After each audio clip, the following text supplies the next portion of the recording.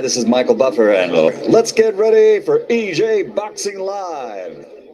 Hi, this is Michael Buffer, and let's get ready for EJ Boxing Live. Take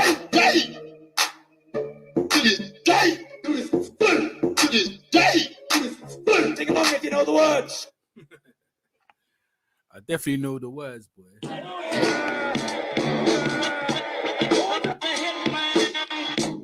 His power is so great. That's for real. You know, this is that's for real. That's Bob. That's old Bob Arum, you know. Ain't about a whole lot of talk. It's about action. His power is so great. That's for real. Ain't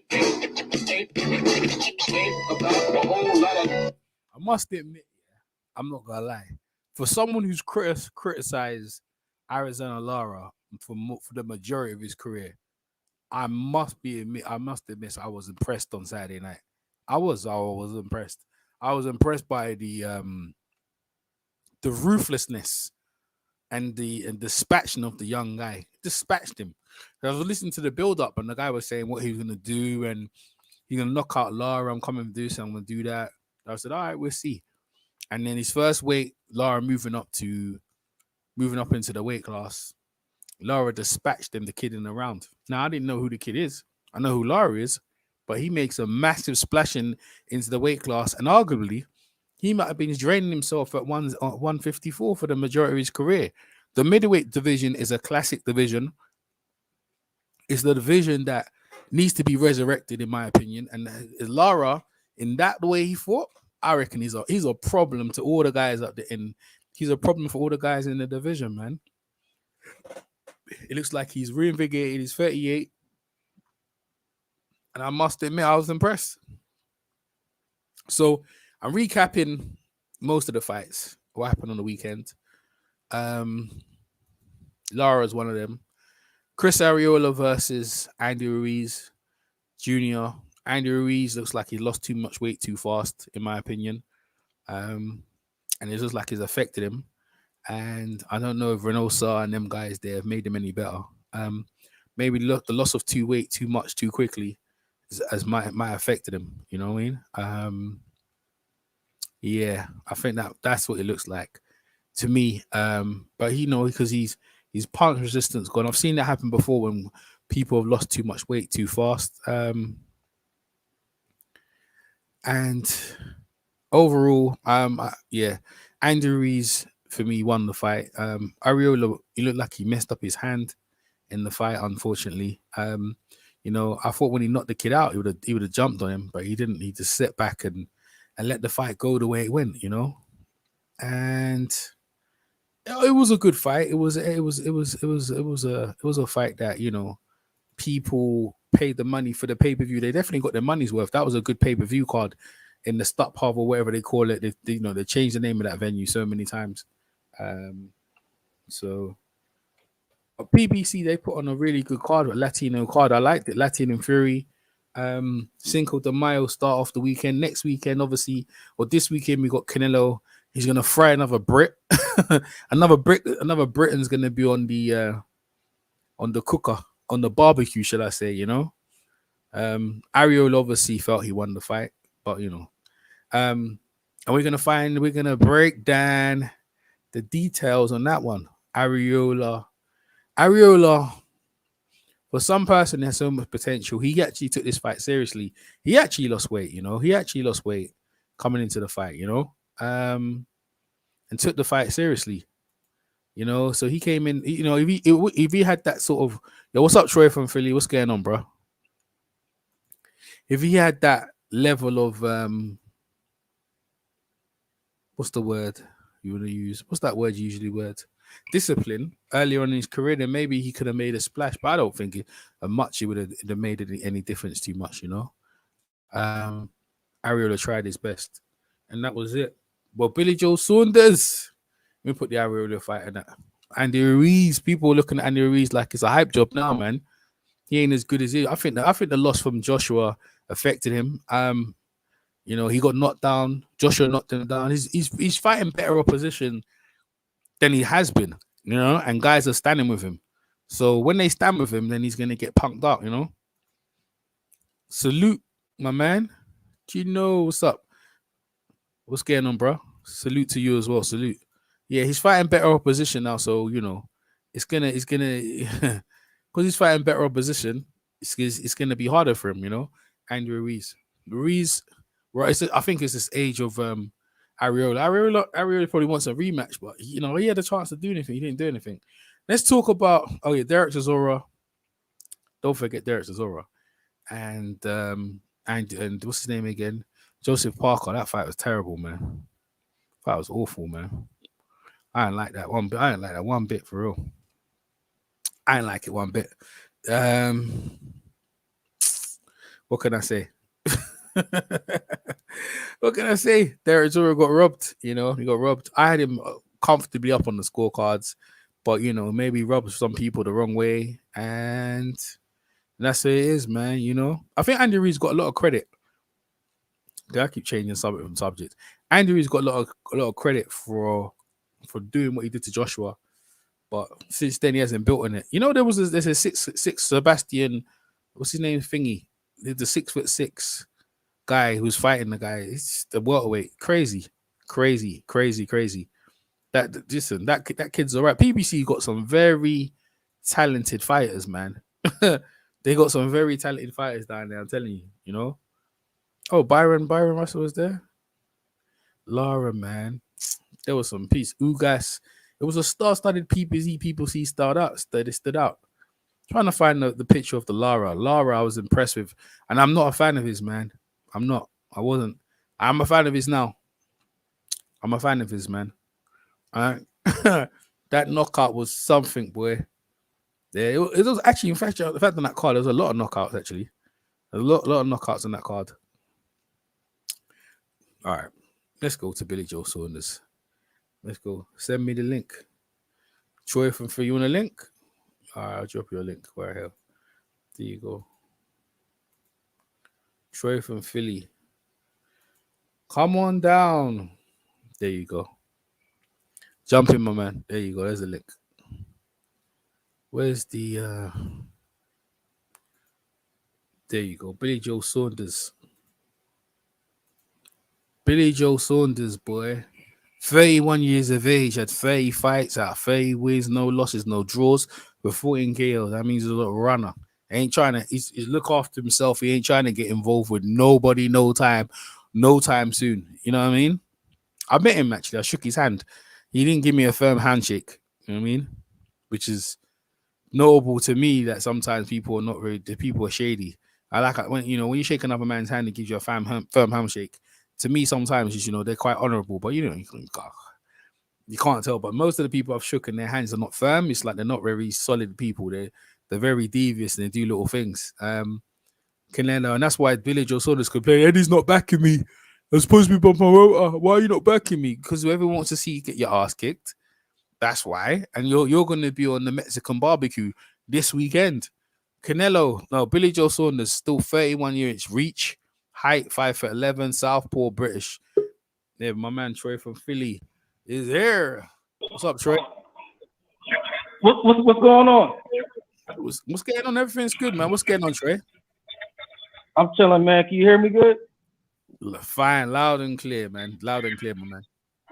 Man. Yo, I saw the Lara fight, man. I disagree, man. I thought he looked old, man. No, really?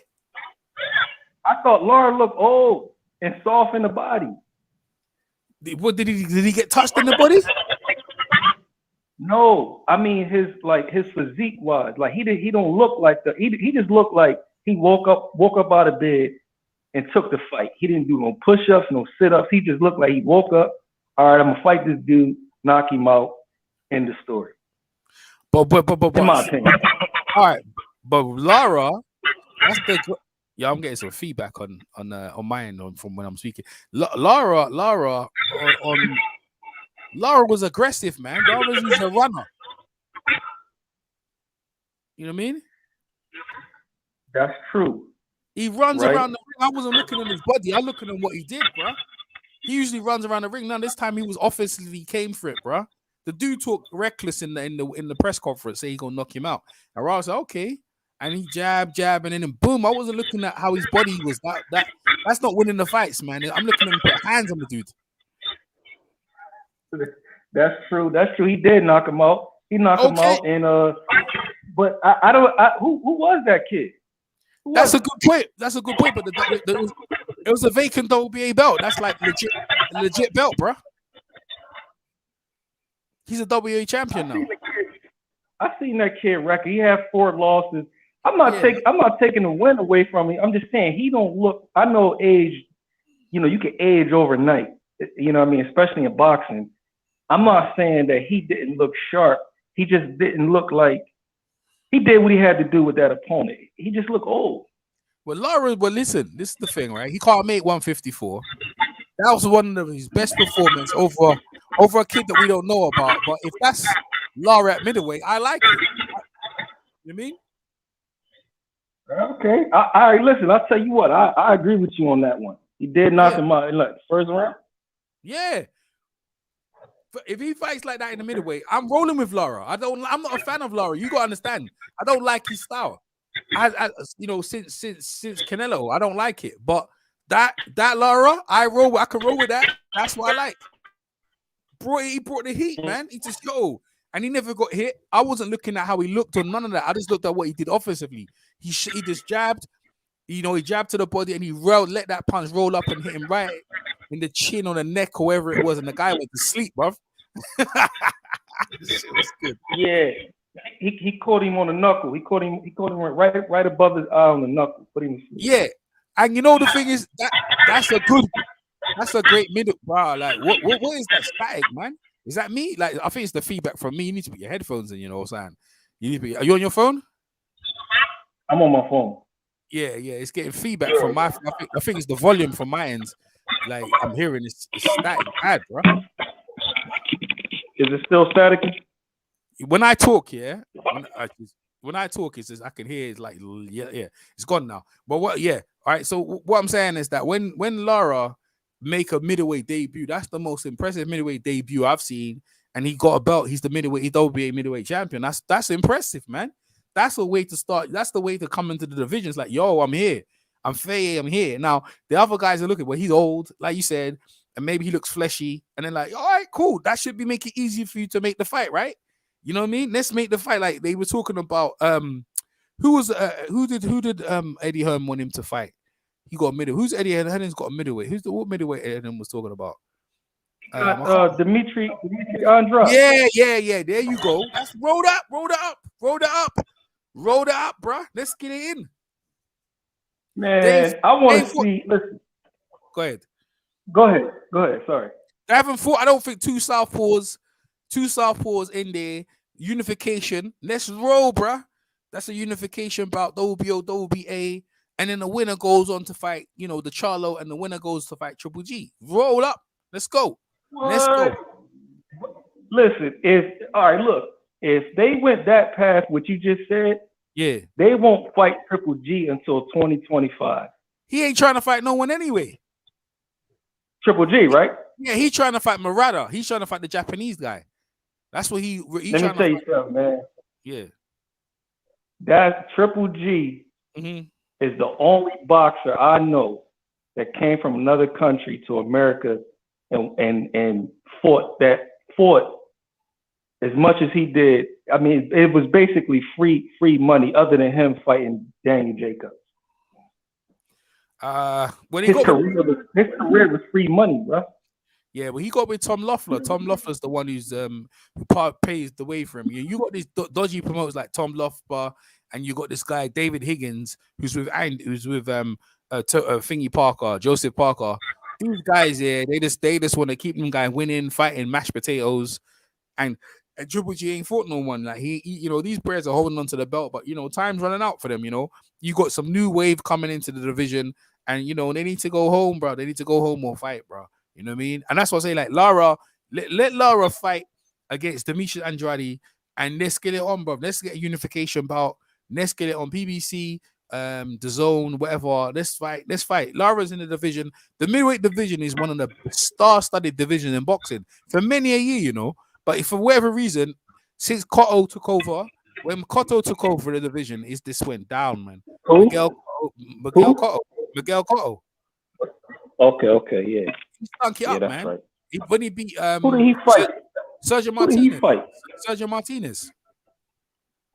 Yeah, that's right. But he wasn't even was he a real middleweight?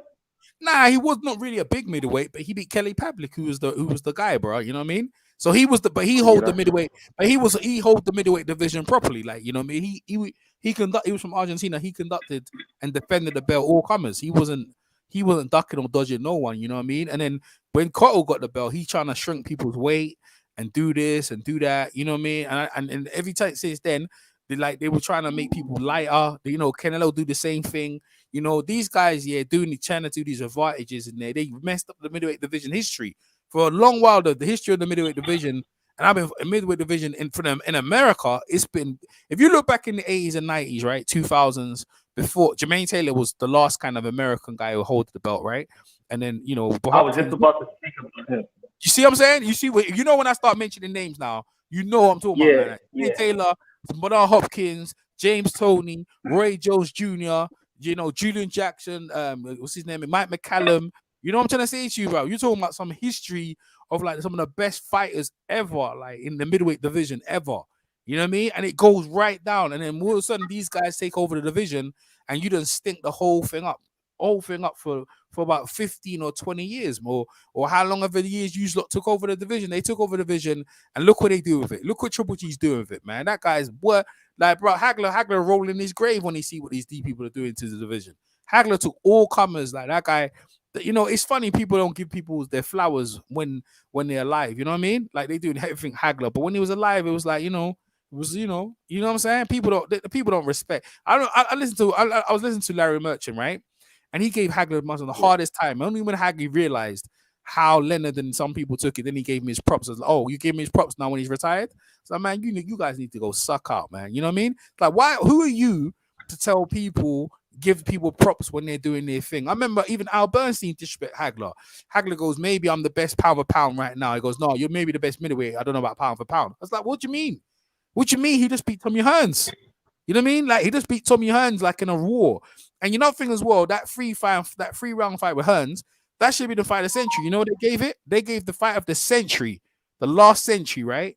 The fight of the century, they gave it to Diego Corrales and Thingy Castillo. What's Luis Castillo? And both of them had losses on their record. How are you gonna give that when you got Hagler? Yeah. The sports. I hear you. Hold up, though. I hear what you're saying, but I saw them fight, man. Those were some good fights, bro. Those were some good fights, man. Bro, they were both bums, man. Bro, Mayweather beat both of them. How you gonna talk about Leonard? You gonna talk about Hearns, who knocked out Duran, and you talking about Hagler? Like her first ballot Hall of Famers. Them two ain't Hall of Famers. How you gonna come on? Look at the prestige. You got the long reigning middleweight champion, undisputed, and you had the guy who just knocked out Duran, and he's a welterweight, moving up, and he's the smallest than everyone. Like, you couldn't get better than that. That's what I'm saying. That fight was a bum fight on the road. That's another bum fight on the road. That wasn't no fight of the century. All right, look. You know what? I'm gonna do? I'm gonna stir the pot a little bit. I'm just taking everything into consideration. Thomas Hearns was a welterweight moving up to fight middleweight. So if you was betting with your money at that time, right? Let's just say you was well established and you had money to burn, right? Who would you have put your money on, knowing that you in boxing this deep? Let's go back, right? He wasn't a welterweight, right? He was a 154 pounder. He won the belt of Duran at 154. Hearns, he won the belt at 154. Okay. All right. So he wasn't a welterweight no more, right? He moved into the light middleweight division, right? And Duran went 15 rounds with Hagler, right? So he moved in, he knocked out Duran, I think in 2 rounds, or was it 3 rounds? I can't remember. 2 rounds, right? Knocked out Duran. Then he moves into the middleweight division. So he's moving up weight. His body is filling out. You know what I mean? Because after the fight, he stayed in the middleweight division and went to light heavyweight and even finished at cruiserweight. So he ain't no longer in them weight classes, right? He's a big. You know that guy. You see the fight on the weekend. You saw that 6'6" welterweight. You saw that, right? Yeah, that guy. Where's he from? Yeah. He's Latin American, right? Yeah, the leg. You see what I'm saying? That guy's a welterweight, bruh. You see, he was killing that kid. The referee stopped the fight. People say it was premature, but that kid was gonna get killed. That kid was killing him, bruh, because the weight and the size, the punches, it was just dropping him up. Now, what I'm saying is that Hearns, moving into the division, like he's a legit threat. He wasn't this. He was a welterweight. Nah, man, this guy was a threat, bruv. You know what I mean? Like he's a. All right, listen. Hold on. Let me just say something right quick, EJ. Check this out. Yeah. Because I'm 38, so I saw when Trinidad. I'm just using this as an example, being as though when Trinidad fought Bernard, I probably was like 17, 18, right around that time. Yeah, 2000, yeah. I'm 30. I'm 38 now, so and I follow boxing that long, right? So me being 38, yeah. Right now, logically, I could say Trinidad was going to lose to Bernard. Bernard was at middleweight, huh? Hell no. Bro, he was, logically. No. Bro, logically, me being 38. Go ahead. No. That's what you didn't know, bro. No, it's not the weight. Like you're going by weight. It ain't about that. It's about their skill set. When that came into the fight, what messed up Trinidad is when Bernard Hopkins came to Puerto Rico and he threw down the flag. Trinidad abandoned his game plan. He said, "We're gonna go knock him out." He didn't box, right? Trinidad's he's a boxer puncher, so he sets you up. When he went into fight Bernard Hopkins, he disrespected himself by going in there thinking it's gonna be easy. But not, bruv, even on the betting odds, they didn't have Bernard Hopkins winning that fight, and he was knocking. Which is silly. No, yeah, exactly. Which is silly if you think about it. Again. Trinidad, good point. Trinidad never lost that welterweight. He moved up to 154. Right, I'm comparing Trinidad to Thomas Hearns. Tommy Hearns. Yeah, go ahead. I'm not comparing. I'm comparing the scenarios on how he fought the top guy in the division. Yeah. See, Marvin Hagler, just like Bernard Hopkins, he was dominating at middleweight. So how you want to come and hit you? Go ahead. But why did you run from lightweight? Why did you run from lightweight? Go 15 rounds with him though. See, because styles make fight. Because remember Jaffe and Bernard slugged it out. Remember that.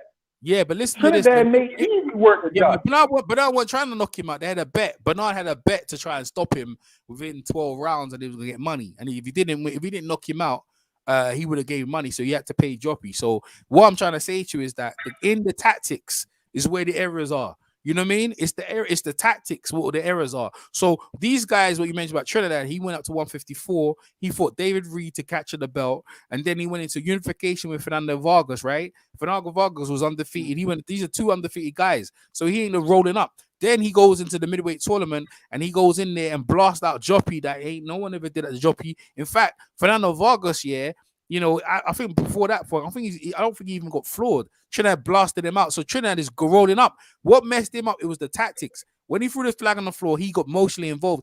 Hearns got the same thing. Hearns said, "Bro, my man off this board. I'm gonna knock you out." And they said, "Well, you gonna knock me out? Well, come and knock me out." And that's how in line where he messed up his hand.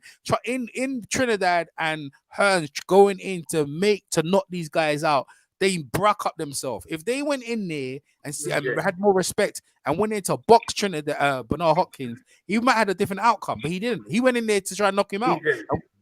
Go ahead. I disagree. I'm gonna tell you why I disagree. Go ahead. I'm naming you scenarios where welterweights went up, just like Kell Brook. Yeah. Logically, how you gonna go up there and fight a guy, right? And I argue about this shit all the time. This guy was at a 96% knockout rate, Triple G. How you gonna go up there and challenge this guy and think that you gonna last with this dude? It just don't make no sense. Well, but that's a good point. He didn't have no 154, unlike the others. At least the others, Hearns and Trinidad fought at 154, and got acclimatized with. But you got to remember, right? A lot of these fighters come down to the weight and go up the weights, and they get comfortable at the weights. Like you're right, that one was a massive mistake because he thought about when he lands his punches on Triple G, he could be in trouble. Triple G's not really a big middleweight, he's not that tall, he's about 5'11", right? When we talk about Hearns and Hagler. Hagler's not that tall. No, but Hagler's his length of his reach is bloody long, and he's got a cast iron chin, and he can hurt you badly. You know what I mean? But what I'm saying is that when you look at some of these guys there moving up, their bodies are grown out the way anyway. You know what I mean? It's like you're still staying there welterweight. They're not. It's like, listen, right? Ricky Hatton when he went against Mayweather, you know what Ricky Hatton was saying going into the fight? This featherweight ain't beating me. He was calling him a featherweight. He didn't even look at Mayweather like he ain't a welterweight. He was calling him a featherweight. Like, that's a mistake, bro. You know what I mean? Like these guys, when they fight coming in the weight class, they weigh in on the limit. That's what they fighting at. Now, whether they're good and strong at the weight, we gonna find out. But they ready to go at that weight class. That's what I'm trying to tell you. So there's no credit took off. They ain't welterweights no more. They're middleweights. Because Hearns, after the fight with Hagler, he stayed at middleweight. And he was a very good middleweight champion until Iron Barkley knocked him off. You know what I mean? And then what's the other guy? Trinidad never came back down to welterweight again. He stayed at middleweight. And then he went up to light heavy and fought Roy Jones. So they're no longer the welterweights no more. You know what I'm saying? They're out the weight class. They're finished. So I'm saying it's the tactics. But anyway, we're going back to the fight of the year, the fight of the century. In my opinion, it should have been Tommy Sitman Hearns, and it should have been Marvin Hagler, the fight of the century. That's I hear what you're saying, but that's mine. Let's talk about this Billy Joe Saunders fight right here. Canelo, who's 30, he's coming with the 58 fights, some fighting pure bum, some of them with 55 wins. He's got one loss to Floyd Money Mayweather. We can talk about that later on as well. With 2 draws, 37 KOs. He's got a reach of 70. Stands at 5'9". He's Orthodox Mexican. What do you think about the tailor of the tape, my man, Troy from Philly? And what do you think, man? What do you think about this fight coming up this weekend? Billy Joe, I'm glad Canelo is going in there with him. I know you from England. I know you a Brit. I get it, but I want this guy beat so bad, man. I want this guy beat so bad. Yeah, Billy Joe Saunders. Okay. I can't stand him. I can't stand the guy. Dang. I'm not saying I don't like him as a as a person. I'm talking about his boxing career. I can't stand it. Canelo gonna beat him easy work. He already making excuses. I hear him complaining about money. I'm hearing him complaining about this, and it's too late. The fight is when? Saturday? Yeah. It's too late. He's already, to me, making excuses on why he gonna lose.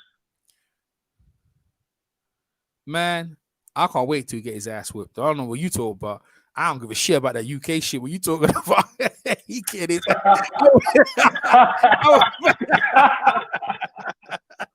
I want him to get his ass whipped so bad, bro.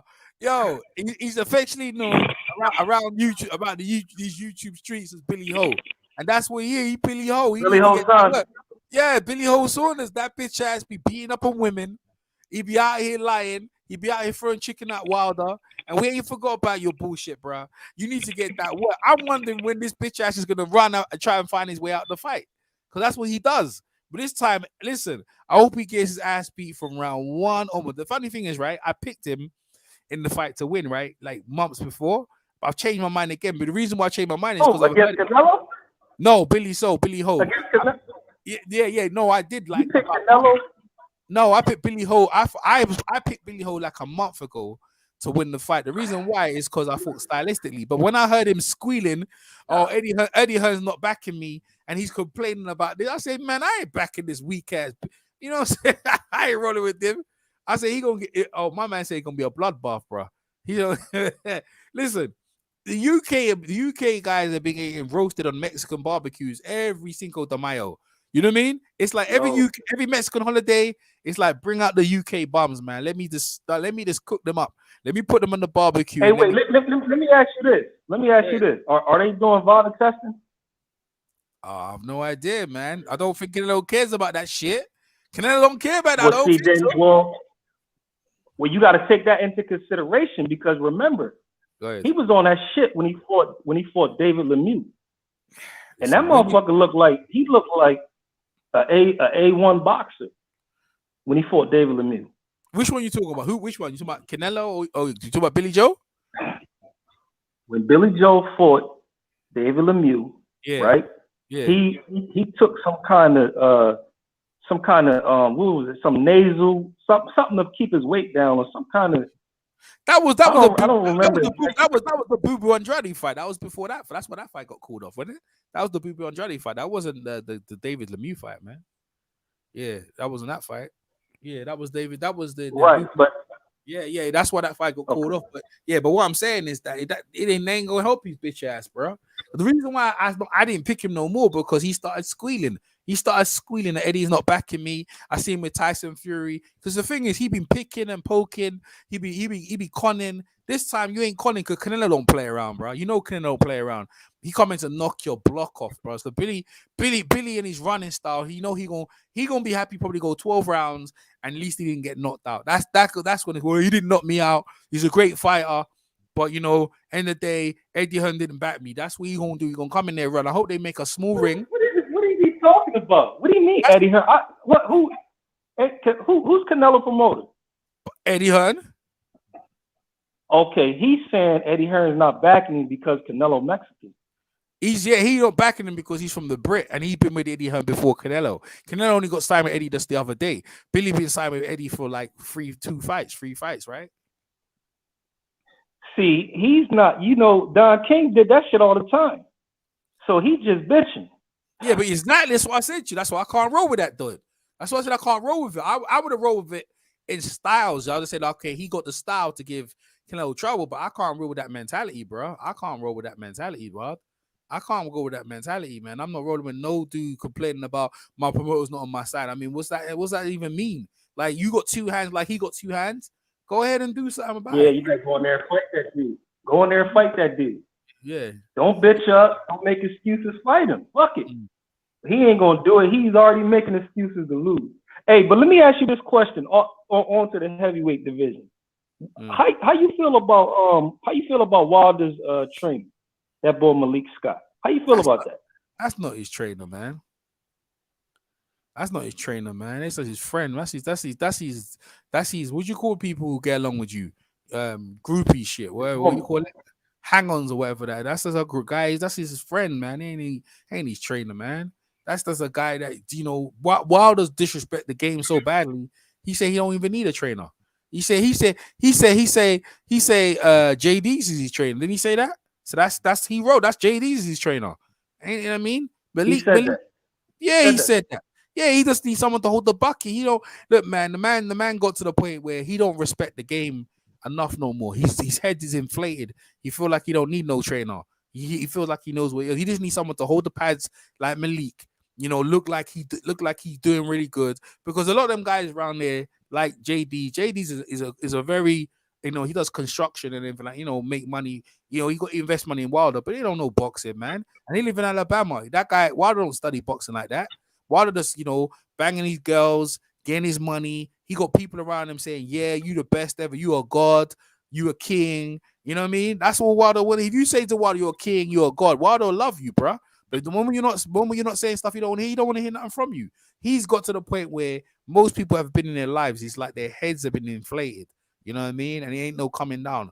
That's not his trainer. That's just a guy to hold the pads with. Wilder gonna have him. If Wilder has him in the corner, he ain't listening to. Wilder never listened to Breland. So how you going? And Breland's got more credentials than him. So how you get in the corner? And that guy's defensive. And nothing. How you gonna listen to him? You knocked him down in a fight, bro. Like Wilder knocked him down in one round, didn't he? He knocked him down in a round or two. How can you respect him? Hey, but how can you respect yourself? No, see, if you say that, I hear what you're saying. I understand it. Don't trust me, I get it. But see, if you say that, then a lot of these trainers now are ex-fighters that lost in the ring. How many? So that means because they lost. But how many of them ex-fighters got knocked out by the guy and went into the ring with him? Went hanged around with him straight away. How many you know about that? Like the next day he actually started hanging around with Wilder after Wilder put his ass on the ground. Like you know about that? How many trainers do that? No, but I do know, right, that because I follow the UK boxing. What's the guy name that fought last? Derek Chisora. Yeah, David Hay. Right. They manager. That's a manager. Yeah, his manager. Yeah, but Derek didn't straight away hang out. They never liked each other for years. You know what I mean? Because they're competitive. You know what I'm saying? Like I'm talking about like the next day Malik was there. And I've seen guys, Toro Gatti fought Mickey Ward and Toro Gatti's last fight, like Mickey Ward was in his corner, right? Helping him out. But what I'm saying is that you're helping him out. But that wasn't straight away now. That was like a couple of fights when he fell out with Buddy McGurk. And then he said, yo, come in. But Malik was part of his entourage from the next day after he got knocked out. Shit. Almost like the fight was fixed. You know what I mean? It's like, let's make some money. I'm gonna fight you and I'm gonna lay down. That's what it seemed to me. I'm gonna read out this comment right here because my man, you notice how Billy Joe Saunders hasn't tried to provoke Canelo directly when all thoughts that he would, all thought he would. Yeah, that's a good move. Yeah, that's called IQ, ring IQ. Nah, ain't that. Billy Ho, yeah. And I'm getting some feedback, bro. I'm getting some feedback. I don't know what you do and get some feedback. Billy Ho he knows his days are numbered, bro. Yeah, that's what it is. He knows his days is numbered. You know what I mean? What do you think, Troy? Yeah, I think it's odd too. Because look, he disrespected at that time the baddest man on the planet, throwing chicken at him and talking shit. He talked shit to Chris Eubank. How come you not talking shit to Canelo? But then you gotta remember, this the same guy that said some shit about bringing a baseball bat into the ring to fight Triple G. So he always had a little coward in my opinion. Cow, you caught it right up, man. You from Philly, the fighting city of Philly. You got some fighters from Philly, Mildred Taylor, Bernard Hopkins. I can see, but Bernard Hopkins. You got fighting Joe Frazier. I know he wasn't born in Philly, but he a Philly fighter. You know what I'm saying? You got some Philly great. You got Benny Briscoe. You got Danny Garcia. You know what I'm saying? Like some great Philadelphia fight. You got what's his man? My man. I like that guy. What's his name again? He's a real good Philly fighter. Eric Hunter. Nah, Eric Hunter. Yeah, he good as well. Eric and you got Matthew Saad Muhammad. I went to school with him. I went to school with Eric Hunter. When he came over to fight, man, they robbed him. They robbed him over here. You know what I mean? They robbed him over here, bro. He will whoop Lee Selby's ass, bro. He whooping Lee Selby's ass, and that referee started to interfere. You know what I mean? I saw that. That was a messed up move, man. I was like, yo, what's up? Trying to say he hit him low. He wasn't hitting him low. You know what I mean? Like Eric was piecing him. Took him away from his game plan. They robbed him. Eric ain't fought since then. Eric trains now. He a trainer. Yeah. What I'm saying again, Matthew Saad Muhammad. He's another one from Philly. He was savage, bro. That guy was savage. He used to get knocked down, come back, knocked down. He was a blood and guts. He was the original blood and guts warrior. That's where that came from before Toro Gatti. Matthew Saad Muhammad from Philly. You know what I mean?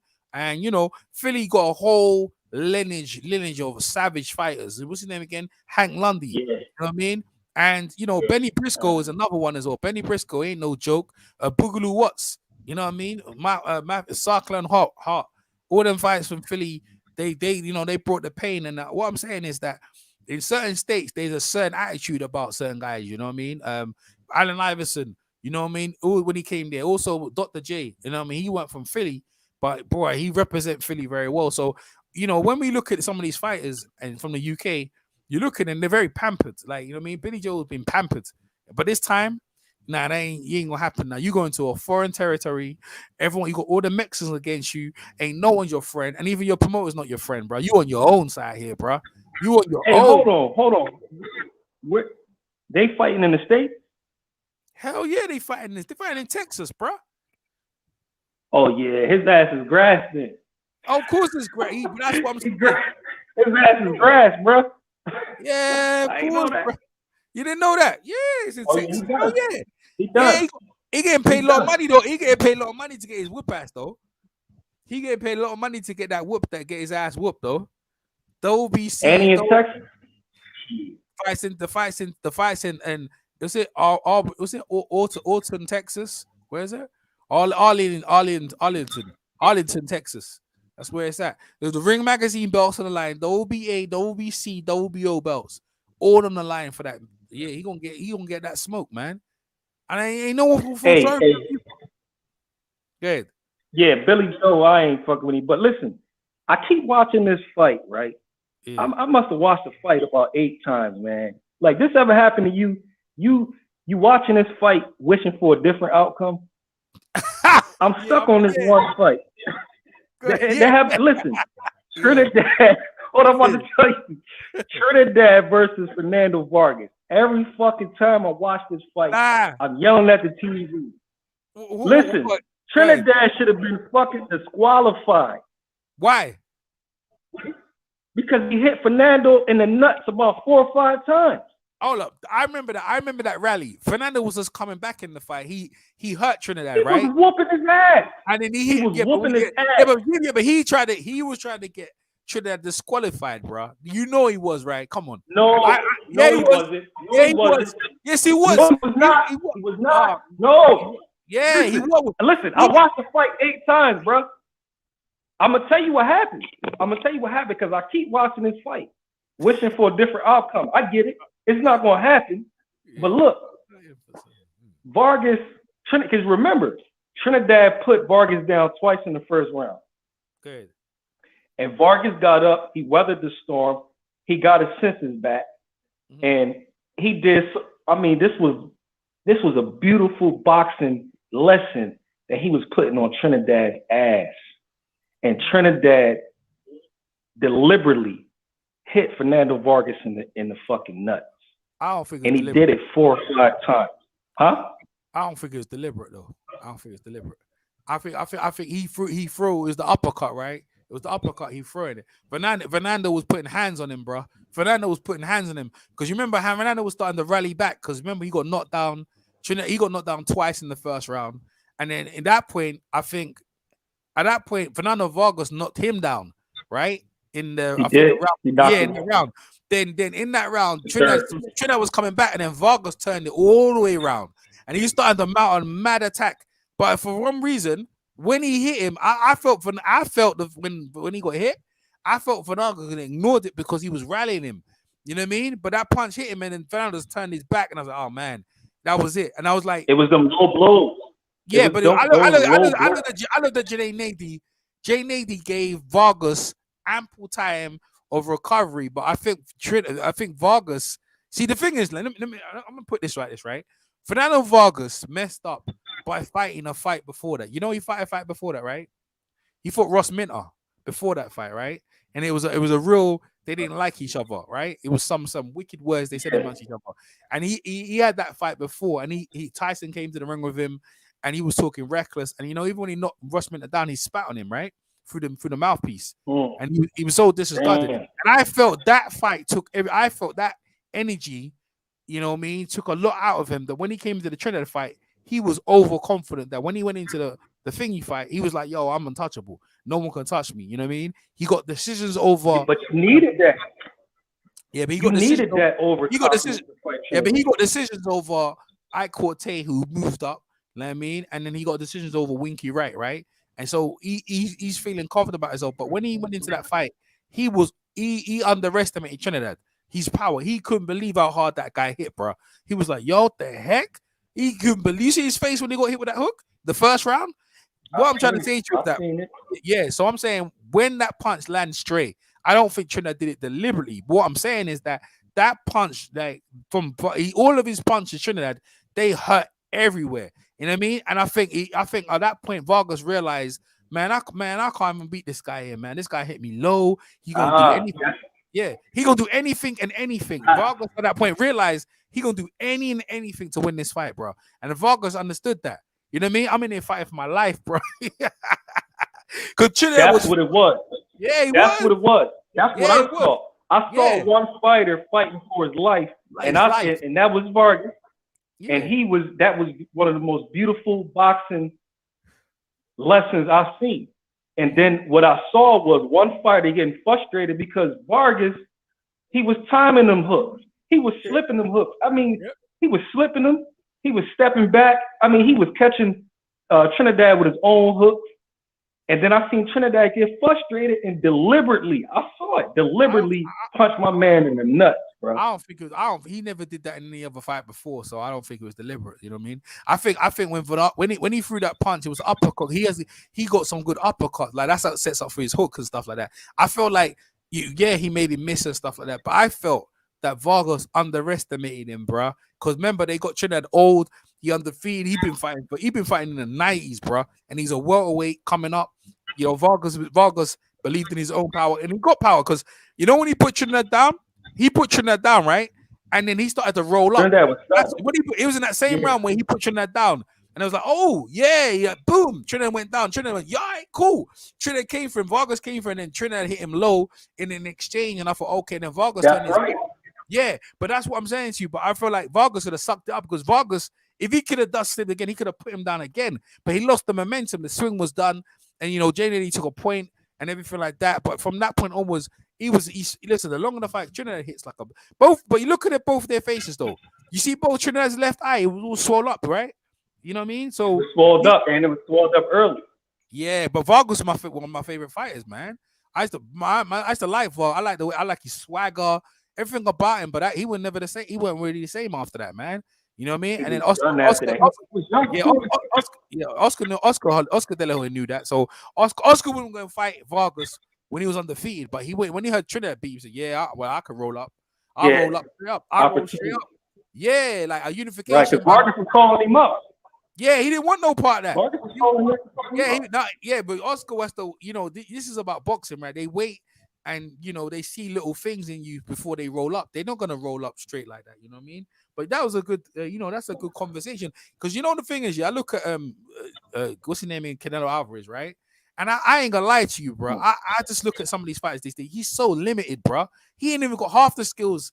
I mean, he's skillful like Canelo. He ain't skillful like Vargas, but at the same time, he ain't got the opponents like Vargas either. Like he ain't fighting no Trinidad, no Puerto Rican sensation like that. You know what I mean? Like I think him and Cotto had a fight, but he went.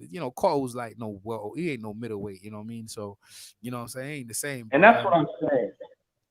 I was talking about this to somebody like probably 2 weeks ago. Yeah. When I think about boxing, I think about a good boxing match. I think about somebody could get killed. I give you an example.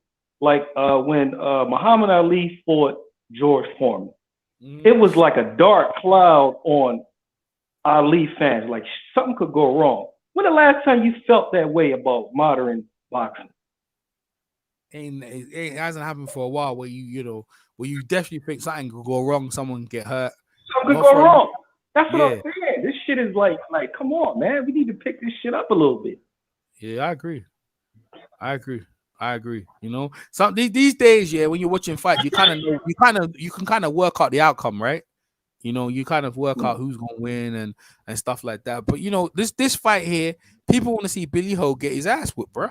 That's just straight up, man. They just want to see him get his ass whipped. The UK, but there's certain people in the UK, they love Billy Ho, man. He's like their favorite. He's like their pride and joy. You know what I mean? Him and Tyson Fury. Yeah, he's their pride and joy. He comes from that bare knuckle boxing background, right? Yeah, he's a traveler. Yeah, he's a traveling background. Yeah. All right. Well, his demeanor right now is the total opposite of that Irish bare knuckle boxing because them dudes, they talk a lot of shit and they'll fight you. They got a whole, I check that out every now and again. It's bare knuckle boxing. And it's like a whole tradition they got in Ireland and shit. And the families get together, man, and they just in the middle of the street duking it the fuck out. So I don't get this guy. Nah, he's like that. Nah, he's the same as them, but he just don't like to get hit.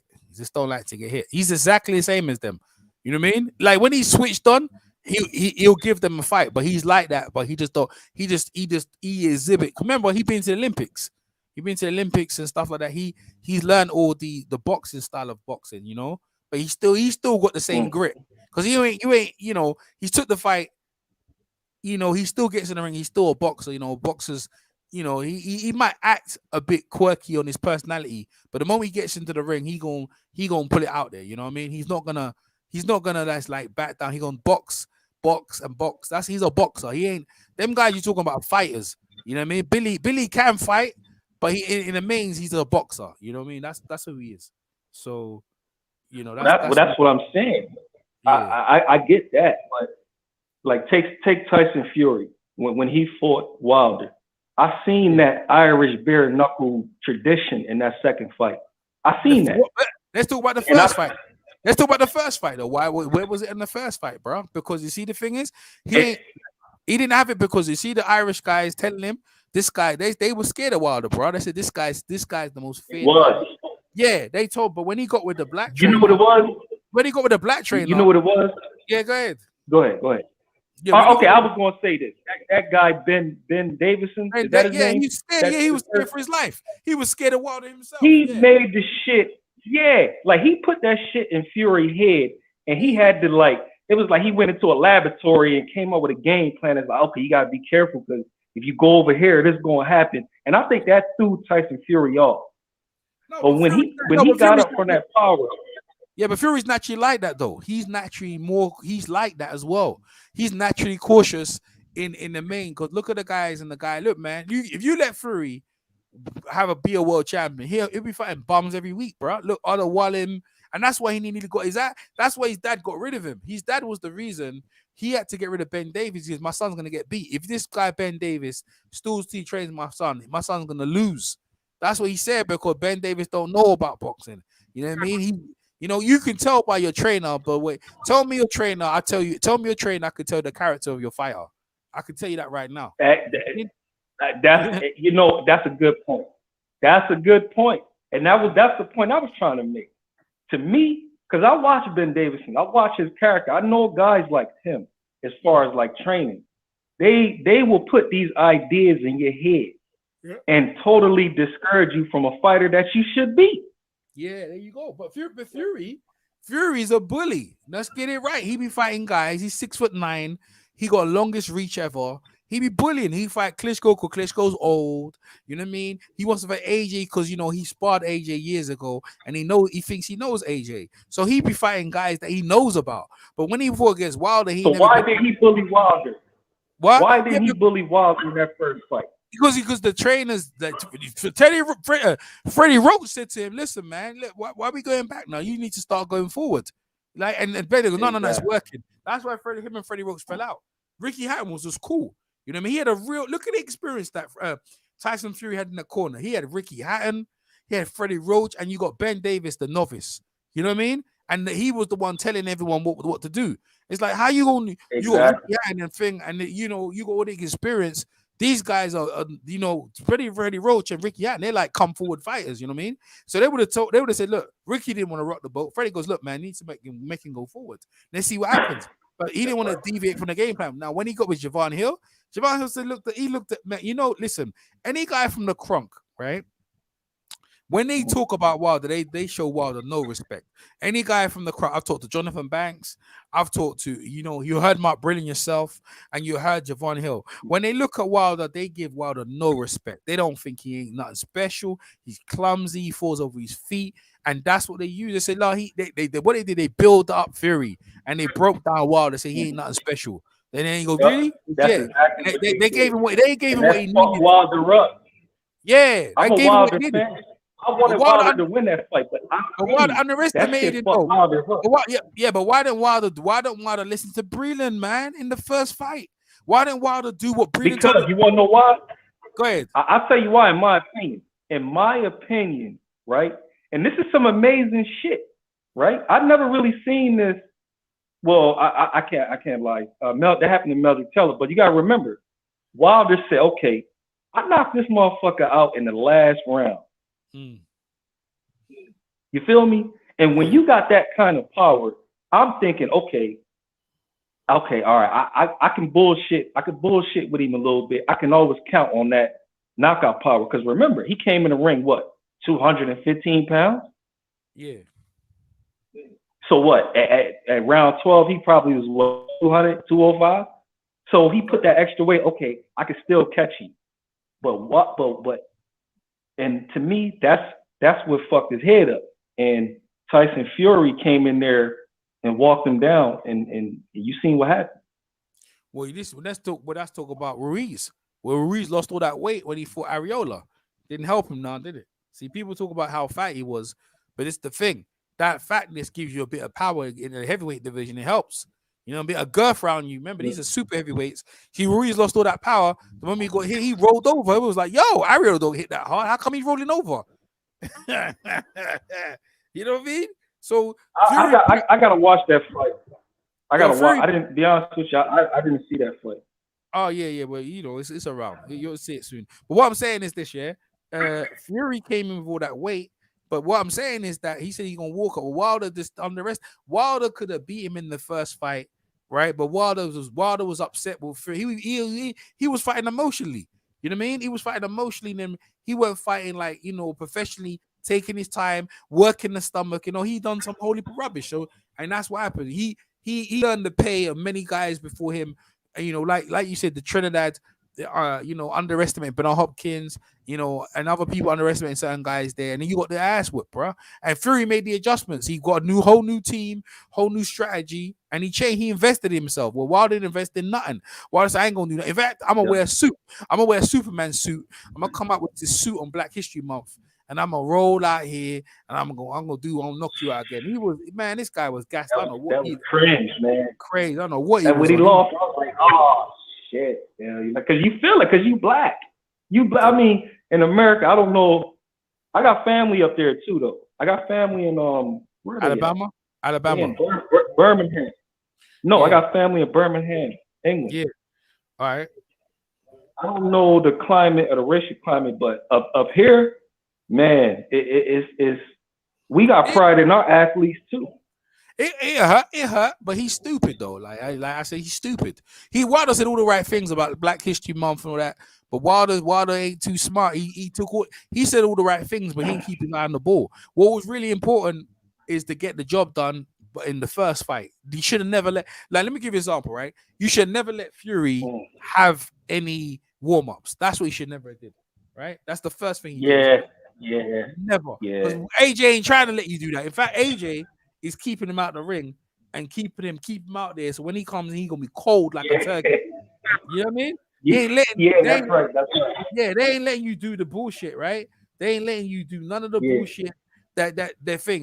And then you go to Ireland and they throw chicken at you.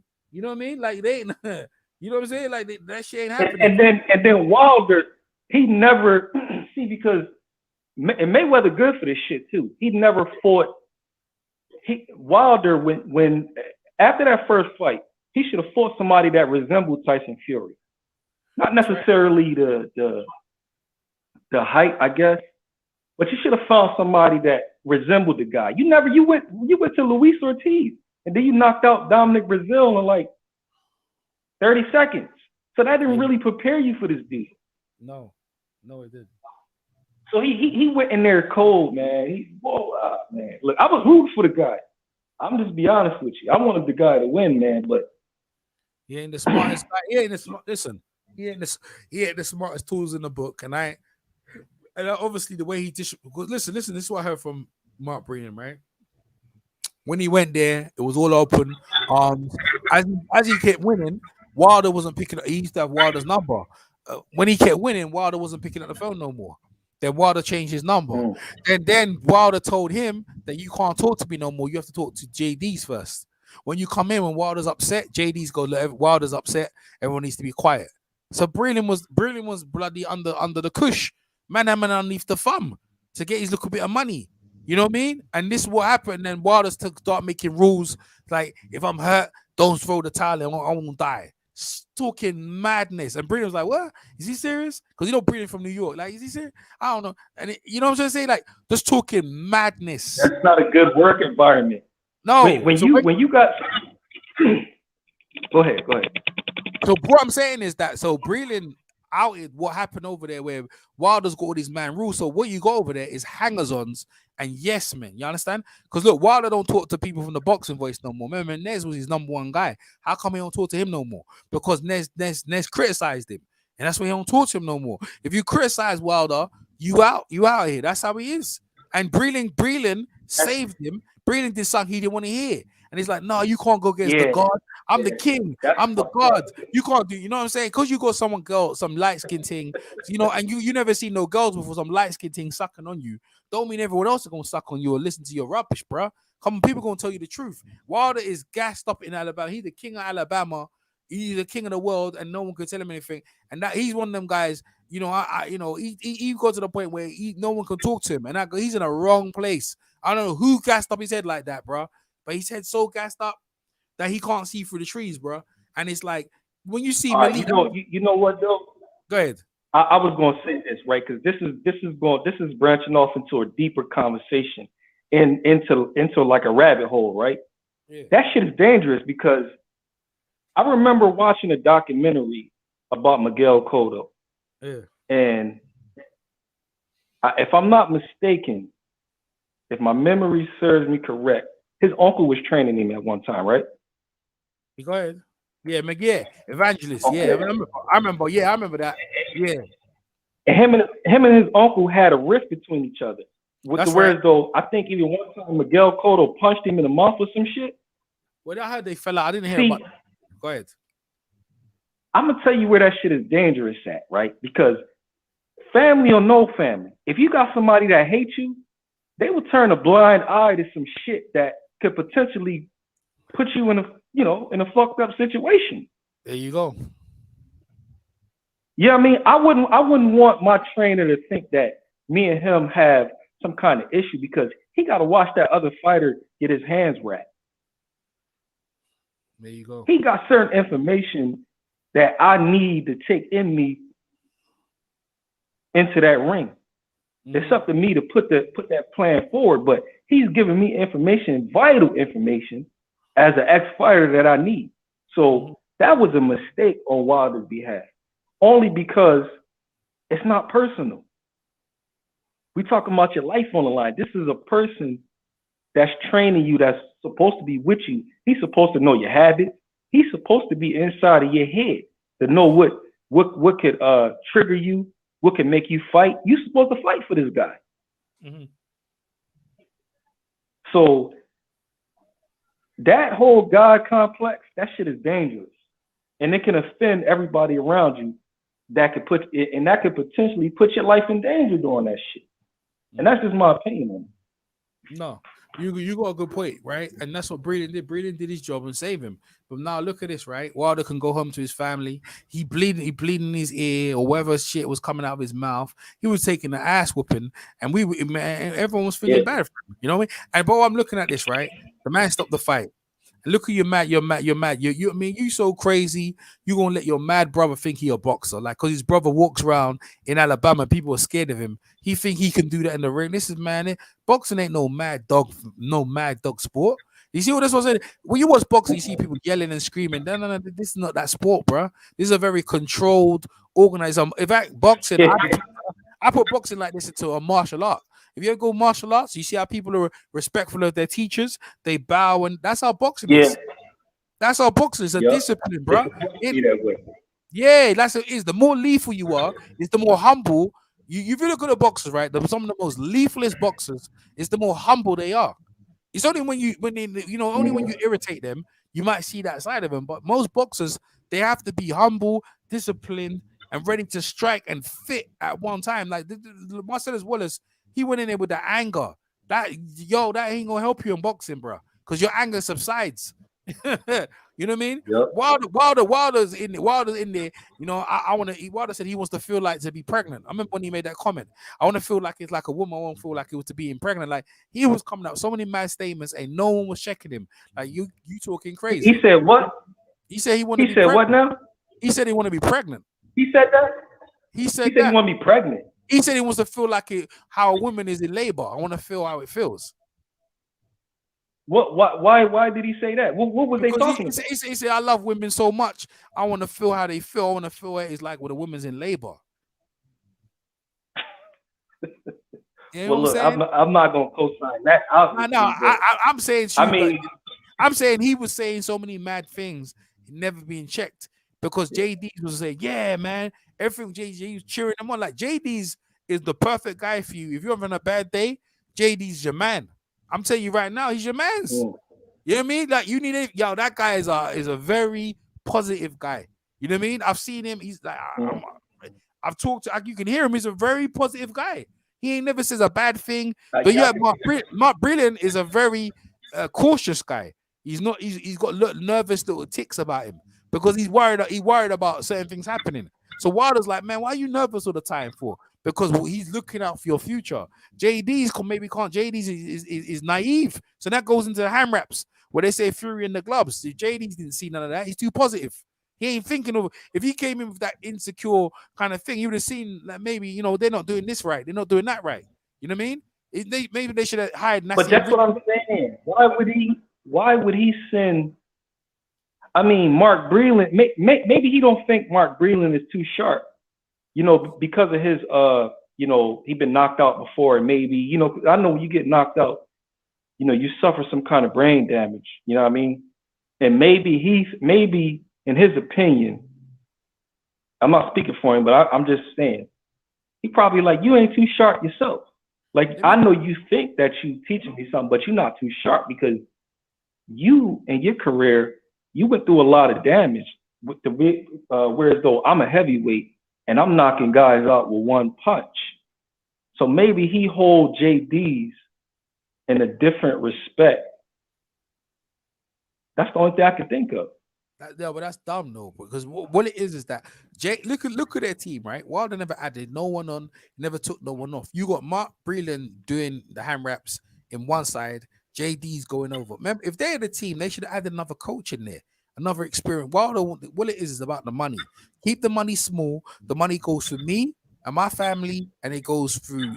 Mark Breland gets his cut, and that's it. We add anyone on, we gonna have to pay people more money. That's what this is about. You look, why you think Malik's hanging around trying to get some of that gravy, trying to get some of that wool up, that collar, trying to get some of that green. I do think Billy Joe Saunders will last 12 rounds versus Canelo.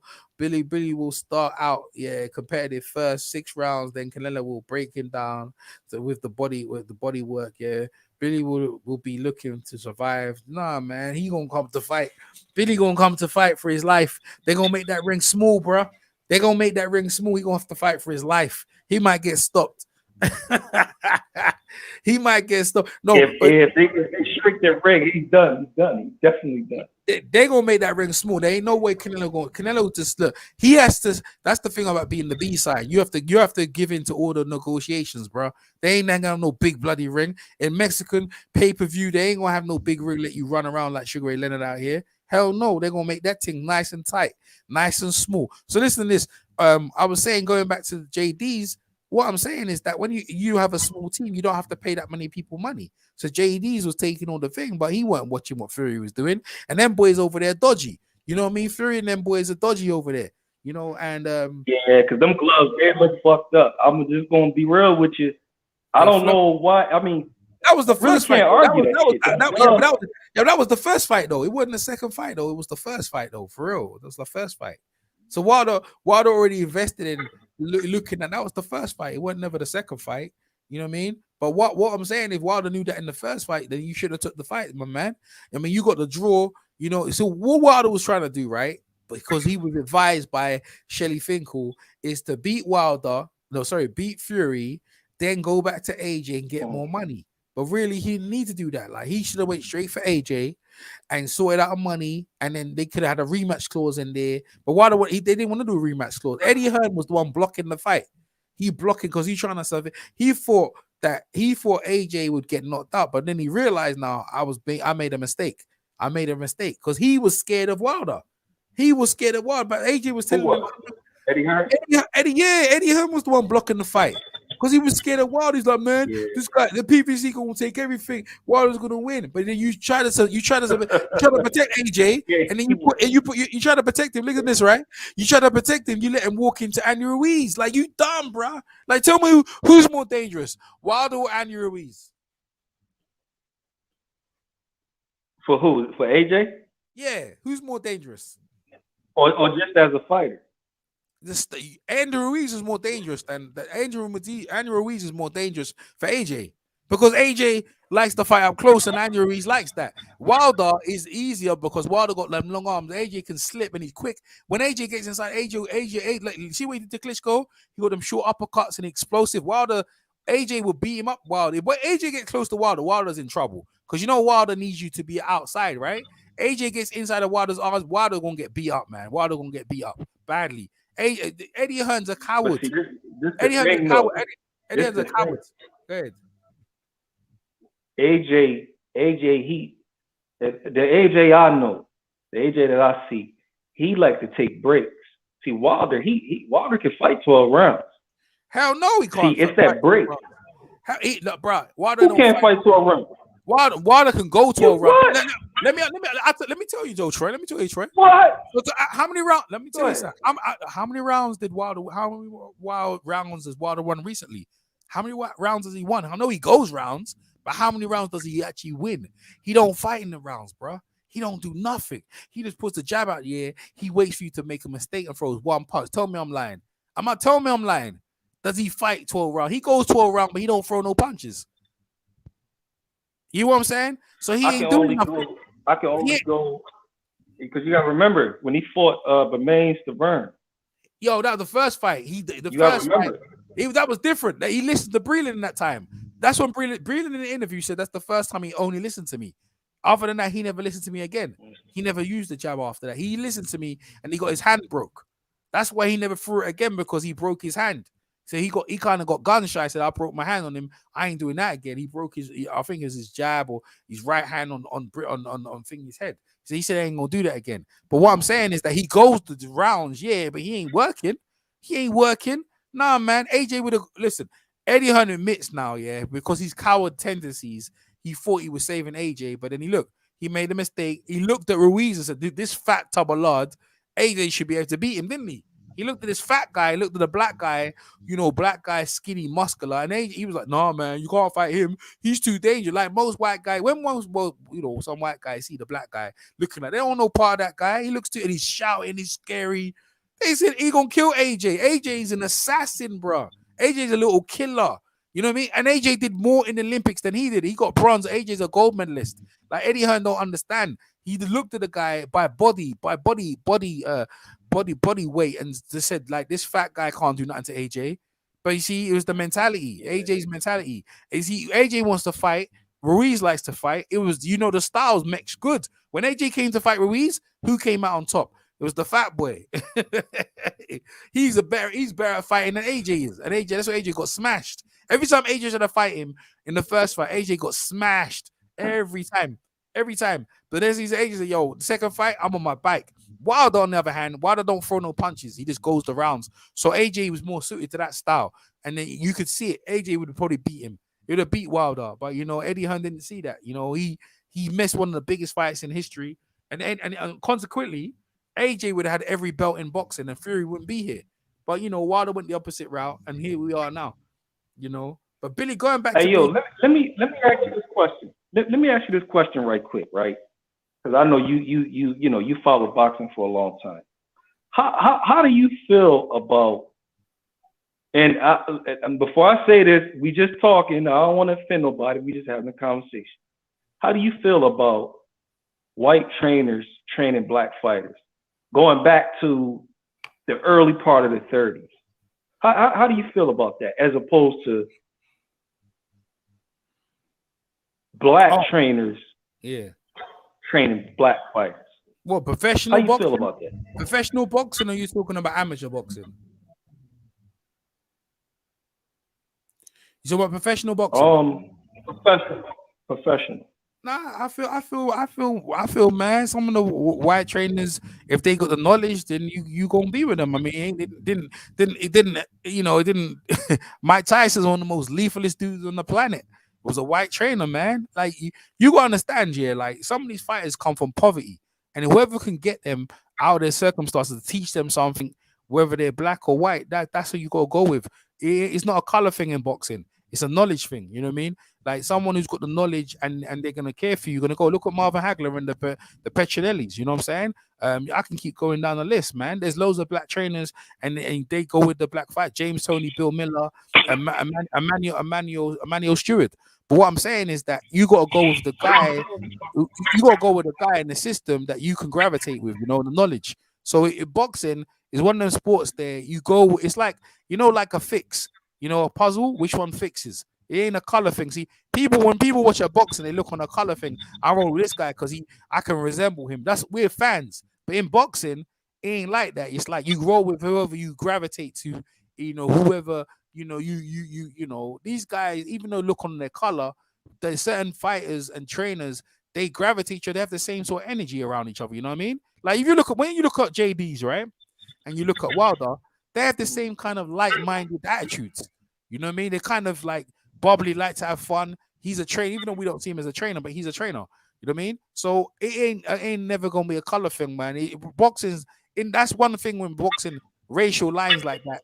It's like, yes, maybe some people prefer white fighters or black fighters, but in the mains, you go whoever can get you over the line. You know what I'm saying? That's how it is. So I ain't got as a trainer myself, I haven't got no quarry of whoever. I just look at whoever can get the best out of you. That's what I go with. My man says in the chat. Well, look, okay, so yeah, go ahead. No, my man in the chat said, "Where do you think?" Go ahead. Say what you say. Go ahead. Sorry. Go ahead. No, read the comment. You can read the comment. Sorry. Oh yeah, my man in the chat said, "Where do you think Ruiz should go after Ariola fight? Ruiz wants a rematch." Yeah, man, Ruiz should go back in a rematch. I think he should rematch for Ariola again. As an all Mexican fight, he can win again and have a better performance. That's what I think. You know what I mean? But go ahead, Trey. You gonna say something about the trainers? Okay, the reason why I asked that is because I know that I'm having a feedback.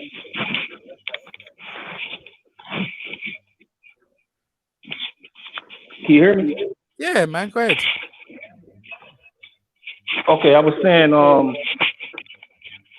I know that back in the day, you had to get with a white trainer if you wanted, especially if you was black, if you wanted to compete, you know, for a world title.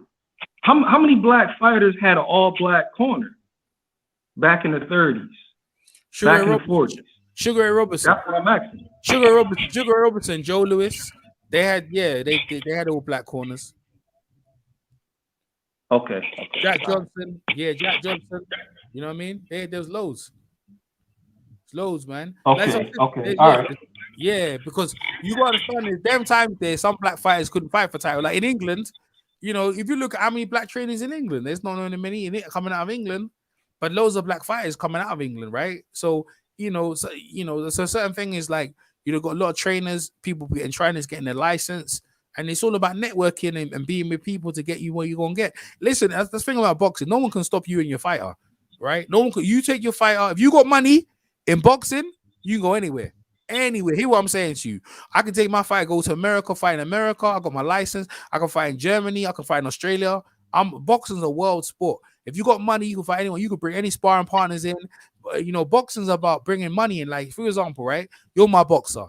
I want to invest in you. So I bring the best sparring partners from around the world. I bring the best trainers in to teach you everything. I'm gonna tell you something. When you get in the ring, no guarantee you're gonna win, but you gotta have enough knowledge. That's what this is about. Knowledge for you to get over. You should be able to win. That's what this is about. And then skills. And that's when you look at Mike Tyson as a study case of someone who was young and they had the right people around. They invested a lot of money in Mike Tyson. Like, people don't understand. If you're Mike Tyson, they put pros in when he was like 15, 16. Like, you know what I mean? They bought pros and paid thousands of dollars to spar because he was knocking them out. So he was invested in from long. So when he got up to the top, they wanted their money back. So people was like, oh, why are they taking so much? Because you don't understand what years they put in from the amateurs, bro. Do you know how much years they put on this guy? Yeah. They wanted their money back, bro. What you talking about? You know what I mean? And that's what people don't understand. When he had no shoes, he had no money to go here. You know, they paid for who was paying for his schooling? I mean, before you came along. Oh, you just see you taking advantage of this young black man. He said, now Mike know the truth, man. It's like, yo, come on, man. They invested a lot of money in him. Like, if you look at Larry Holmes, Larry Holmes credit Muhammad Ali helping build him. It was Muhammad Ali brought him in to his camp, paid him money as sparring, and gave him a living and let him earn his trade. If it wasn't for Muhammad Ali, there'd be no Larry Holmes. You know what I mean? This boxing thing is a thing hand down to the next generation. That's all boxing is. It's like, I have my knowledge and I hand it down to someone else, and that guy carries the knowledge. You know what I mean? That's really what boxing is. That's why we talk about the lineage and the history of the sport. Like me, when we talk about Philly fire, Philadelphia, Jack O'Brien, the light heavyweight champion from Philadelphia. You know what I mean? Some of the great fighters from Philly, they had their own little kind of style, and then you had the guys from Detroit and New York and this, that. And you got the guys from the UK. Bob Foster, not Bob Foster, Bob. No, not Bob Foster. Bob Foster, like heavyweight champion. You got you got loads of guys in there. Bob Fitzsimmons, that's his name. You got guys over the UK. They have their own little style and stuff like that. And they mash together and get fired. The MMA, the UFC filled that gap for WWE. Because double wrestling. Wrestling was the number one combat sport. Professional wrestling. Yeah. That was, but when that drug thing hitting, there's a gap for these MMA guys in, and that's when they fit into that little gap. But boxing is still the premier sport. Them guys in MMA earning no money. Boxing still cutting the check, man. Mayweather's coming out. Let's talk about Mayweather versus Jake Paul. Mayweather versus Jake Paul is going to generate bucks, bruv. It's going to generate bucks. And Mayweather's looking. You know why Mayweather's going to beat that guy's ass? That guy's talking reckless. He said that Logan Paul said. He said Mayweather can't read. I don't know why. Where he think he going? When Mayweather heard that, he said, "Make the sign the fight." Straight away, man. Mayweather said, "Yeah, that's why." Yeah, he said, "What did we say?" He said, "Yeah." He said, "You can't read." He said, "Nah. We gonna make that fight right here. We gonna teach him." Yeah. I mean, these people are crazy. What do you mean he can't read? I mean, but the guy, he didn't graduate high school, did he? Yeah, of course he did. No, I don't think. Did Mayweather? I don't think he did. He had to box, man. I don't know if he did. Exactly. So what you want for the guy? That's an insult. To me, that's an insult because in the history of America, like in America right now, the average black male can't read past the 8th grade. They on the 8th grade level as far as reading, but we know the history behind that shit. So that's really an insult. Like, yo, to catch that. I'm just good. Yeah, I'm gonna stay on boxing, but I'm just saying we know the history behind black males in America and the whole reading thing. At one point, if I'm not mistaken, it was illegal for black males to read. They had to sneak books and come on, man, like this shit is an insult. Yeah, but you see, this is the sort of thing. This is what he don't understand. Like he say that pain Mayweather because before the fight wasn't made. After I heard that comment, because I listened to the podcast, I know Mayweather listened to that shit. That shit stung him like a whip. He said, "What did he say?" He said, "What he say?" He said, "All right, let's make the fight." You see Mayweather training here in the background, right? I'm gonna put it in the poll. Mayweather training like a mad dog. See Conor McGregor, right? Called Mayweather a little monkey. You know what I mean? Saying you can't read and that. And Conor Mayweather was like, okay. But like the way this guy said he's a rich kid, can't even fight. Mayweather gonna beat his ass, bro. He gonna beat his ass, bro. For real. He gonna put it on him. You know what I mean? He gonna make an example. That guy was a YouTuber, right? Yeah, like they got Jake Paul. He's got a podcast. He got a podcast and he was saying it like Mayweather. See Mayweather here in the picture right here. He's like he ain't even playing, bro. He ain't joking, no jiving, no playing around. He's gonna whip this boy something rotten. Because it's an insult when people. Yeah, I'm telling you, like you. Go ahead. Say what you say. Yeah. I was gonna say, like in America, that shit is personal because we know the history behind that shit. Yeah. Like people that got killed for reading. I mean, according to the history, you understand? That's how they wanted us to be illiterate, and but it's a lot of people that can go through life reading on the 8th grade level, but their whole objective was for us to be illiterate. Let me ask you a question. Let me ask you a question about intelligence, right? Let's say you can't read, but you can count money and you can spend money, invest money, and make money. Are you intelligent? Yes or no? Yes. So what makes you want to know why? Because Go ahead. Because I'm saying to you, if we're talking about intelligence, if you saying he can't read, then you're trying to say he's intelligent. He's less intelligent than you.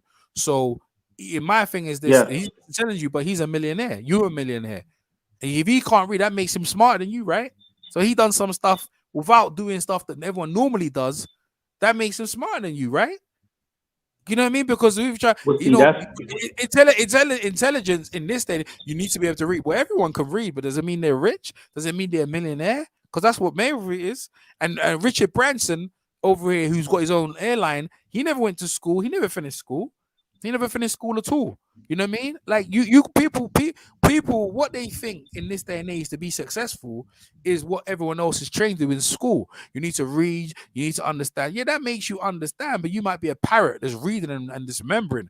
But Mayweather at some point used his hands and his fist and got with the right people to invest money in him where he don't need reading ain't the thing, bruh.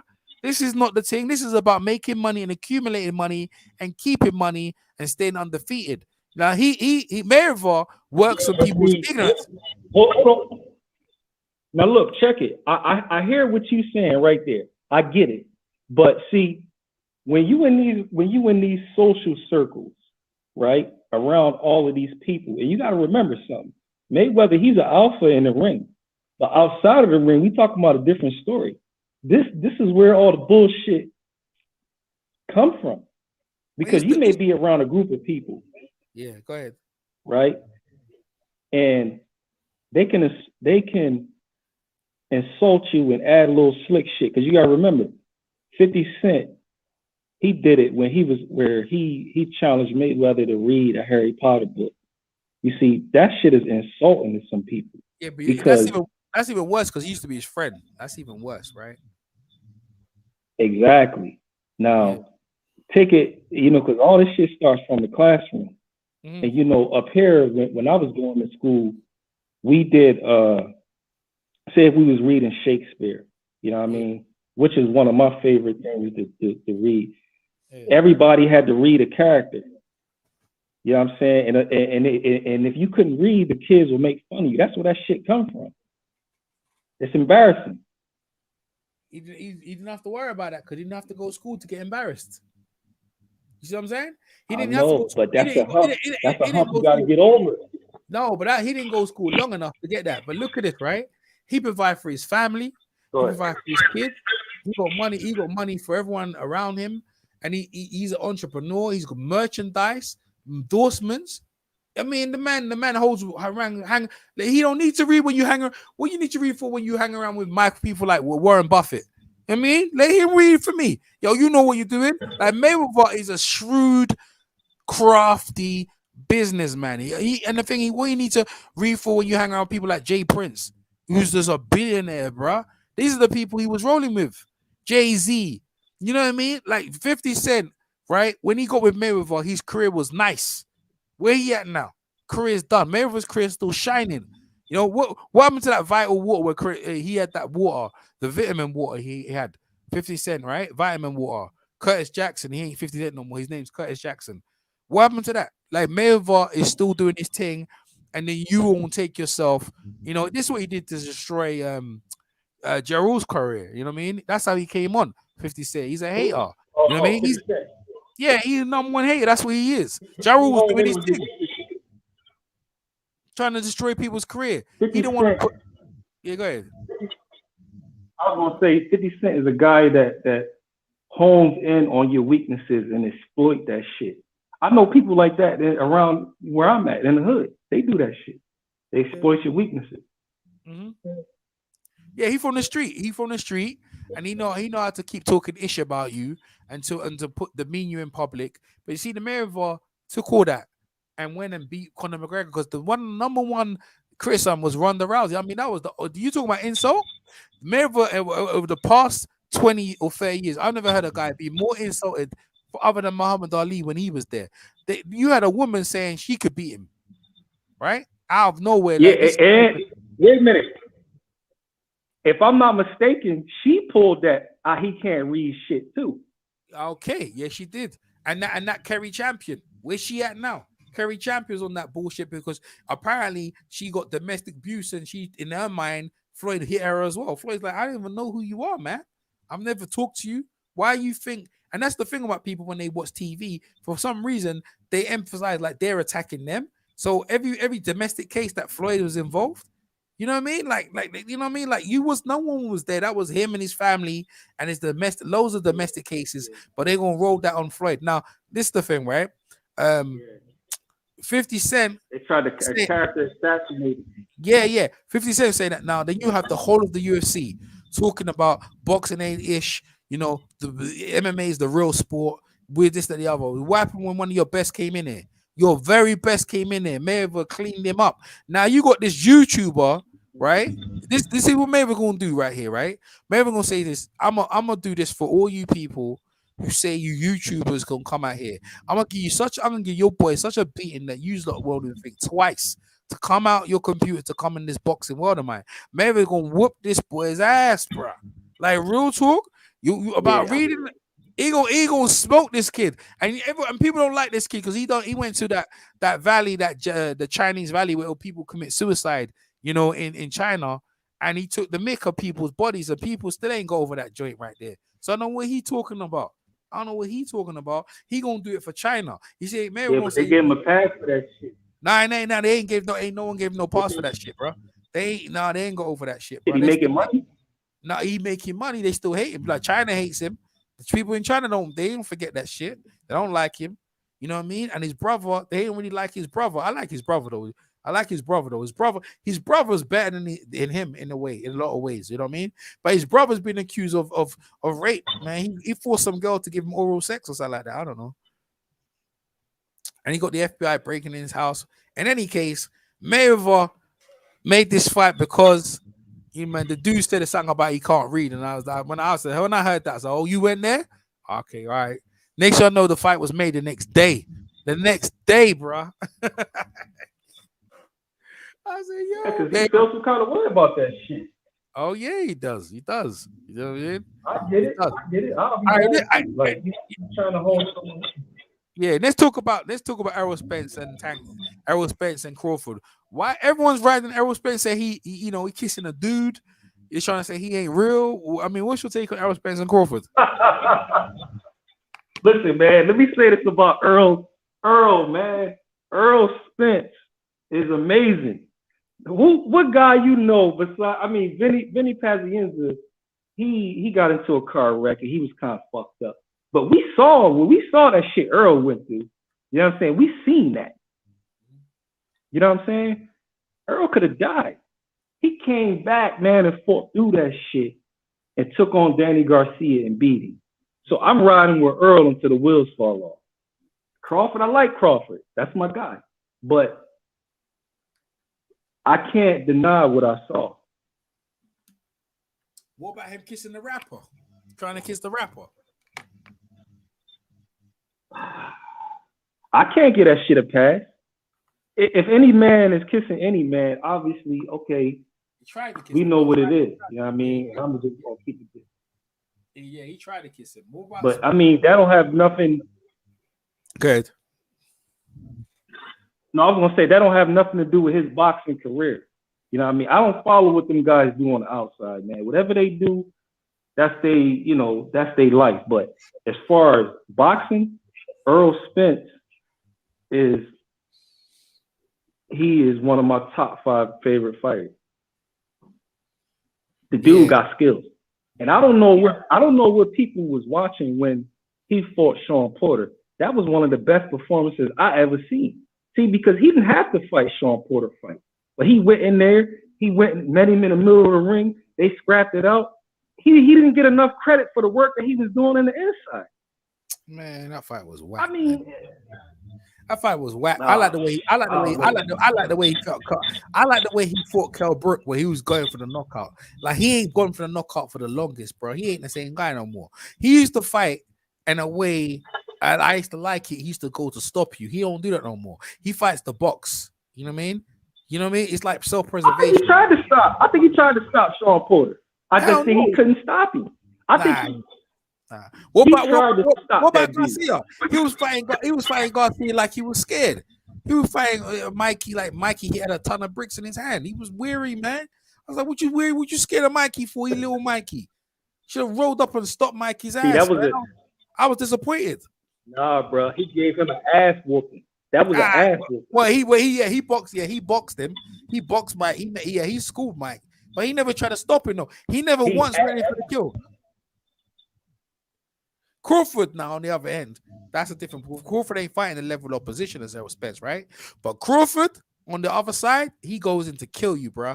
Like out the gate, he's out there. That's why that's why he's my pound for pound number one. I ain't ain't Canelo pound for pound number one. Not my eyes. It's Terrence Bud Crawford. Now he ain't fought the big names like that, but bruh, he comes out the gate to stop your ass, bruh. He don't care who or what.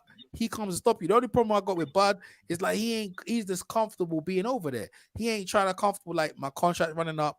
You know what I mean? I'm getting paid over here. I'm cool. I'm doing fishing and I'm cool. You know what I mean? But time's running out, Bud. You know, at some point you're gonna have to cross the fence and go and fight some of them welterweights on the other side of the fence, dog. You know, Sean Porter, some of them dudes over there. You know what I'm saying? Like, you know, we want to see some of them big fights from you, bro, to see if you could do that. But I like the mannerism of Crawford. When he goes in the fight, he goes to stop. That's what we're talking about, the Hearns and the Hagler. They went in to stop each other. You know what I mean? They went in to stop each other. And they were like, they weren't no, like, I ain't trying to say Corrales and Luis Castillo bombs, but bruh, like you talking about Tommy Hearns, like Corrales and Diego Corrales and Luis Castillo, even though I like them, they ain't no Hall of Famers. We're talking about two first ballot Hall of Famers in an era where Hearns only had one loss on his record and Hagler ain't lost for like how many years, and they went in 3 rounds of mayhem, this destruction. Like real talk, bro. They was like prime body shining in the midst of the 80s in Las Vegas, outside. All the celebrities. They weren't no celebrities down in that fight. That was just a regular fight. Like it was an epic ending because the mouthpiece came out. They put it back in. He was getting knocked down, and he came back and stopped him. That ain't the same, man. You know what I'm saying? In my opinion, that ain't the same. You know, but look, I'm surprised. I was gonna say I'm surprised Crawford don't have a larger fan base than he got, because he represents that calm, cool guy, that soft spoken, and if you met him, you would never knew he was a fighter. But when he get in that ring, it looked like he's trying to kill you. Yeah. So and it's a lot of people that can relate to that. You know, I know. You know, when I surf the YouTube boxing channels, I know certain people don't like him because, you know, he don't want to talk to him, and he, you know what I'm saying? I understand, but it's a lot of people that I know personally that's like that. And I knew them all my life. Like they just like, look, I just want to do this shit and I want to go home. So I'm baffled about his fan base. Like he should have a huge fan base. There's a lot of people like that. Well, you know the thing is, right? You know the thing is that what you said there is right on smack. But the thing is, like, if he was fighting the bigger names, then the fan base will see him more. You know, you gotta remember he on ESPN, and he ain't fighting massive profile fighters like Kell Brooks from the UK. This guy's from Australia. You know, the Manny Pacquiao fight would have put him over the top, man. You know what I mean? He need the Manny Pacquiao fight. You know, Bob Arum kept him away. You know what I mean? And Manny Pacquiao. He's looking to fight. See, the thing is, you need to get you over like Bernard Hopkins. He had to fight De La Hoya. Floyd had to fight De La Hoya to get into that fame, because that's when your money goes up. They have to pay you more. So you see someone like Pacquiao trying to hold on to that. Pacquiao trying to hold on to his legacy. You ain't passing it down to the next one. You need to get your ass whipped and let someone else come up. Let someone come off your back, bro. You know what I mean? That's what it is like. That's why Floyd is where he is. Go ahead. Okay, let me ask you this. Who did Arturo Gatti fight for him to be so popular? Who did he fight? He didn't need to fight. He had jersey in his back. Bro. And he's a world champion. Well, that's what I'm saying. I feel the same way about Crawford. There's a lot of people out here in this world that... We're in Nebraska, bro. Ain't no one care about Nebraska. Ain't no he ain't in Philly. He ain't from Philly, bro. Yeah. All right. Okay. Yo, brother, what's up, brotherhood? Yeah, man, he in Nebraska, man. He, you know what I mean? Like, it's like Michael Nunn. He's over there in Iowa. You know what I mean? Ain't no one care about no Iowa. Ain't no one care about Oh yeah, Nebraska. that's a bad dude, bro. That Yeah, was he's a like, bad dude. yeah, Crawford was in New York. Yo, we popping, bro. He's in the heart of New York. He should have moved the family from thing to New York. You know what I'm saying? He got what Crawford want to do is chill. He the king of Nebraska. Go and fish. You know, he got motor car. Like bro, I ain't gonna lie. Him and the kids, they must have a ball of a life, bro. They have fun all day. You know, all he do is beat the missus, make more babies. You know what I mean? She quite, you know what I mean? That's what he do. Every night he beats down on that chick, make up more babies, and then all they do is have land. You know what I mean? He be living like in the breath. The police know who he is. They know his family. They don't mess with him. You know, he protected, brother. I think that's a beautiful thing. You know what I mean? That, you know, and just And keep that's doing. why I said. That's Yeah. why I said he should have his fan base should be, because he's real. I know a lot of people don't like him, but just I know I said that, you know, whatever they do is on the outside. But look, he with the same woman. Yeah, he is. He didn't leave his woman and get this, you know, they say black guys in America, as soon as we get some money, you go get a white woman to, you know what I mean? That's what they say about us here in America. Crawford, he ain't do that. He a family man. Like you say, he like fishing, and I seen his story. I seen what he do. He's a family guy. He's a good guy. He, in my opinion, he should have a huge fan base. He should be Sugar Ray Leonard. But Sugar Ray Leonard live in Maryland. He lives in the capital, bro. He lived in the capital, bro. So he had that Maryland kind of If he was in New York. Yeah, you got to live in certain states where you get that. Yeah, he ain't in New York. He ain't in Washington. He ain't in the states, the fight states. He ain't in Philly, bro. He ain't in that. My man, brother, what's up, brother? My man, Horseman Hatton. You know what I mean? Yeah, he said Canelo's got every answer of everything Billy Ho got. I'm just even his trainers, man. The training could be more intense. They ain't gonna help. But you ain't seen Mark Tibbs. Mark Tibbs is a pretty intense trainer, by the way. He pretty intense. Canelo was one of them dudes there. He been lucky and gifted by having a good promoter. He should have lost like 3 times already. You know what I mean? He should have lost them 3 times already. But he been lucky with De La Hoya and they build him up. You know what I mean? He should have more losses on his record. I don't think he pound for pound. But Canelo, we you know, for argument's sake, you know, he got the Latinos or Mexicans, whatever you want to say, backing him. And, you know, for boxing, everyone rolls up. But, you know, for me, you know, in the boxing, I'm still worried with Bud. Like not Horseman. My man brotherhood said it. Crawford, I like Crawford. Yeah, he the GOAT of beating C-level fighters. I hear what you're saying, bro. But he doing it good though, right? He doing it good against them C-level fighters, though, eh? You know what I'm saying? I live 5 miles away from Billy Joe. Oh, Billy Ho? I know for his takeaway, yeah. You fucking funny, yo. No, for takeaways, easy living here. Yeah, you know that. What's brother saying? On him. Chilling out 47-7. What's up, man? At Horseman Hatton kind of agree, yeah, though Billy Joe can make the fight competitive. Yeah, maybe he can. My man Philly, you still there? Yeah, can you hear me? Oh, that's much better, man. Yo, you clear now, bruh. Hell yeah, you better. Oh, okay. Whoever you did is much clearer. Yeah. So what's up, double tap? So double tap that. You know, double tap that. That's why you say to my chick, I'm gonna tap that. I'm gonna tap that. Yeah, so listen. All I'm saying is this, yeah. When it comes to me, you know what I mean? That's, you know, pound for pound, I got Crawford. You know, I remember people saying to me, yeah, number 2 is this Inoue. And I was like, how is this 2 Inoue, this Japanese guy number 2, or they got him like number 3? I was like, yo, this dude, how's this dude over Teofimo Lopez? Teofimo Lopez should be like number 2, right? Go why? I goes, well, Teofimo Lopez beat Lomachenko. Lomachenko's number 1. You know what I mean? So Yeah. why can't he be number 2 or number 1? Teofimo. Oh, he ain't done enough. But he beat the number 1. So what you talking about? Yeah. How you beat number 1? You ain't number 1. Like, what we doing there? Like, what we doing? He number 5? Like, how that? Oh, Inoue's done this. I said, Inoue, who's Inoue beat? Oh, he beat Donette. I said, Donette, but he had life and death with Donette. Donette's old. You know, Teofimo knocked out. He number 1, bro. What you talking about? Like people need to stop with the Rigondeaux pretty much ruined his career. Ruin whose career? Donaire. That was it. After Rigondeaux, yeah. after he fought Rigondeaux, he was done.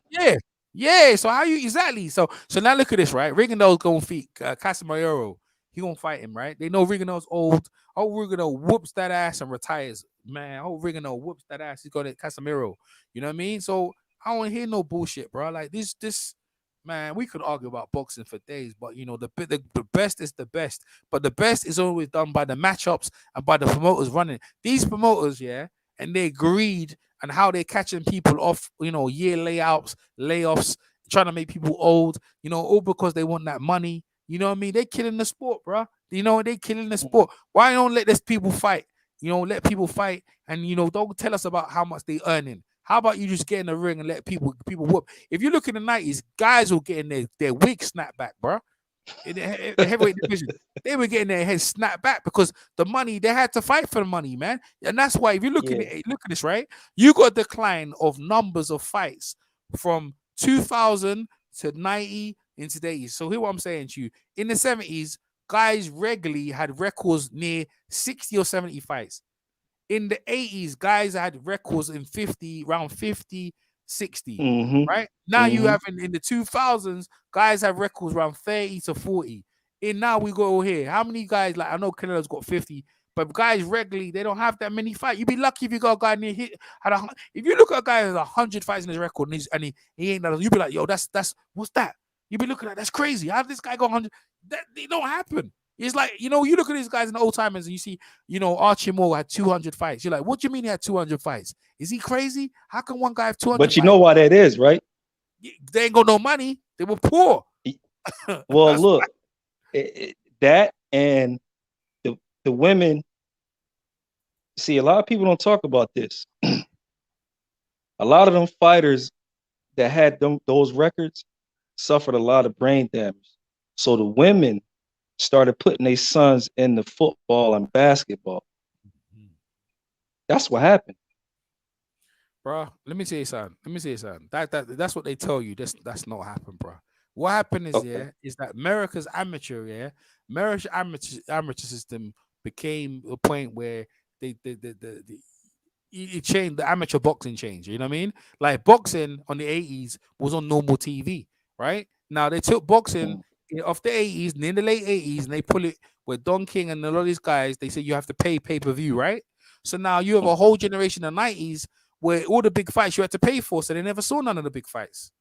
They were all on HBO, and not everyone had HBO. No one had that money. So you took them off normal, regular TV, and now you make people pay for these mega fights, you know, so they couldn't see them.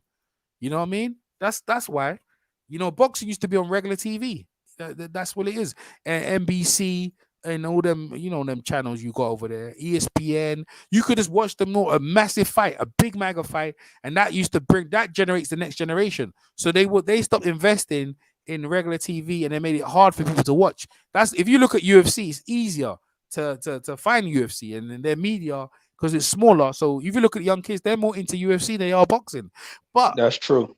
But look at this. But this is the whole thing, right? The YouTubers, right, who tried to get in UFC, they got shunned. You know what I'm saying? Jake Paul, Logan Paul, some of the YouTubers, when they went to get UFC, they said, "Nah, you can't do this." So you know they disrespected them. But boxing, wait a minute. He tried to get in the UFC. Oh, of course he did, man. Of course they do the UFC fights. Them dudes, he would have got his ass. He would have got his ass whipped. Yeah, but that's what they said to him. That's why they go, okay, you wouldn't say that. I'm gonna go into boxing. And now because that shit dangerous, bro. No, but listen to this, right? No, UFC ain't man. Listen, what they do is lay on each other. That shit dangerous, bro. All they do is lay on each other, bro. Come on, all they do is lay on each other. Come on. Well, UFC ain't that dangerous, bro. Like these dudes can't even throw punches properly. Real talk with them little gloves. They ain't that. It makes, bro. If they're so dangerous, how come Conor McGregor never knocked out Mayweather? Is so dangerous. Come on, tell me that. In UFC, I think they only got 4 rounds or some shit. Dude, and once you get knocked out, they stop the fight. Bro, listen, the most lethalest people on the planet are boxers or kickboxers, man. You know what I mean? They like strikers. They're the most lethalest people. EJ boxing line. What's happening? Are you finding less less and less boxing gyms in neighborhoods back. Yeah, exactly. There you go. In the city, exactly. Gyms. Exactly. And because of the corona, less gyms as well. Exactly. There you see what I'm saying to you. Yeah. L selector. Yeah. You know what I mean? That's what's going on. So what I'm saying, in America boxing, they stopped investing into the youngsters. But with the Jake Pauls and the Logan Pauls, they come along and they disrespecting MMA, making youngsters say, oh, yo, this boxing thing's okay. Like, oh yeah, we can just pick up a glove and it's easy. Boxing's easy. Pick up a glove and I can learn it. And Jake Paul's loving it. He's like, yeah, I'm loving this boxing. You know what I mean? And because of that, he's making a lot of young people say, yo, forget this MMA shit. I'm gonna go do this boxing. And that's what people need to do, invest back into the youngsters. So, you know, you got the basketball. You know, basketball's soft, man. They changed the rules. They made it soft. All the, you know, you look at football is sanitized. You know, it's all pretty, looking good. Boxing is one of the sports that is still raw cut, bruv. Still raw cut, rough cut. MMA, you know, you look at some of the champions, yeah, and all that. They ain't cutting the check like boxing. Boxing's still cutting the check. And you know, when Mayweather fights Jake Paul, you're gonna see that check. Billy Joe Saunders and Canelo, they getting that paid. They getting paid because in boxing you can have as many sponsors as you want. In UFC, you only have to wear Reebok. You have to wear Reebok, and people. That's crazy. That's crazy. Yeah. He changed, man, because you know back in the UFC when Dana White got, you know, the UFC fighters, they got paid, you know, normal well, and they could have all the sponsors because you can have as many sponsors you had back then. But he said, nah, we don't like it. I don't like it. You gonna have one sponsor. So that's why there's a legal battle between former UFC MMA fighters against UFC. People don't know about that battle. It's in court. It's ongoing, and they haven't settled it because he wanted to keep all the money for himself. Okay, there you go. Well, boxing. This is why you never ever have boxing by no what you call it, government. Don't let boxing go by no. And look at this, right? Let me tell you something about people don't understand. The UFC or MMA, you know, they had their own boxing community. They had their own community like MMA, like boxing. Like, you know, this is a community, right? We all talk amongst each other.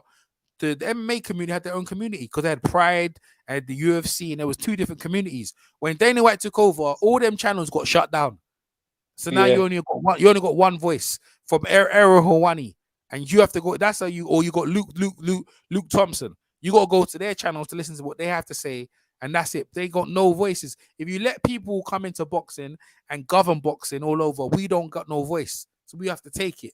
You know what I mean? So don't let them tell you how it is. They can't talk and say, "Oh, this fight's whack and this, that, the other." Man, they can man. They're gonna get right. They know what to get their channel struck down. Boxing is like the wild, wild west, like America was bought on. You know, you get your flag, you build your YouTube channel. I don't like this, that, the other. And you know, funny thing enough, yeah, I started my YouTube channel to stay away, and I end up, look at me, bro.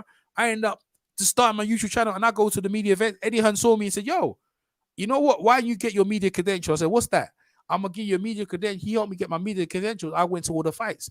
I was around all fighters. I thought interview Annie Joshua and all these people. And this is when Annie Joshua was on the come up. You know what I'm saying? And that's just me starting my channel. So what I'm saying is that, you know, there's more growth in boxing, and you can go up the ladder quickly. And that's what I'm saying about Jake Paul, where you see the rise of this guy that's, you know, casually being a YouTuber, and now he's actually thinking of fighting professional athletes, and he's gonna, you know, he's obviously gonna transition into fighting into proper pro fights. I think so. He's only 25. He might even win a world title. I won't be surprised. I wouldn't go that far, but I did whip that guy's ass though. Nate Robinson. Yeah. Nate Robinson. I didn't think it would beat Nate Robinson. What about Ben Askren? I didn't think it would beat Ben Askren either. That guy, he don't even, who is that guy? He's an MMA guy. He's a top MMA fighter, you know. This is what I'm saying. This ain't no bum. That's a top MMA fighter. He been to the Olympics and he won battles in Bellator. You know, he was a top dude, bro. He old, yeah, but he can still fight. He can throw hands. Jake was that dude looked like he was eating donuts on the couch, and they say, "Hey, you know, you got to fight tomorrow," and he just showed up. Yo, see with MMA, that's how MMA is. Whoever lands first, that's what's up, man. You know what I'm saying? That's how it is. That's how it is. What's my man saying? Dana White once in boxing in the 80s, yeah, in the 90s. But boxing was popping then. You know what I mean? In 2000, he tried to get Zuffa into boxing. What he tried to do, he tried to control boxing because he knew he would the money would. But you see, he tried to control boxing. Like everyone else tried to get in boxing. They try to control it. Whether it's Don King, Bob Arum, Eddie Hearn, they can't control it because boxing is a sport where, you know, if I listen to Eddie Hearn every day and tell a box, and I get bored. Like, you know what I mean? Like, this is why. And Eddie Hearn, one of them people, you can come back at him. But what I'm saying is this, right? You can't have one person controlling boxing. No way. You know, you have loads of Al Heyman, Bob Arum. You know, you have all this Oscar De La Hoya. All of them got their stakes, right? But they have their own initiative. Like, give an example, right? De La Hoya only wants to promote Latino fight. He has some black fighters, but mainly Latino fighters, right? Eddie Hearn wants to promote UK fighters, mainly UK fighters. He has a lot of other people from color, like obviously Andy Joshua, but he only likes UK fighters, right? But Byron doesn't care. Whoever's smiling, happy, can earn him a lot of money, then he promotes. So you have all these promoters with all their own agendas, and it's like, you need to get with me and I'll make you the fights. It's like, yo, why are you so special? Why don't you just make the fights that the people want to see? You know what I mean? Why are you holding back? Why you make you know, Terrence Crawford fight Manny Pacquiao when it should have happened? Why you hold back, bro? You know what I mean? Why did Mayweather and Pacquiao? Go ahead. You know what? I mean, if Oscar's personal life wasn't on the internet, yeah, I would think that he did a good job. Like he okay, I know he promote a lot of Mexican fights, but yeah, he gave you a lot of good fights, man. Oh, when Oscar, he was, I know he liked the nose candy and all that shit. I heard the rumors, but the ball gave you some good fights. Oh yeah. You're right. Eddie Hearn and Frank Warren, that's another one for real. You're right, but I think they're working together. But you see what, you're absolutely right. When Bob Eddie Hearn, when Golden Boy, Oscar De La Hoya had Richard Schaefer and Mayweather, he had all great fights. It was a good time of boxing, right? But when he took over and said, I need to get rid of Al Heyman, I need to take control of my company. I was like, why do you need to take only your company? You should have left your company where it was, bro. Let them dudes run your company, get your check, and keep rolling. That's what you should have did, right? Now Al Heyman took his stuff and took to the PVC. You took your stuff and went to the Zone or wherever you went, HBO or wherever you went, and Bob Arum went over, and then that's how it's been for a minute, you know. And you occasionally have cross matches, but it's like these guys are being stupid with it, man. And then they where's all this hatred coming in for Al Heyman for? Where's all this hatred coming from? Because I think he did a good job in boxing too. Well, the thing is like they just don't like another guy coming. They try to take him to court, and Al Heyman ain't never forgave them. Al Heyman's one of them guys there, and I give him credit. He ain't bending no knees. He ain't taking no knees like Game of Thrones. He ain't bending down, as what my man calls the Cold War. He ain't talking to Bob Arum ever, and he ain't never talking to Oscar De La Hoya, and he ain't joking, and he don't joke. He talks to Eddie Hearn. That's looking for my Eddie Hearn. Eddie Hearn gets along with, talks to all of them. But Bob Arum is a two-faced dog, and Oscar De La Hoya, Oscar De La Hoya must be looking at Eddie Hearn. This guy is deep. This guy cut me. I built Canelo from scratch, and now you've come along and took my boy. I mean, Eddie Hearn's deep. Eddie Hearn's deep, bro. I was like, yo, you took Oscar De La Hoya's golden boy. You took Canelo, and you know the thing is, let me tell you something. There's a chance that Billy Joe Saunders might beat him, and Eddie Hearn might be involved, bro. What if Billy Joe Saunders wins on the scorecards? What would you say at that point? If he beats Canelo on the scorecards, you know that Canelo wasn't protected because Oscar De La Hoya wasn't there no more. You know what I mean? That's a possibility. Yeah, that may be one. That may be one of the biggest upsets in history, and you know Eddie Hearn was involved in it. You know what I mean? He's like, yo, you stiff Canelo, you sweeten them up, and you know what? Let me tell you something. Everyone listening to this right now, everyone should bet money on Billy Joe's to beat Canelo, and because you know the UK fix might be in. Yo, that'll be a heist right there. That's a heist. Yeah, it would be. Yeah, I'm gonna check on my betting notes. I might have to put a little money down on Billy Ho. Put some money down on Billy. Damn, I ain't think about that. Yeah, because no one's giving Billy Ho a chance, and he ain't with Oscar De La Hoya no more. Ain't he? He with Eddie Hearn. So he's not protected. If anybody is protected, is Billy Joe. Yes, right. And Billy's trying to say, and Billy's like, look, Eddie said to Billy, yo, let's say like we're having trouble. Tell him Eddie's not with me no more. And you know what I mean? They might be playing everyone. You know what I'm saying? They're gonna take everyone's money. Canelo might be in it. Canelo might be in it. He might be in on that shit. He's the only one doesn't know that they're gonna take his money. He's the only one know he's gonna get took. 9-2. Didn't he come out about some shit? He got into some shit. He lost some money and Billy Yeah, Ho. but I'm just saying, it could be a Hey, possibility. yeah, and then they have the rematch clause. Like Canelo's gonna lose to Billy Ho. He gonna lose to Billy Ho, one of the biggest heist ever in boxing history. People's mouth, yo, bro, yo, he's a 5-1 underdog on decision by points. Ain't no one giving this kid a chance ever. That's Like it, 5-1.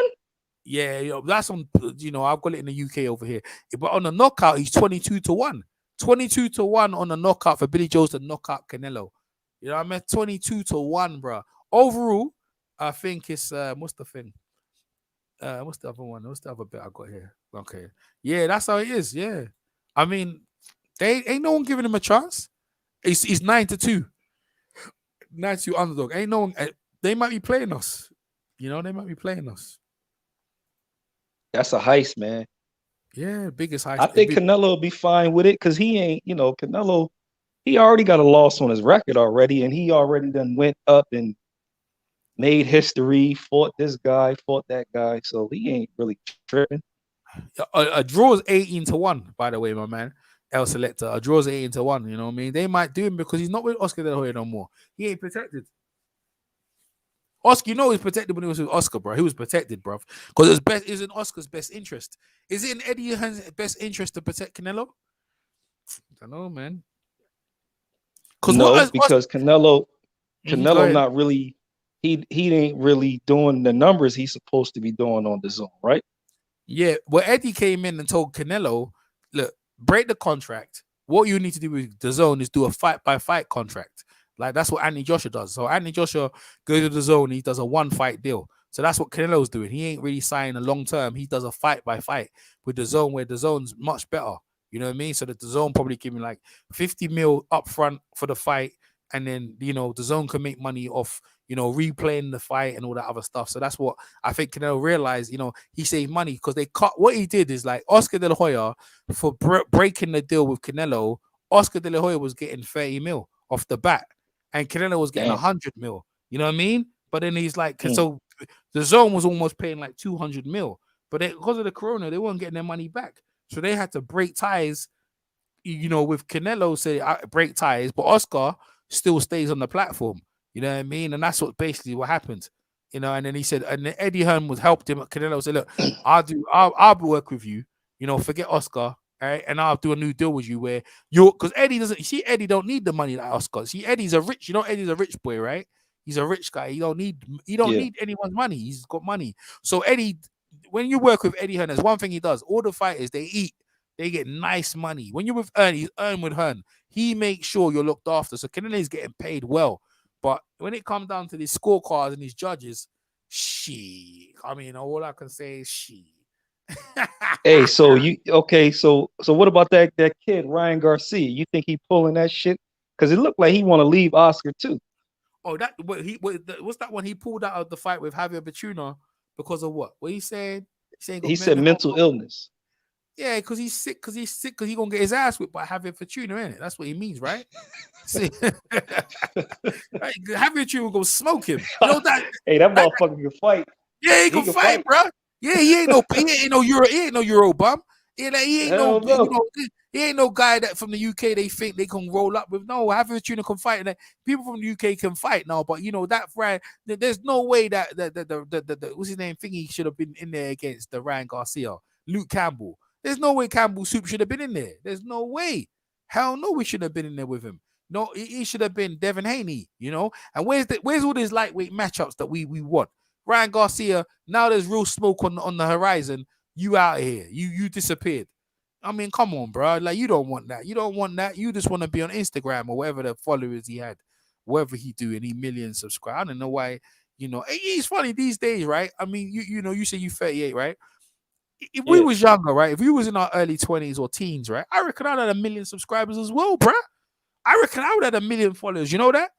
I would have done, because when you're young, you do mad shit, and that's how you get followers, isn't it? Mm-hmm.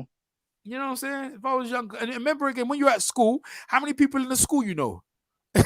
Imagine you're in a school and your school's full of how many thousands in your year group, right? So if everyone in your year group knows you're on Instagram, that's already like a near mil subscribers already. So yeah, but See, the thing about our generation as opposed to this generation, we was outside. Like I'm still not that computer savvy. Yeah, you're right. You're right. I'm outside. You're right. You know what I'm saying? We was hands on. I Yeah. remember when I first heard about texting, that was in 2002. I'm like, Mm. what the hell? You could send a message like this? Yeah. So, but we was outside chasing girls, driving cars, going to fast food restaurants. This generation is they live on the internet, You got that right. which is That's cool, but maybe it would have been different for us if we had this technology. I don't know. well. The thing is, yeah, I think we'd have been using the phones though, taking pictures and that, and doing that. But the phones and them, like, cost money. So how you gonna get the phones, man? Yeah, and that's why probably there's so much crime and people trying to steal each other's phones and all kinds of stuff, and you know what I mean? Because I used to think people back in the days, this is years ago. I think people had phones were rich. People had a phone. I was like, you got a Yeah, mobile phone? I said, yo, yeah. you must be rich, man. Well, yeah, you know what I'm saying? So, like you said, it's a different time. It's a It different was time. you was rich. Because Yeah. remember now, look, point. You was the kid. If you could talk, because okay, so you had a regular plan. Let's just say you have Verizon, right? And your plan was $40 a month, which was high back in the day. $40, that was a Mm, big deal. $40, right? Damn. You could mm, talk free after 9 o'clock. But then mm, Sprint came over and it was like, well, you could talk free after 7. So you see mhm. what I'm saying? So that 2 hour difference was that made you the popular kid. You see what I mean? Yeah. Yeah. So Yeah. it was just like, Yeah. But this is what I'm saying. So, but like you said, you got it right on the exact. We was outside. We was outside and we trust was me. allowed to hanging on the block with the people where people don't really do that no more. We used to hang out, holy group of just hanging out, talking, playing. No one used to bother us. These days you hang out, the police go, we out here for? What you out here? What? They want everyone in the house, bro. You know what I'm saying? They want everyone in the house. Yeah, That's why I like the yeah, which is Charlo brothers. That's why I like the Charlo brothers, right? The Charlo brothers, like when I look at the Charlo brothers, they got a whole big landmass in Texas, and the whole of the family come over, and every day is a party. They got a basketball court over there, boxing. I'm like, man, have you seen the house? Have you seen the Charlo brothers yeah. house? I watched it. Yeah, Oh my they be having gosh, fun. man. There, man. Every day we brought, and they be out there fit, young. You know what I'm saying? They got kids, they got man. Yo, they say black people ain't getting looked after. They getting looked after out there. They ain't worrying about nothing. That's what Aerospace does. He ain't worrying about nothing. He got his land, he's got his horses, he's got his ducks and cows. And I like what Crawford's doing over here. All he does is go fishing. He got his land, he got scooters, he got dirt bikes. They falling. They falling. Yeah, Even maybe with his kids, he was. I remember he had a big mansion. We used to see him when he was fighting the Ricky Hatton fight, and he used to chase after the kids with the electric bike and stuff like that. I said, "Yo, it was dope. yeah. It was dope, man. I was Right. like playing Canyon West in the background back then." And that's the thing, man. Like when if you give black people an opportunity to make their money and just leave them alone, we good, man. We don't need the cops and all that kind of shit because we can Nah, hash yeah. out our differences. But it's these poor people, they dangerous. You know what I'm Well, saying? yeah, Unfortunately, if but you don't, go ahead, go ahead. no, I was gonna say if because if you don't put money in people's hand, that's why I'm glad. Even though I don't agree with a lot of shit that this government do in America, I'm glad that they gave these stimulus checks out. Uh, they was giving people unemployment, which is the highest here is like let's just say 500 a month, or yeah, five and some change a month, plus $600 every week. I'm glad that they did that because if they wouldn't have did that shit here, crime would have went through the roof. They would have been knocking over old ladies, kids, women, any vulnerable person they can get their hands on. Mhm. You know what I'm saying? Well, So Donald Trump, they did that, but this is the thing, right? I just look at I just look at these sort of things and say, you know, people like you said, you leave people. That's what. But look at Mayweather, right? He got a security around him, right? And people are like, man, why he got security? He goes, because he's rich, dummy. And people, when you're rich, people want to act like they gonna blame you. Say you did this and did that. When you walk around with the 10 security guards, ain't no one touching you. And he just make sure, even though he can fight, he know. Look what happened to what's his name? The guy who beat Shane Mosley now. What's his name again? The one who died, Vernon Forrest, right? Vernon Forrest was an own fighter. You know what I mean? He was riding around Atlanta, and they rolled up and stole something from him because they knew he was Vernon Forrest, right? Because he didn't have his protection. He jumped out his car, tried to chase them, and they shot him and killed him. You know what I mean? And I'm like, well, you see, that wouldn't happen if he had security around him and he paid for it. But he's like, hey, I ain't no one gonna touch me. I'm a boxer. Hell yeah, they know you're a boxer, bro. You know what I mean? But people, when like you said, they desperate and they ain't got no money, they do anything. They don't care if you're a boxer. They don't care what you have, bro. They gonna roll up and they gonna come for your ass. You know what I'm saying? They gonna come for you, and and that's what it comes down to. When I look at Mayweather does security to relieve any sort of to even make you think you can roll up on me. You know what I'm saying? That's what the money is there for. The more money you accumulate, the more you have to invest in security. See, people think they need money. I'm gonna be rich. Nah, sir. The more money you get, the more problems you get, and the more you have to invest in security. That's how that works. You know what I mean? That's a fact. That's a whole fact. You can't go to the shops. If I win the lottery now, I can't go to the shops and just roll up. Hell no. They're gonna come and try to break into your house and start to steal what you have, man.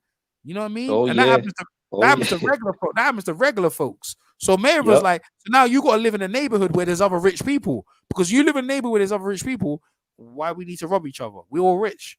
You know what I mean? Like, you got to live in a gated community. And that's what it is. And there's not where there's less crime, and then you got to put your kids in the schools where there's other rich people's schools, because your kid can't go to a poor school because they're gonna rob you. This is what it is when you start making that money. Money generates money, and Mayweather, even the people think he ain't the same dude. He's a millionaire. Anthony Joshua's the same, right? Anthony Joshua used to be on Facebook. I used to be on his Facebook, right? He's a multi-time millionaire now. He ain't the same dude you can roll up on. He got multi-security around him. You can't just talk to him. You know what I'm saying? And it's like, good.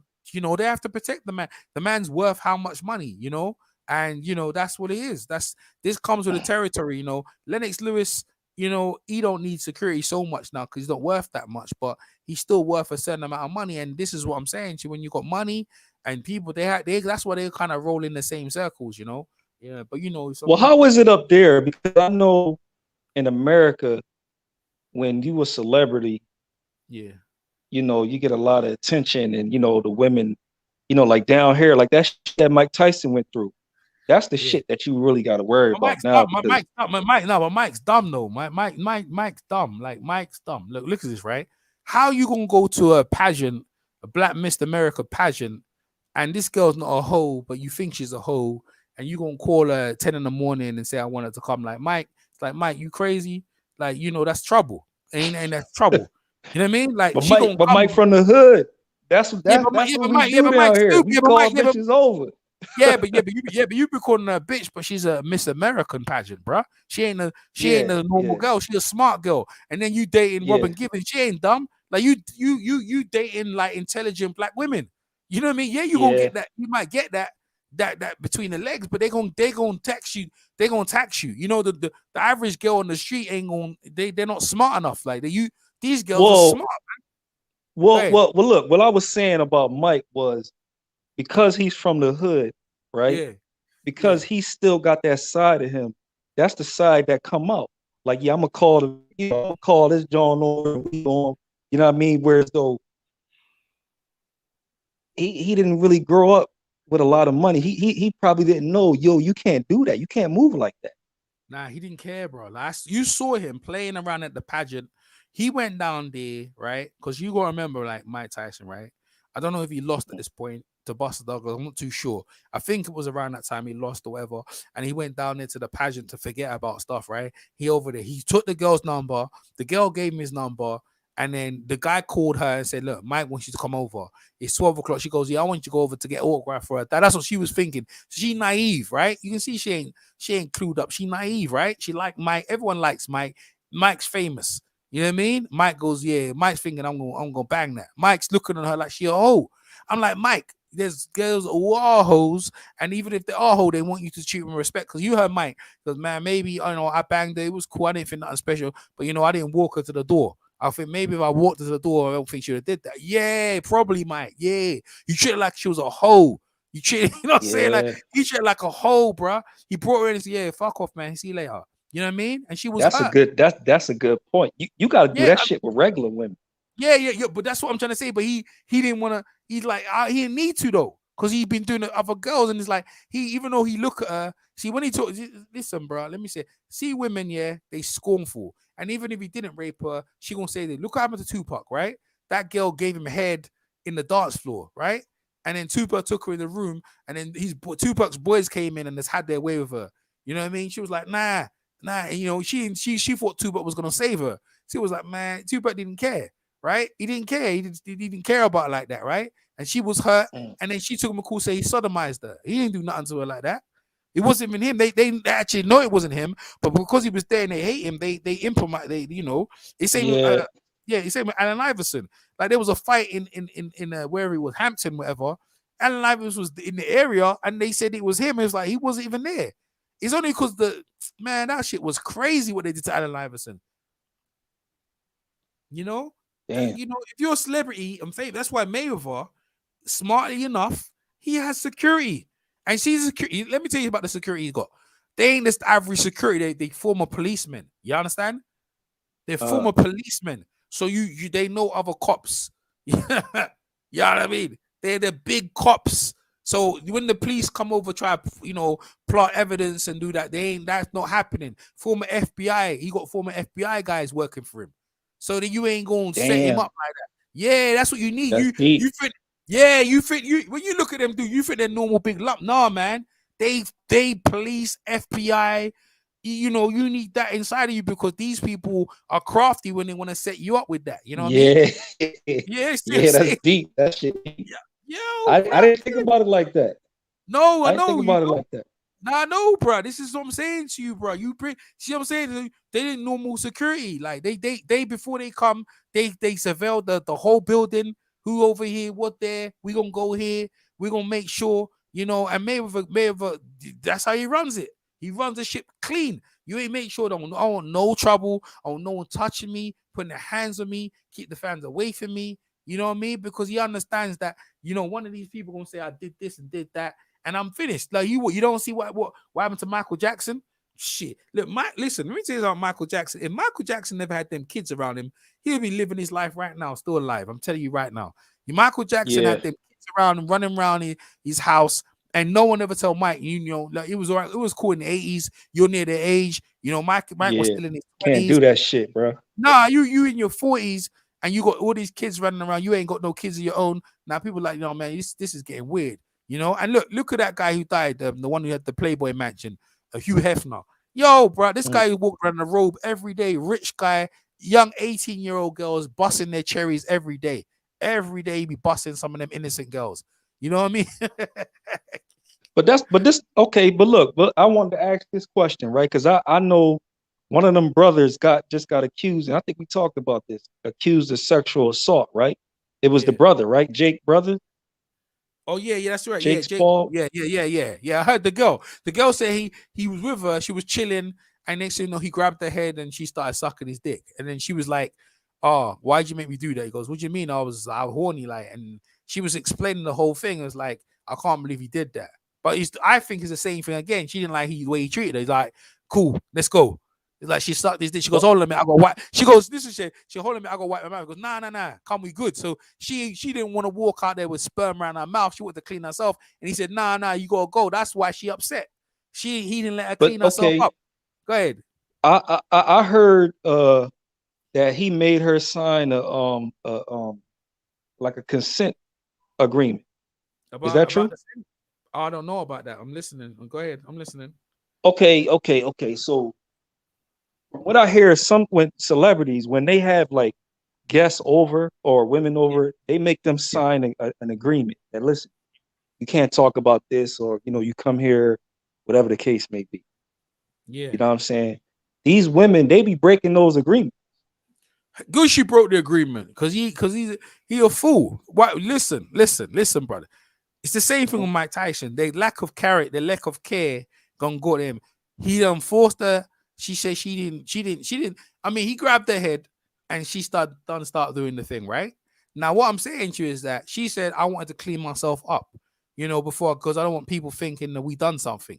He didn't give her time to do that. If he gave her time to clean herself up and made her look presentable, I don't think she would Oh, have that's done what it. she said. Yes. Oh, okay, so he was an asshole. Yes, that's what I'm trying to tell okay. you. And that's what I'm saying. It's the Yeah, same, and that's like, the same thing. what? That's the same That's thing with it. Robin Gibbons. And the same thing with not Robert Gibbons. The same thing with Desiree Washington and Mike Tyson, right? He flamed her up. They sick, See, man. you see? Yeah, that's what she said. Desiree, you didn't. He said Mike said I should have walked to the block because I should have walked her downstairs. I didn't care. I was tired. I couldn't be bothered. And he goes, it's probably because of that in Mike's mind, but. Mike didn't think he did anything wrong. She was consensual. Maybe she was, but you didn't go the whole 9 yards with her. You know what I mean? Man. Look, yeah, you made her feel like shit. Yeah, I had a girl. Listen, I had a girl, right? She accused me of the same shit, right? She accused me of shit, but lucky for me, she used to say it to my face. She said it to me. She didn't say it to no one else, right? So I had a girl. I met her from college. I came home, you know what I mean? I started moving her, you know what I'm saying? Done a little sitting, so I said, I ain't feel nothing for it. Next day, I saw this girl, right, in college. How you doing, you right? He goes, no, I'm not right. I go, why not? You raped me. I said, what? So what you mean I raped you? I said, I had to call this girl in the corner. And then listen, I talked to this girl for 3 hours, bro. I don't understand. I was sitting there. I was confused, bro. I said, what do you mean I raped you? She said, yeah, you did. You did this and that and this and that. I didn't want you to. I said, what do you mean? I never forced you. She said, you did. And I was like, all right, I'm sorry. I apologize. Next thing I know, me and her do a little thing again where we're there. But I was like, you know what I mean? I was like, listen. If this girl, went and started talking. She could have ruined you. Yeah. And I was, bruv, you should see my face, bruh. Bruh, listen, just something to tell you. But you see this girl, But what she wanted, you know what she did? You know what she did? I realized what she did. She just wanted, she didn't again. She didn't feel I treated her right. So she started saying that to make her feel, you know what I'm saying? She wanted me to squirm, and I did a squirm, bruv. She had no choice but to squirm. Yeah. Hell yeah, I did it. Yeah, but I hear her again. I hear her again, and I hear her again, and hear her again until that shit was out of her mind. You know what I mean? But bro, listen. Let me tell you something, bro. That's the only and every time. Ever since then, yo, I'm not gonna lie. I'm not in no hurry to. Not with these. They're dangerous, bro. So what I'm saying, they will fucking ruin you. Yeah. You gotta move a certain way, man. No, when I deal with women, yeah.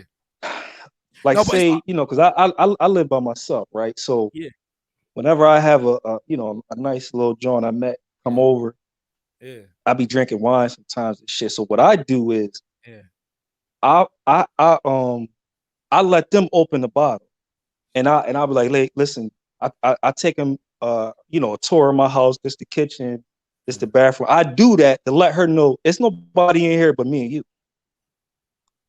So after that, I say, hey, I'm gonna go take a shower, roam around.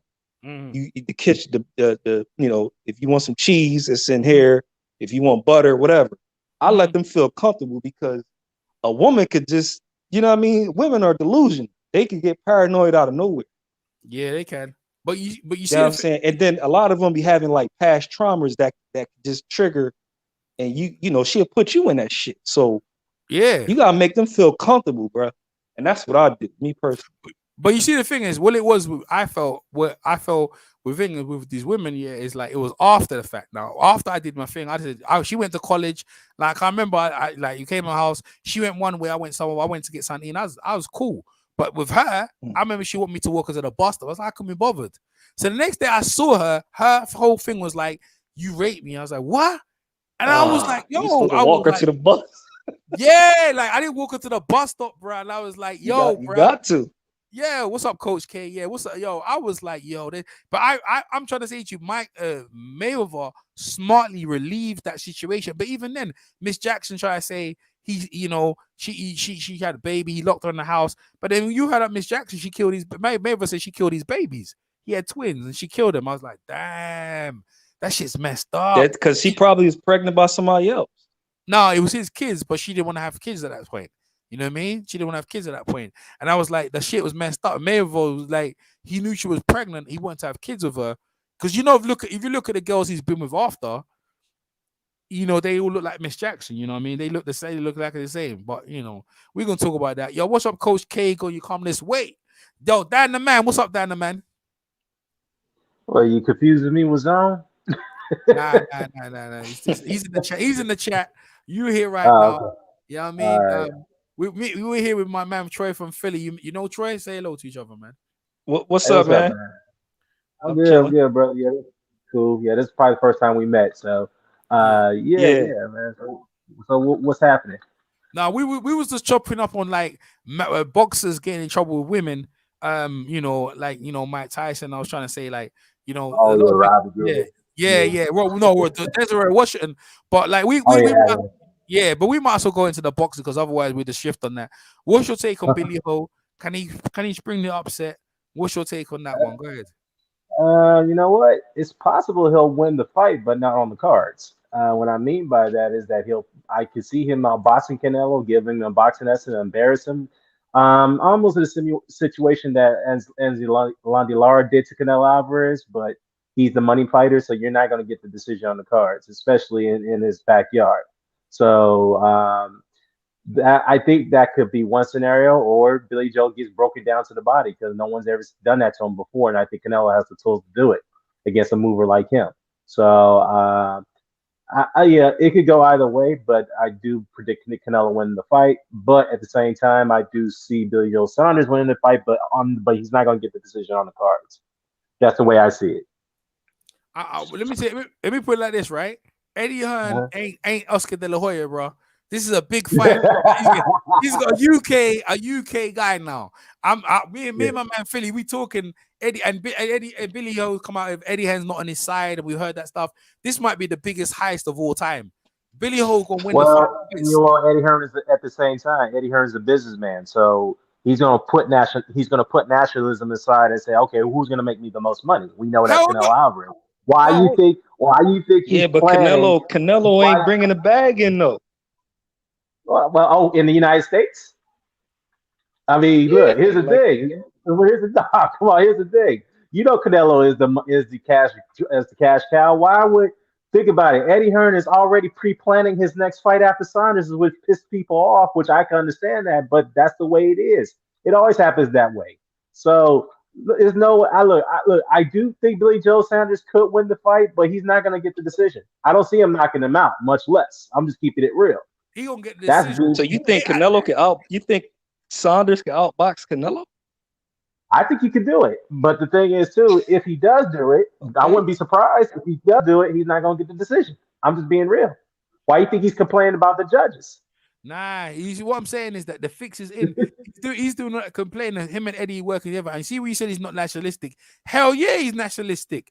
He's the UK. He's the UK mark. You know he is. Like Oscar De La Hoya is there for the Latino community. He pro UK. Right.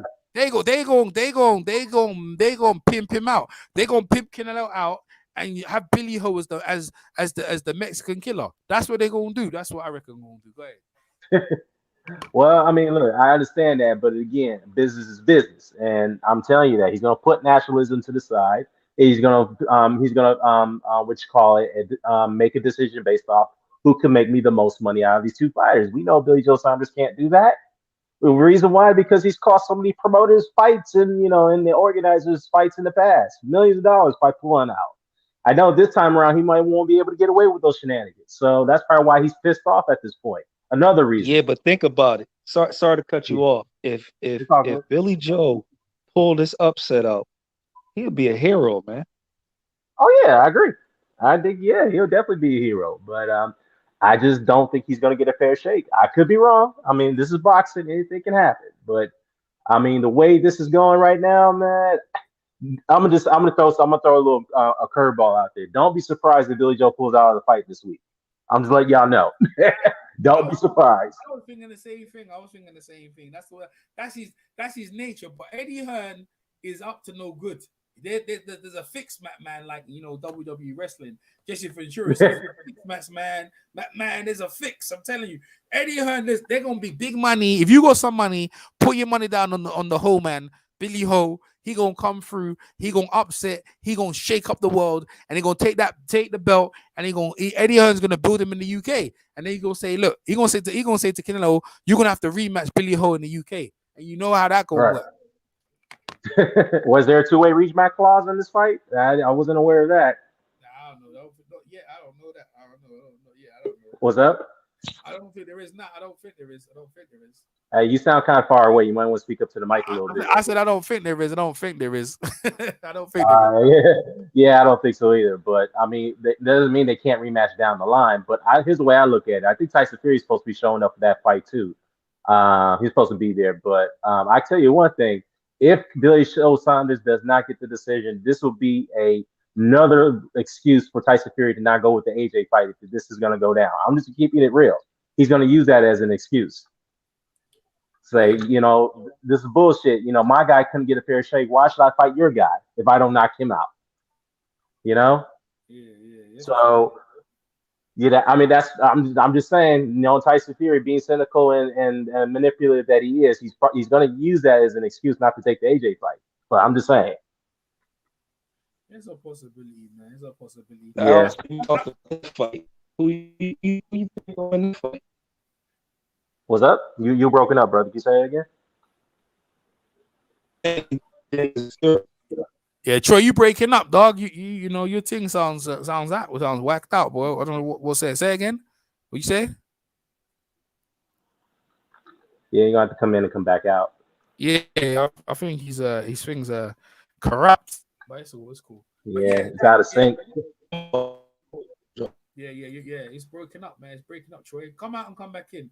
Fury's not going to do that. Yeah, that makes no sense. My man, P. Griffin. Go ahead.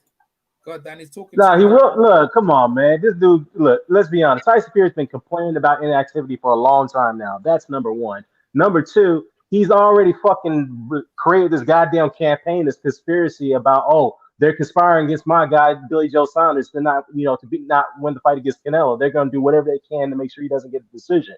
I'm telling you right now, that's what he's doing. I'm telling you, if it gets to that point where if Billy Joe Saunders does outclass Canelo and doesn't get the decision on the cards, he's going to use that against Hearn and say, you know what, I'm not fighting your guy. If this shit's going to go down the way this happened tonight with my guy, with my brother Billy Joe Saunders. I'm telling you, that's what he's going to do. Billy Ho going to beat Canelo's ass, and he's going to bring the belt back to the UK and be regarded as one of the best fighters in the UK to ever do it. I don't know about that, but hey, I'm just saying though, he does have the tool to do it. I don't think he's gonna win the fight, but if he does win the fight, he's not gonna get the decision on the cards. That's just all I'm saying. So how does he go about upsetting Canelo? Because he's gonna fight like Lara. Go ahead, I'm sorry. Now I was gonna say he's gonna have to pull a Marcus Maidana type of performance like with Adrian Broner. We all remember that fight. How the cards were so close, even though we all knew that Broner got his ass whipped throughout that fight. But somehow, some way, the judges tried to keep that fight close. But Madonna scored 2 knockdowns, and they couldn't take that away from him. So that's that's another thing. So he's gonna have to put up that type of performance. Yeah, well, Billy Ho. Can he do it? I don't know. Does he want to do it? He's talking a lot of negativity coming into the fight, and you're right. The pull out, I've been thinking about that, but Eddie Hearn forced him. He couldn't. If he get pulled out, he's gonna be sued. He's gonna have to come in there. He's gonna have to come in there with broken limbs, and he ain't gonna get out of this one. He's been doing that with Abuba Andrade. He's done it a lot of times, and with Frank Warren. But you can't, will not be allowed, to pull out of this fight. They don't care if you sweaty palm. You're gonna get beat. You're gonna get your beat. Like, everyone wants to see you get your ass whipped, so you might as well come to fight. You know what I mean? I was thinking about that. If he does pull out, he's gonna have to pay out. Like, what I mean by that, to your point, is that if he gets another fight scheduled, then they're gonna deduct his purse for pulling out the last fight. So he's gonna risk that. You know what I mean? Yeah. But again, don't be surprised if he tries to pull that shit off. I'm just keeping it real. Yeah. I think so, because I know what you mean, because there's a history. I remember there was a poll of Billy Ho when he got the fight. But Eddie Hearn get his ass whipped like Derek Chisora and get out of there. You saw Derek Chisora get robbed. Listen, they gonna get Yeah, you know what? Let me just say this. It was a close fight, but you got to give Derek Chisora the benefit of the doubt because he got the knockdown. So even if you scored that fight a draw, Joseph Parker doesn't win not a draw. If you score 6-6, Derek Chisora gets the win because of the knockdown. So look, close fight, but Derek deserved that decision. I'm sorry. I mean, one judge scored 116 or 111. What the fuck? You gave Chisora only 3 rounds? What fight would they watch? The guy from Poland who scored that fight. Yeah. But the guy from Poland, he's done matching for the last couple of fights. I was looking on his list. So he's been in England for a while. What's that, Troy? You breathing? What's that? Yeah, I'm back in. Sound like Darth Vader over there. Yeah. So so that's what it is. What do you think, Troy? What we were talking about? Y'all was talking about Derek Chisora? Yeah, real quick. Yeah. I know. What about him? I didn't hear. What about him? I came in on the last. Yeah, it's all good. We were talking about the decision. We felt that he should have gotten the decision. Many people felt he was robbed. Now, yeah, what's your take on it? Yeah, I saw the highlights, man. To be honest with you, the reason why I wasn't interested in that fight is because they keep recycling those same heavyweights. True. It's like, how many times am I gonna watch Derek Chisora go through, this shit? Like, put him in there with somebody else. Let him fight one of them.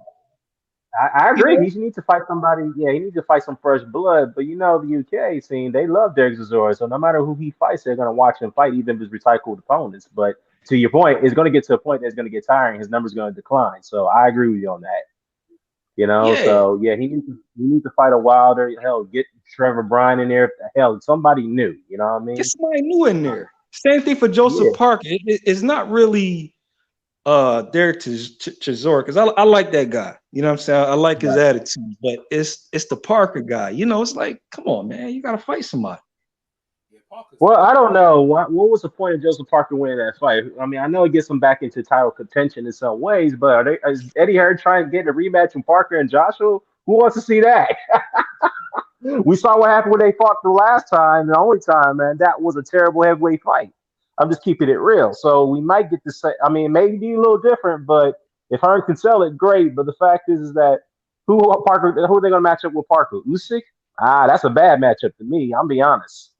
I will watch that. Around Parker. What's up? I'll watch that. I will be excited for that fight, though.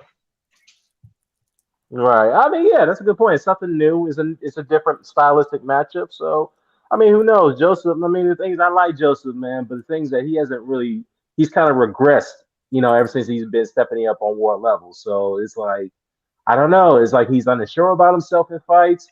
I remember in one round last night against Derek Chisora, this dude had him on the ropes and had a reeling. He backed off and he didn't want to, engage with him. I'm like, what?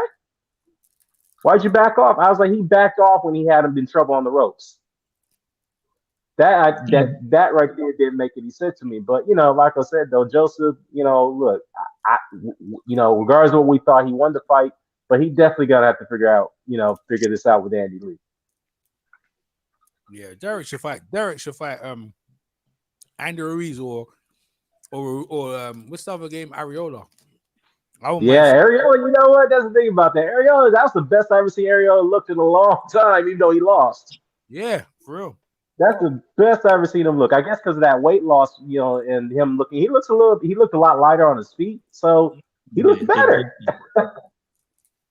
He looks a lot better than I've ever seen him before. So I don't know, man. What was wrong with his arm, though, man? Because Andy Ruiz punched him on the arm so hard, that's why he was fleeking it. It was on the top of the shoulder. Because he could have stepped. I reckon he could have knocked Andy Ruiz out until next week. He didn't step up. I know he could have knocked him out because he hurt him like multiple times in that fight, man. I'm like, whoa. Yeah, the old Areola would have stepped on his ass and stuck it to him, bro. I don't know. Right, he would have. I know what he's waiting for. He should have just went for him, bro. Well, it's kind of like, go ahead. It's just his age, and we know Andy Ruiz's reputation of being a very good counterpuncher. He has very quick hands. You don't see where those shots are coming from sometimes. So that's probably what he's worried about. Because he saw what happened to Anthony Joshua. He's like, nah, man, I'm not going to engage with you, man. I know how you do your counterpunches. But to be fair, though, But to be Right. fair though, Ariola was winning those exchanges for the most part early on in that fight. So I think he Joshua. could have. I think Joshua beating him and 12 Right. round beat down by Joshua, being knocked down. He ain't the same fighter no more. And losing the weight, he lost so much weight. I think he's vulnerable. I think losing all that weight. And he's fighting guys. If you don't think about it, he's fighting better opponents now. You know what I mean? Like Andy Joshua's a much step up from what he fought. And then, Right. Joshua beat him. And Ariola's a step up than he fought from the last guy. Man, he was fighting stiffs, man. I mean, Andy fought Joseph Parker, who ran. And, he was fighting stiff. Andy Ruiz ain't fought. Like, this is the first time he's been thrown in. So he going to get hit more. And he's fun. Ariola, if Ariola had more confidence in himself, he would have listened, bro. That would have been a big upset. He would have smashed that boy apart because I was like, yo, you doing him with your right hand? Yo, roll up, bro. What you waiting for? Left hook. So, that's what even Lennox Lewis you should have opened up on his ass, bro. You know what I mean? Yeah, the second and third round, he had him rocked again. He had him hurt more so in the second round, that third round. I thought he should have went for it right there, but he didn't. Andy Ruiz should have stayed with that guy. What's his name? Manny Robles. Well, he should have stayed. But he should stay with. He blames him for the Joshua fight. So he said he's the reason why Joshua, because Robles wouldn't let him get. Robles never really trained him to get down. So, but you see, the thing is, he went 12 rounds with Joshua. He was still competitive, but Joshua wouldn't engage. This is right boxing. Everyone thinks they can reinvent the wheel. Oh, he needs to lose weight. He needs to do this. Well, he lost the weight. Ariel lost the weight. But you see, they ain't the same no more. These are heavyweights. Let them be who they gonna be. Fat belly, greasy. Yo, who they is who they is. Wait a minute. He blames his trainer for his lack of discipline. Yes, is that what he said? Yeah, that's what he did. Yeah, that's what he did. I'm not buying it. I think that he wanted to go over with Canelo and them training the whole time after that. Well, listen, I think Canelo and them boys over there are hype jobs. That's what I think. I think they're a hype job. Wait, you know? I think they're a hype job.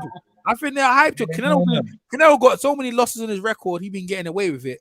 And like, what's Eddie? Yeah, that's the truth. I ain't playing around. I ain't coming here to play. You know what I mean? And you put Fat Belly over there, and you tell him he needs to lose weight and he needs to be like Canelo. And then he got stretched out. That's the truth of the matter. Then he nearly get lost. He nearly got knocked into next week, bruh. Because the thing is, if he was that see, you gotta remember, Andy Ruiz is Kung Fu Panda. You let him get rid of his belly, like the punches usually bounce off him. That's the first time he's like, yo. There's the first time he got hit with that right hand. He was like, yo, because he usually eats stuff, He was eating Joshua's right hands and coming back. Yeah. Well, wait, in the first Joshua fight, how much did he come in? 260? Correct? Yeah, he came around 260. Am I right? But he was still, even in the second fight, he was still fit. He was fat, but he's still fit because he was still dangerous the whole 12 rounds. Like when he got Joshua, he was lethal the whole 12 rounds. There was no let up. I said, Joshua stands with him one time, he gonna put Joshua on his back. That's why I felt that the whole fight. In this fight, he looked like he was scared because he lost so much weight. He was fragile, you know what I mean? Like they didn't let him be, they got rid of that Kung Fu. Well, I mean, to be fair with him, he had a long layoff too. He hadn't had a fight after that fight in 2019, so he's coming off a very long layoff. So could have been some ring rust. I mean, but it was training all the time. He was training all the time. That's why his belly was looking like he was. He wasn't like he was laying off that. Well, now they're talking about him and Luis Ortiz. Well, that's the thing we got to touch upon. Luis Ortiz was there last night, so there's a possibility they're going to try to set up that fight. Was that? I see. I mean, I don't know because Wilder damaged Luis Ortiz. Wilder did some damage. But yeah, Ortiz ain't been the same fighter after that fight. After his fights with Wilder, so I agree with you on that one. But I think they're going to try to set up that next matchup, Ortiz versus Ruiz. I mean, if anything, after what we saw last night, I favor Luis Ortiz to win that fight. I'm just keeping it real. I think he will win. I got Ruiz winning the fight as well. No, you mean Luis Ortiz or Andy Ruiz? I go Luis Ortiz beating Andy Ruiz. Yeah, exactly. That's what I said. Yeah, I agree. Yeah, I agree. I think so. And he's a better boxer, and he's a better boxer than he's a better boxer. He got movement, and he still hits like a ton of bricks, bro. You know what I mean? He ain't gonna Yeah, stand. he is very hard. Yeah, Luis Ortiz But is very hard. he's old though. He older, but he's about the same age as Areola, so maybe not. Yeah, but Wilder put some mileage on that cat, man. Yeah, He did. I He felt slowed him bad. down. Yeah, he slowed him down. I agree. yeah, he did. But speaking of Wilder, isn't that there's also talking about Ruiz fighting Wilder? I don't know about that one. I think he needs to stay away from Wilder for a little bit. I think he beats Wilder. Though. I think he beats Wilder up though. I think he'll beat Wilder up. Who, Randy Andy Ruiz? Ruiz? Yeah. I think he beat Wilder up. Yeah. I don't know about that. Wilder's fragile, bro. Wilder's fragile, bro. He's fragile. See, the thing is about him, right? So let me show you something. When you go with Wilder, this is what I say, my man from Troy from Philly. When you go with Wilder, he just gives up rounds, right? He just gives up rounds. Ruiz is gonna come forward. Wilder's gonna keep jabbing and try to land that right hand. Ruiz is look at his head movement now. He got the head movement now. He know how to roll underneath and come under. Bruh, listen. If he closes the gap on Wilder, it ain't gonna be fun and games. But Wilder needs space to let that rocket launcher go. If he gets close on Wilder gonna get beat up, bro. Real talk. The way he dealt with on Anthony Joshua, Wilder's gonna get it bad, and he needs to put back on that weight for real. I think Wilder will lose against Ruiz. It's just the styles, you know what I mean? I can't. I know you guys on that performance. That's a good fight. He moves his head, bro. He moves his head. Yeah. He does, man. He's not easy to hit on, man. Like you think you can land. Ruiz, I mean, he doesn't have the best head movement, but he can be a stationary target. Pierre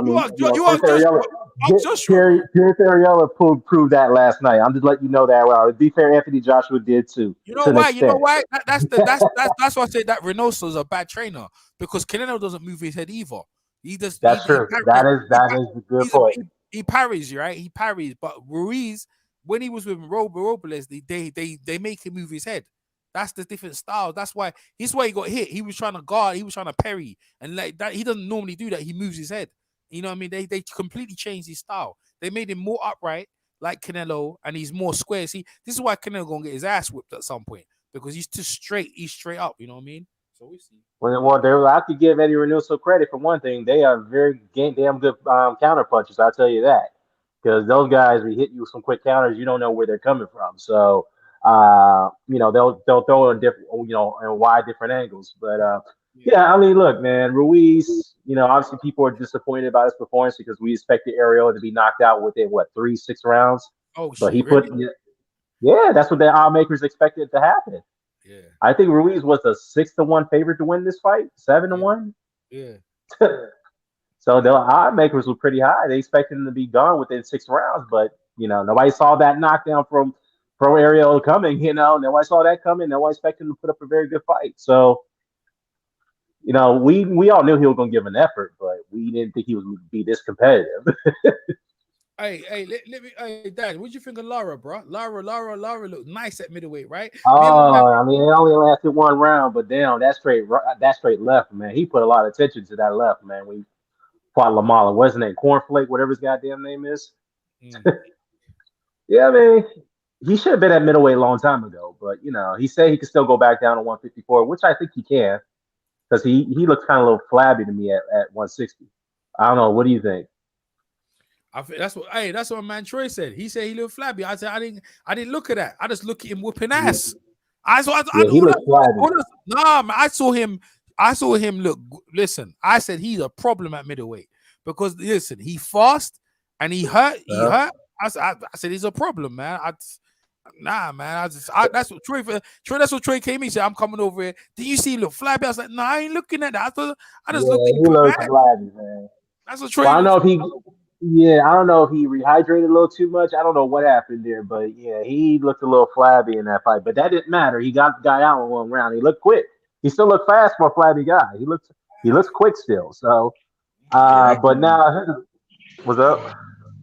I was saying the guy, we don't know, because look, put him in there with somebody that can punch, and let's see if he gonna stand toe to toe with him.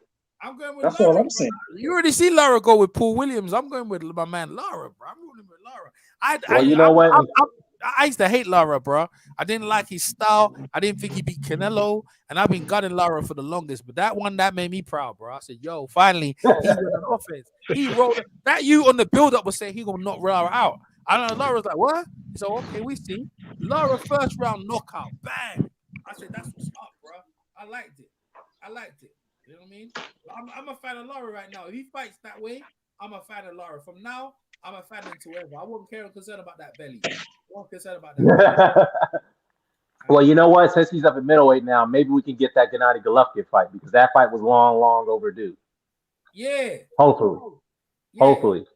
That's if Golovkin wants it. I don't think he wants it though, because he's trying to get easy fights and get big payday. That's what he's doing. Yeah, he wants to fight Murata or whatever his name. He want to fight him. Yeah, and that's gonna be December. What the fuck? Then why do we gotta wait that long for Golovkin to get back in the ring to fight that guy in December? I mean, what the fuck, man? Cherry pick, man. The cherry pick, right? Yeah, of course he's cherry picking. We know he's doing that. I mean, the dude literally has ducked out of mandatories. Let's be real. He ducked out of the Charlo mandatory. He ducked, he one time ducked the Derenchenko, he did take the fight when the fight title was vacant. And we saw what happened when he fought him. So the fact is that, this guy is trying to find easy paydays now. Because look, I know some people are going to say, well, he's had a long career. He's old. He's been beaten up by a lot of people. So, yeah, we can't blame him. But I get that. But at the same time, is that, well, Lara's not any younger either. Some people felt that he's past his best after the Gerald Hurd fight. So that's a perfect fight we can make right now. Lara versus Golovkin. Yeah. But Golovkin and Tom Loeffler, they ain't trying to fight nobody. Tom Loeffler's going to let Golovkin get gray hair. And these people need to leave boxing. They are the worst. It reminds me of Riddick Bowe when he was with, what's that guy's name again? The guy who made Rock Newman. Rock Newman. They need to leave boxing. Like you made him throw the bin in the bin. Like if that fight happened, the linear fight with the heavyweight championship undisputed would have stayed that same. You had the whole 90s in peripheral broke up because of that. I know he still got in the Hall of Fame, but my man, you killed the sport, man. I don't want him fighting this guy. What you talking about? He'll fight. Are you trying to save him? Like we trying to save him? Let him fight. Let him fight him and let him fight Lennox Lewis and get it out of it. And you know what? My man said, look, I know enough people around. They thought Riddick Bowe would have won that fight against Lennox Lewis, At that point, that's true. A lot of people felt that Riddick Bowe was going to win that fight. I think the reason why Rock Newman protected Bowe as long as he did, because look what happened when he got into fights. Riddick Bowe was getting punched up like all over the place from guys who couldn't even punch. No, that's why. He was a punching bag, and that's why Newman won. The fights with Vander Holyfield took it out of him. That's what it was, man. That's what I'm saying. Before that, he went against. He went against Vander Holyfield. The fights with Vander Holyfield, they smashed him up, bro. That's what it was. Because his thing is, they looked at it, but before that, he was getting pieced up against guys like Tyrell Biggs and Pinkler Thomas. Come on, man. What you talking about? Hey, bro, hold on. How did them fight? I swear, bro, he takes shots to give one. That's Riddick Bowe. He takes the that's detrimental to your career. That's why his career was fell short. And I think Rock Newman knew that, and that's why he kept him out of mostly those big fights. Because he didn't want him to be too damaged early in those fights, and that's what was going to happen if he fought those guys. There you go. Exactly. What he tried to prevent happened anyway. So he should have let him fight. You know what I'm saying? Because, Lennox Lewis would have probably got beat early on, and maybe his career would have finished. But you let him carry on, and Lennox Lewis wait, and at the end of the day, Lennox Lewis ended up on top. But some of the greatest fights in boxing could have happened in their prime. Long time early enough, you know what I mean? Trying to avoid and keep, and this is what boxing has become. Everyone was trying to hold on to their little natch of the egg, and I'm going to hold on. You're all getting old. You're all getting old, and you're all doing that bullshit. What's wrong with you all, man? Y'all don't want to fight, and everyone's trying to say we need to watch the UFC. The UFC ain't getting paid. That's why they fight each other. They ain't getting paid. They ain't making no money. That's why they fight. That's true. Well, it's kind of like Dana White's doing the old Don King thing. He's going to pay these guys somewhat reasonable according to him, but they still have to take tough fights if they want to get bigger paydays.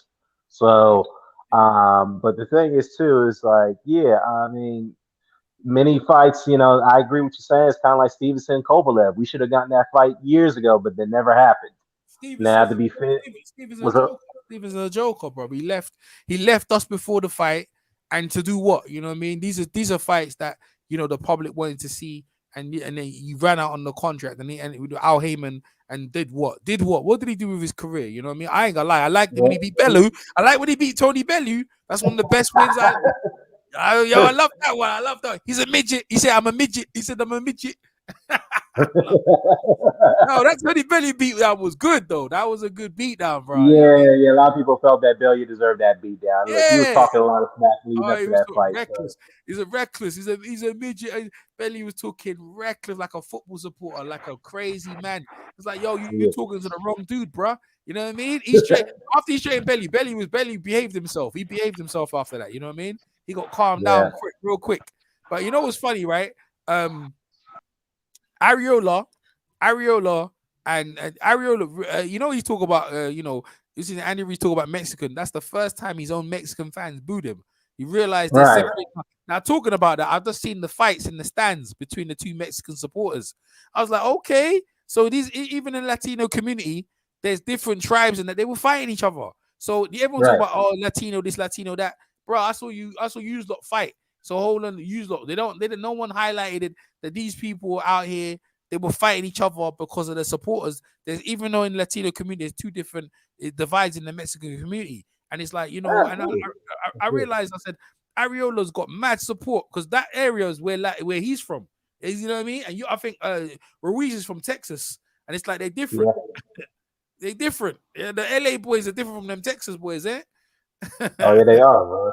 Way different people, but yeah, man, that's how that's different, geographical, situations. But I will say this though, man. But going back to the Stevenson Kovalev thing, what you just said right now, it's gonna piss off Lopez if he comes back. But but we know that Stevenson fucked up by not taking that fight when he ran off the Showtime. But then again, to be fair, Kovalev ducked out of 2 purse bids to make that fight happen. So, they both were responsible for why that fight didn't get made. But yeah, to your original point, yeah, a lot of big fights don't get made because of shit like this, and people who are preventing those fights need to get kicked out of boxing. So I agree with you on that.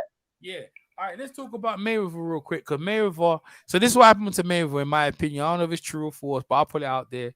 Mayweather was watching the show when Jake Paul came back with his brother, and they was talking about the fight he had with Ben Askren.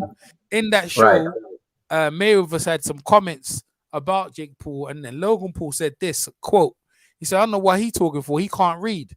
After that show, I remember next thing I know, the next day I heard the Mayweather fight and Logan Paul was made. Like literally the next day. You know what I mean? I was like, yo, this dude's talking wreck, because Mayweather must have done a tweet about Jake Paul, and then Logan Paul jumped and said, well, then why are you talking for? You can't even read. And I said, oh no. So you see this picture here? Mayweather heard that shit. That's all he needs to hear. Is like Ricky Hatton said. Sam said goes, oh, I got more excitement in my little finger than Mayweather in his whole of his career. And Mayweather said, what? What he say? What he say? You know what I'm saying? That was it. Low place disappeared when Stevenson got injured. That's right, he did. When he went into the coma, that's when Lopez ducked out. You never heard nothing from him. But yeah, so what's your take about the Mayweather fight and Logan Paul? What do you think? You know what? Look, Floyd can do what he wants. I don't care. But me personally, I'm hearing this is not even an exhibition bout. This is considered a pro fight. That just to me is like, okay, what the fuck, man? But it is what it is. I mean, Logan Paul ain't got a chance in the hell. I mean, the only thing he can do is use his physicality against Floyd, because he's gonna fight him. A guy who's, Floyd's fighting a guy who's 30 pounds heavier than him. I don't think that's going to matter. But, that's just, that's my take on it. But then again, like I said, anything can happen. Logan Paul is a big guy. He could probably impose his size and strength over Floyd, and Floyd probably won't be able to adapt to that. So we'll see. But I got. Go ahead. Yeah, I was going to say Floyd's going to piece him up. That's all I got to say. Mayweather's gonna punish him, and say none of these YouTubes ever in their lifetime think they can face a professional boxer ever in their lifetime. That's what I think he's gonna do. He's gonna talk reckless. He said, "You YouTubers think you can come over here and think you can beat a professional boxer?" My phone's tripping. Yeah, I'll see you guys later. No problem, Troy from Philly. See you again, man. Hey, brother, if you want to jump in, the link's there, bro. You can press the link and jump in. Yeah, look, he said Mayweather's gonna beat this guy up and say YouTubers need to stay off the professional boxing scene. I think Mayweather's gonna do that because this guy Logan Paul is reckless. He already went to China, went to the place where people kill themselves, Death Valley or wherever it's called, the suicide woods, and took the mick out of Chinese people when they're dead. You know what I mean? And people do not like him. So when he gonna get his ass, you see, I should do a poll. Which people do you hate more in professional sports? Billy Joe Saunders or Logan Paul or Jake Paul or what's his name again? Chael Sonnen. Tyson Fury. Tyson Fury. No, Billy Ho. Yeah, Tyson Fury, Billy Ho. Which people do you hate most in boxing? And there'll be a poll. And I pick, boy, listen, let me tell you something. Billy Ho will probably be at the top. But hey, Logan Paul will be Logan Paul for the majority of people, they can't stand that guy. They still China, the whole of China hates him. That hasn't changed. And a lot of people hate him, and people don't like his brother, but that comment, Mayweather, I know Mayweather, you ain't say he can't read. Mayweather said, all right. That's it. That was the one. That was the one. He said, sign on the contract. We're taking that fight right now. Right now. You know what I mean? I don't care what we're doing. This dude's talking reckless. I'm gonna punish him. Well, you know what? Like I said, when's that fight? May? I mean, not May. When's that fight? August or September? Oh no, I can't remember something like that. I'm not too sure. Oh, that's right. It's in June. My bad. It's in June, so it's about 2 months away. Yeah. Yep. He gonna get his ass whipped. Bad. Real bad. Yeah. Real bad. I think he's gonna stop him right off the bat. He's not. See with McGregor, yeah. He played with McGregor, right? Play with him. He ain't gonna play with this kid here. Nah. He gonna beat him because I see in his training. He's looking to hurt him bad. He talked too much. Yeah. I wonder what weight Floyd's gonna come in at. 160, a little bit over that. I think Logan Paul's gonna pull out before the fight made, though, to be fair. I think Mayweather's gonna get so much in his head, yeah. Like he's just gonna see McGregor. McGregor's a legit competitor, a professional athlete.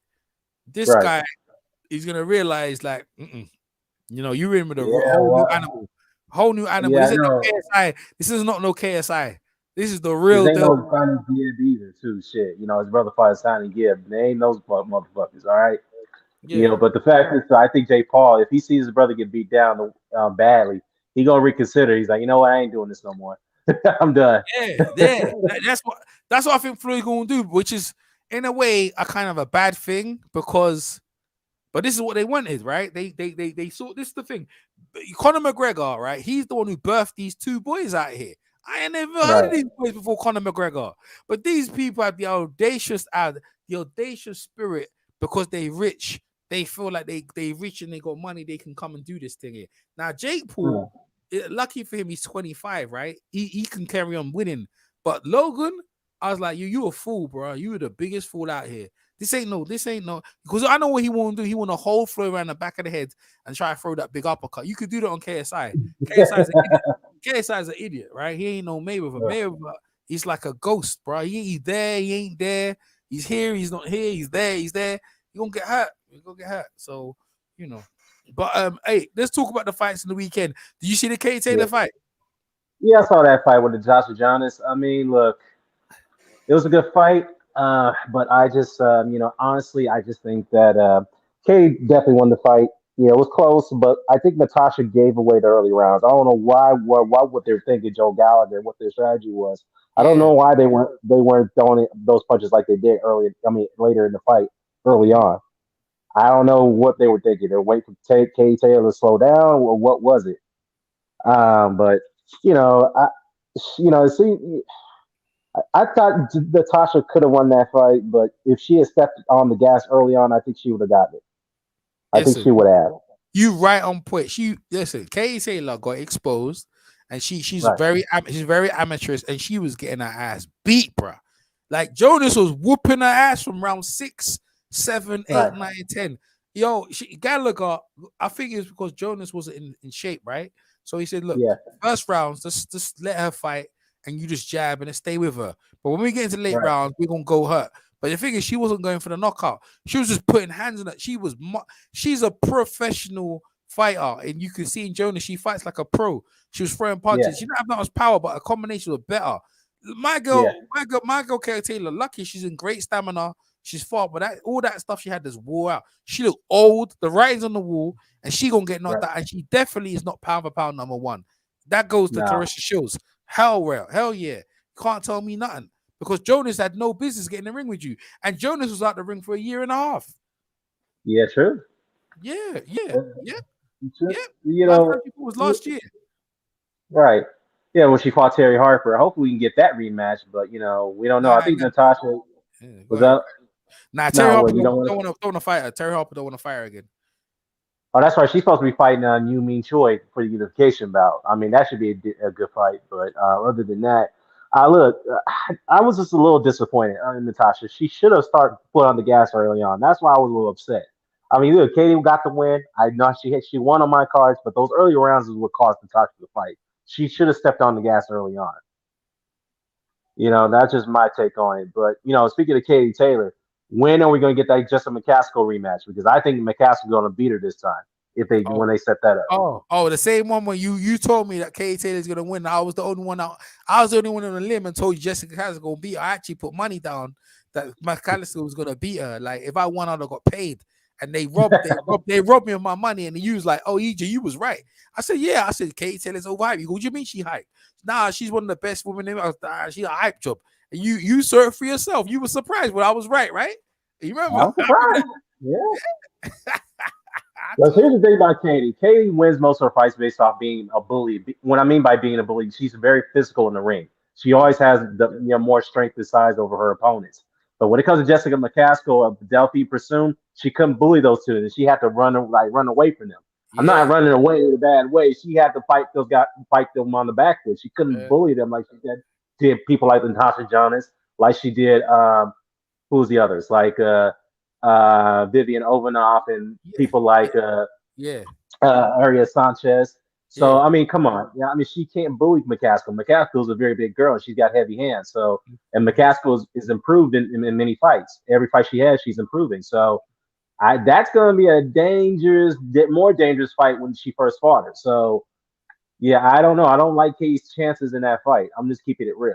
The only way she could probably win is to stay away from Jessica and don't trade with her. She ain't gonna fight.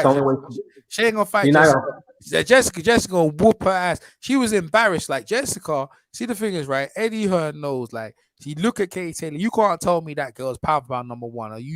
Eddie Hearn's full of it. He's full of same thing he says about Canelo's pound for pound. I goes, use lot as a bunch of liars. Yeah. That girl, Katie Taylor, got embarrassed. You could tell by her face. She couldn't believe she was getting stretched out. She's lucky it wasn't 3-minute rounds, man. She was lucky, and it wasn't 12. She would have got stretched out on her back, bro. You know what I mean? Like Jonas. Well, yeah, she would have got stretched out in the Pursuit fight, the first fight. She was out in the 12th round. Yeah, she was. And this is what I'm saying. And then she won. How the heck did she win? You had Bassoon crying. I remember I watched that fight. That was one of the worst decisions ever. And Eddie Hearn, he don't say nothing. He don't say nothing. And I was looking at myself like, this is why people dislike Eddie Hearn and stuff. And you see with Canelo, Billy Joe Saunders, is planting the seed to make sure he gets the decision, against Canelo. I'm telling you, bro, Eddie Hearn is good. He ain't with. Listen, let me tell you this. This is the second fight with Eddie Hearn, right? Eddie Hearn and Billy Joe Saunders are planning this shit. They gonna rob Canelo out here, bro. And there's Canelo can't. And those Oscar the Holy's gonna say, "Well, that's what happened when you leave me." That's it's possible. It's possible, but you know what? Man. Canelo don't win no rounds. He don't do shit. He don't do shit. He just sitting there waiting for you and shit. Like, he be giving up rounds, bro. And dudes be just giving him rounds because, like, yo, bomb all that shit. You in the UK now. Eddie Hearn go, listen, they gonna surprise. They're gonna have to get, like, when you see Billy Joe Saunders, right? And you see this massive security guard bring him to the ring. Just mark my words, there's robbery going on. So you're gonna bring Tyson Fury, you're gonna have to run for his life out there. The Mexicans are gonna come to kill someone. Oh yeah, well, speaking of Tyson Fury, I heard Mike Tyson got into an argument over the Canelo and Saunders fight. You heard about that? A real argument, or they played? I don't know if it was. I mean, it was a heated exchange because Mike Tyson said that Saunders was already knocked out before the fight started, and that pissed off Tyson Fury when he said that. Where he say that? Well, because he's just saying, look, Billy Joe Saunders already lost the fight. No, he said to his face. Where was it? Like, where was that? Yeah, I Like, think it was on his. I think it was in an interview, I believe, with the Hot Boxing with Mike Tyson. I think that's when it took place when he said this. the two of them together? Yeah, Yeah. yeah, it should be up there. I mean, let's go ahead and find it. Hold on, find Oh that clip. yeah, I will see that shit. Yo, because Tyson's sensitive like that. He'll be a bit sensitive. Like, that's his boy. Oh man, that's his boy, ain't it? Yo, okay. Yeah, Mike Tyson. that's his boy. Yeah, that's his boy. You know, but I thought they were boys, Mike Tyson and Tyson Fury. But sometimes they can't agree on everything. Yeah. Billy Joe Saunders outclasses Canelo, but don't get that decision. I'm telling you, Mike Tyson Fury is going to throw a campaign against Matchroom. And he's like, this is the reason why I'm not fighting your guy, because of shit like this. Bro, that's his If boy. I beat Yeah, Hotbox. No, Hotbox, that's a year ago. When Tyson gets angry. Okay, that's a month ago. When was this? Tyson, you gotta find that clip, bro. I'm gonna find it. Tyson pissed off Tyson Fury. Shit. LeBron James pissed off Mike Tyson during the Mayweather fight, did he? Shit. He did? I don't know. Yeah, there's a video on it 3 years ago. Shit, I didn't know that. Oh, because he was sitting behind him. I'm trying to find that clip, bro. Or maybe it was a tweet. Maybe it was a tweet, bro. Maybe it might be a tweet, not actual verbal. It could have been a tweet. Yeah, it could have been a tweet. But that did happen, though. That exchange did happen. Yeah. So, yeah, I don't know, man. I mean, that fight's next week, right? Next weekend, next Saturday. So it's this Saturday. Yeah, we were still Sunday over here. I don't know if it's still Saturday over here. It's Sunday over here. Sunday over there in America must be, right? So it is Sunday. It's Sunday. So it's this this coming weekend that the fight's gonna happen. And all right, so what's your prediction then? What's your prediction out here? Like I said though earlier, I think Canelo's gonna win it, but I wouldn't be surprised if Billy Joe Saunders outclass him, but don't get decision on the cards. That's all I gotta say.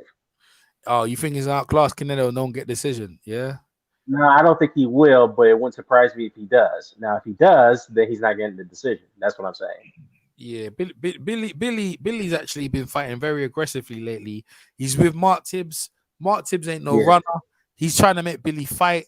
Billy's actually, I think Billy's gonna try and knock him out. Yeah, he's gonna try. He's gonna have to. He's gonna have to train for a knockout. He ain't getting the decision on the cards. That's what he's worried about. Yeah, I think he's gonna try and go for the knockout because he's been fighting very aggressively. And even though but the thing is, the last fight he busted up his hands against the Martin Murray. But I think that's the way he's gonna try and he's gonna go about it. You know what I mean? I think he's gonna I think everyone thinks he's gonna run. So that's why he's gonna roll, you know what I mean? He's gonna roll up, you know. And I'll be honest with you, them Renoson brothers, I think some of them are not as good as people think they are, you know. I think a lot of people need to understand that, you know, because with Canelo, but Canelo really style is not anything special, man. Because if the Renoson brother was so good, how come he beat Mayweather? So what's going on there?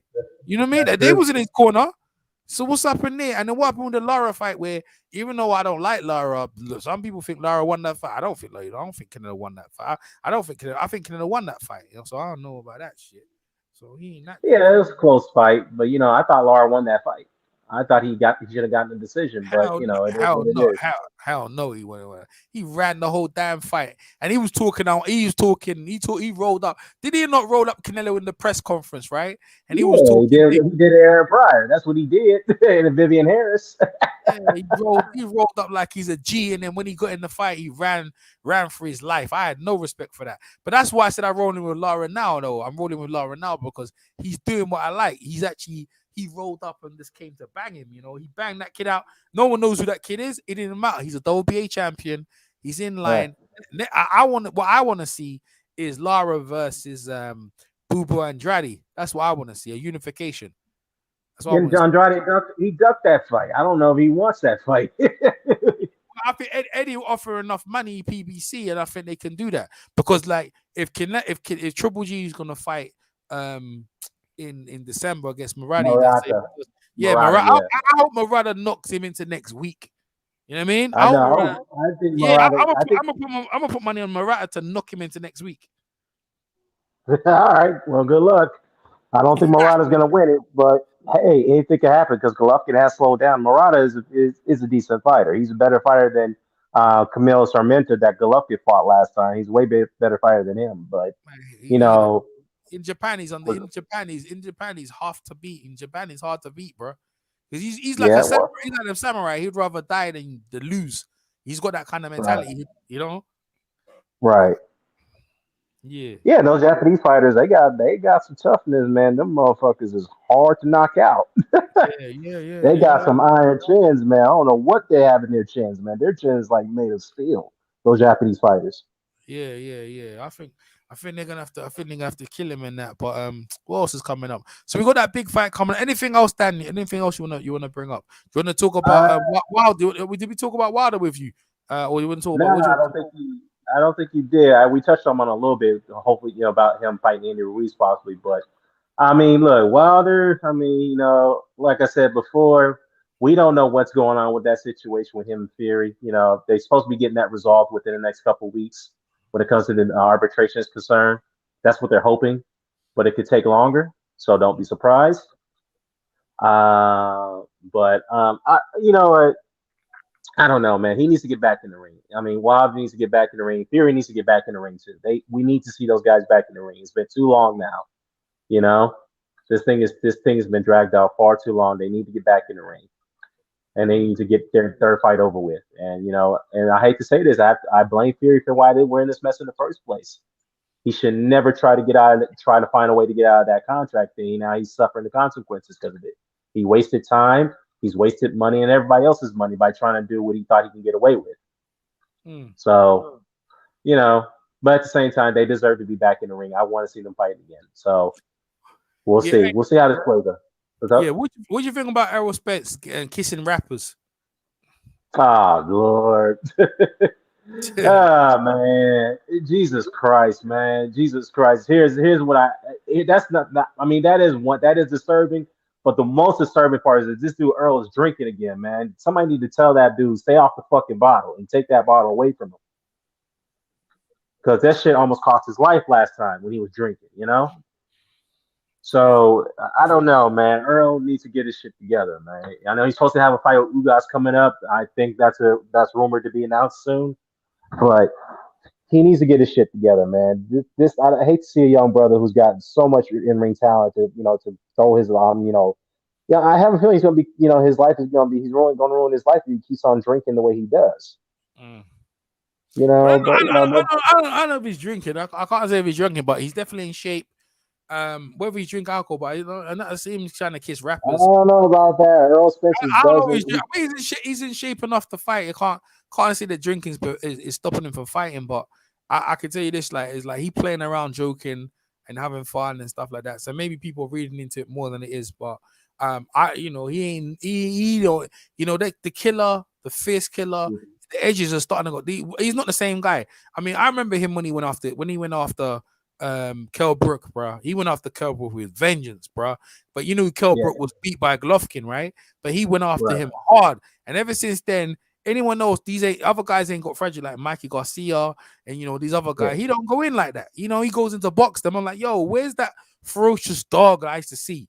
You know what I mean? And it's like, I guess because after the Kell Brooks and the Sean Porter's fights, he was getting caught multiple times in those fights. So that's why he's trying to stay. He wants to keep it at long range, man. Because he's like, fuck that. I'd rather box my way to victory, keep getting caught the way I was getting caught against those guys. Yeah. And don't forget, those guys did hurt him, and that's why he had to, retreat in some of those rounds against them. And yes, he beat Kell Brook into submission, but look at early in the fight. Kell Brook was getting the best of him and was backing him and pushing him to the ropes. It was a great fight. So I like him fighting like he don't fight that no way. He don't fight that no way. My man Brotherhood said, Errol's got a horse to avoid DUI charge. You funny, man. He probably has. He rides around Texas. Yeah. But what I'm saying is this, his style of fighting, I don't really like. Crawford's still a dog, bro. But Crawford is not fighting the level of opposition either. But Crawford fights with that vengeance, like he wants to stop you. He don't want to let you go 12 rounds. Errol Spence used to have that. He don't have that no more. You know what I mean? Keith Thurman, when he stepped up a level, all of a sudden, one knockout, all that. He wasn't about that smoke either. Like he fighting top opposition, but he wasn't trying to knock them out. It's like these dudes who's what's he say, strap season and whatever it is, you know what I'm saying? All the talk he talking about. When it came down to it, these dudes were never about it, But the Crawford never talks nothing. He just quiet and does his thing. Oh, Dan the man dropped out. You know what I'm saying? I was looking to bounce in a minute though, to be fair, bro. Because I swear I feel fatigued. You know what I mean? Brotherhood, what's going on, man? Yeah, Dan the man was just here. I have my man Troy from Philly. Oh, there he back. There he is. There he is. My bad. I don't know. I accidentally pressed the close the D button. My No, bad. no. I was just saying, I like the way Crawford fights, man. He fights like he goes in the stop, but even though he's not fighting that top to opposition that thing is, but he goes with a mentality that you ain't going 12 rounds, and I love that. I love the attitude because when you look at the old timers, they have that attitude like I don't care, I'm gonna force you to break, and Spence had that. He don't do that no more. He's like Spence goes in the mentality, I'm just gonna box you, I'm gonna win comfortably, and I keep moving. Well, if I knew you was gonna do that, why do you talk all that smoke, dog? You know what I mean? Why Right. you talk all that? It's very disappointing. And kissing rappers and drinking, it's like you to me, it's like you gone soft now. You softening up. You soft, you in silk sheets. And Hagler said it, hard to go out and train when you come out of silk sheets, you know what I'm saying? It is. Right. You wake up in the morning, your bed's all nice and cozy. You're not sleeping hard. And look at Andy Ruiz, right? Andy Ruiz Yeah. was poor, sleeping in the gym. He got them 2 fights with he's one of the rare Josh. guys to get 2 fights with Joshua. Rare guys to get 2 fights with Joshua. $1 million paydays. Bruh, ever since then, he's not the same guy no more. I don't think he's hungry no more. He's not the same guy no more. You know what I mean? No, of course. I think Ariola had more hunger than him, in terms of ambition. Like Right. Ruiz is just, I don't know why he even took so long to get back in the ring, to be fair. Right, you know what I mean? Yeah. But so I don't want him to see probably fight Ariola again, but I think he's the writing's on the wall for him. I think, to be fair, Dan, a lot of these guys here to stay at the top, as you realize when they get back to Fat Baby Miller, you know what I mean? Where he at? What's going on with him? Yeah, exactly. I mean, well, Big Baby Miller, well, you can't stay off them drugs. What I mean by drugs is the performance enhancement drugs, steroids and anabolic steroids, HGH. I mean, he be taking all kind of shit off the black market. So, he fucked his career up. So, I mean, he's failed 2 drug tests. So, I don't know, if anybody's going to take a chance with him again. So we'll see, man. He's going to have to really, really work his way back up. Povetkin went through that same ordeal, but the difference is Povetkin actually had a billionaire backer that still backed him, so that's why he was able to get back into contention. Yeah. So I don't know, man. Big Baby Miller, though, look, I mean, I hope he's learned his lesson. I do want to see him back in the mix somehow, some way. Yeah, Miller got popped again, man. I'm fatiguing out. Dan, any other topics you want to bring up? Anything else you want to bring up? Well, yeah. Last question, though. I know this is repetitive, but do you expect the announcement before Fury and Joshua this week? Hey, you know what's funny, right? I had so much enthusiastic for that fight, man. I was like, yeah, happened. I was telling Dan, and he goes, nah, I don't know, EJ. I was like, Dan, what are you talking about? Being negative. And you're like, nah, I don't know, EJ, man. That goes this, that goes, nah, it's gonna happen June, July. AJ said it was June, July, and now I've just lost hope. I've lost hope. I don't care. I've lost hope. Like the fight to me is like it's almost literally it's dead in the water. To me, it's like Errol Spence and Crawford. I just don't see it happening. And even let me tell you something. If Errol Spence and Crawford was announced tomorrow, I wouldn't care. Like it's just the way I work. I remember Mayweather and Pacquiao, right? I remember finally it got announced. Like it was like okay, after a long time, finally, right? But it was like that even though it was late, I was like, okay, finally, 5 years, 4 years, it happened. I was like, good. But this Fury and AJ, to be fair, that's not the fight I wanted to see. The fight I always wanted to see was AJ and Wilder. I mean, that to me still is the fight. It's the fight, between them two. It's still a great fight. It's still a great heavyweight fight. People will still want to see that. I don't really care for Fury and AJ. I never really did care. Like to me, it was like a domestic fight. The fight I want to see because it crossed both. See, the thing is, what I remember, the biggest fight in England, from England recent times with Ricky Hatton and Floyd Mayweather. Like, and I watched the other day, and I remember that fight was good because Ricky came for Mayweather. You know what I mean? And Mayweather had to, he had to work it out. And he was undefeated. And then, he worked out what Ricky was about, and then he took him out. And they had both sides of Atlanta watching that. And every next day, everyone was talking about it. It was great. So when I talk about the fights where you got America versus the UK, in that kind of in that thing where it's undisputed, it's amazing. The UK and the Fury fight, it was like, so what? Like, to me, it's like, yeah, they've seen each other, they're sparred, ain't nothing special. But the Wilder and AJ, they ain't never seen each other. They ain't never been in the ring with each other. It was special. And so I'm not really bothered with that. Spence and Crawford, it's more to tie up the welterweight division, but that now is lost its luster. So, Dan, to answer your question, I've lost energy in it, man. To be fair, I've lost energy in it. You know what I mean? I really have. You won, Dan. You won. You told me. I wasn't trying to be right in that situation. I really hope I was wrong because look, man, we all want to see that fight as soon as possible. But if you're talking about going to a location where you got a huge site fee like you did with Andy Ruiz and Anthony Joshua rematch, which we all knew that was inflated because I knew it was inflated when they say, oh, they were going to get $100 million site fee, where Joshua was going to get like $70 million, $80 million, whatever the case may be, which was a far cry from that because they only got $60 million for that, but still a lot of money. But anyways, the point is that this time around, why would investors put up that type of cash that they're looking for to fund the fight and pay these fighters and pay their promoters, pay the networks? Why would they put up that kind of cash in the middle of a pandemic? Number one. Number two, we're seeing cases of COVID rising in that region. And number three, one of the countries that's close to that region, India, there's a travel restriction now. In fact, Saudi's even, has banned international travel until the middle of this month, or probably they're going to extend that because of what's going on in India. So all those factors right there, you have to take into account, man. You can't defeat the laws of physics. That's what I always say, So I look, all those things right there, man. And plus, even Eddie Hearn and freaking Bob Arum even admitted that we still haven't worked out the broadcasting situations. We still have to work on that, and that can take time. Yeah, you're right. Yeah. So, there's one fight, Dan, that we can look for. Like Canelo and Billy Joe Saunders is happening, unification, and most people think it's going to be a mismatch. But there's one fight that might be competitive, is Josh Taylor versus Ramirez. Jose Ramirez. You know what I mean? I think that fight there is going to be quality, but I don't think Josh Taylor's going to get his ass whipped.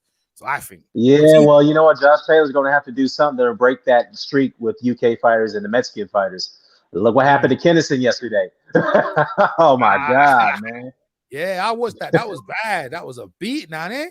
That was a whoop ass. Yeah. In the first round, man. It's like, what the fuck? And Eddie Hearn even said, I was yelling at him. I was like, don't fucking engage with him. Boy, what are you doing? It was bad. It was bad, Dan. It was bad. Doesn't it cause some? Go ahead. I was just saying, don't that cause some bit of anxiety to see that happening with you guys, with your fighters? You get these Mexican fighters? No, I ain't attached to no one out here. EJ's on his own. I'm attached from the island. I'm like, you know what? When AJ goes in a fight and he's gonna get whipped, I get thing. But it depends on the circle. Like when AJ lost to Maurice, I was happy because Eddie Hearn pissed me off, and they pissed me off with the Wilder situation. So when he lost him, but like when Wilder got his ass whipped, I'm not gonna lie, by Fury, that would hurt, bro. That hurt. Yeah, it hurt me too, bro. But this is a sport, man. We all move on. But you know what? I was happy when AJ beat Ruiz back in the rematch. So I changed my mind accordingly. My man lost one. Talk about Ricky Hatton's son. Ricky Hatton's son looked whack. Yeah, he did. He looked terrible. He still got a lot to learn, man. He still got a lot to learn. He ain't going nowhere fast, though. He ain't going nowhere fast. See, boxing is not about royalty because your dad was something. Your dad fights because you don't need to. So when Shane Mosley, your dad's fighting, you don't need to. So when you go in there, they're gonna beat you up because your dad's great, so they can feel like they're beating up your dad. Joe Frazier let his son get beat up by Larry Holmes. That should have never happened, bro. Larry Holmes then smashed up his son in front of him, just like blitz. You know what I mean? And I'm like, the boxer sons, it don't mean they'll be great. I look at him, I say he's a beating waiting around the corner. That Lara Josh Wharton fight was a beauty. That was a good beat down. Well, you know what? Let's talk about that real quickly though. Before that in the chat, the brotherhood says that ever since Sonny Edwards said that the Mexican fighters are cheats, and the Mexicans been slaying the Brits. I don't think it was Sonny Edwards who said that. I think it was his brother Charlie who said It's that. Charlie. It's probably Charlie.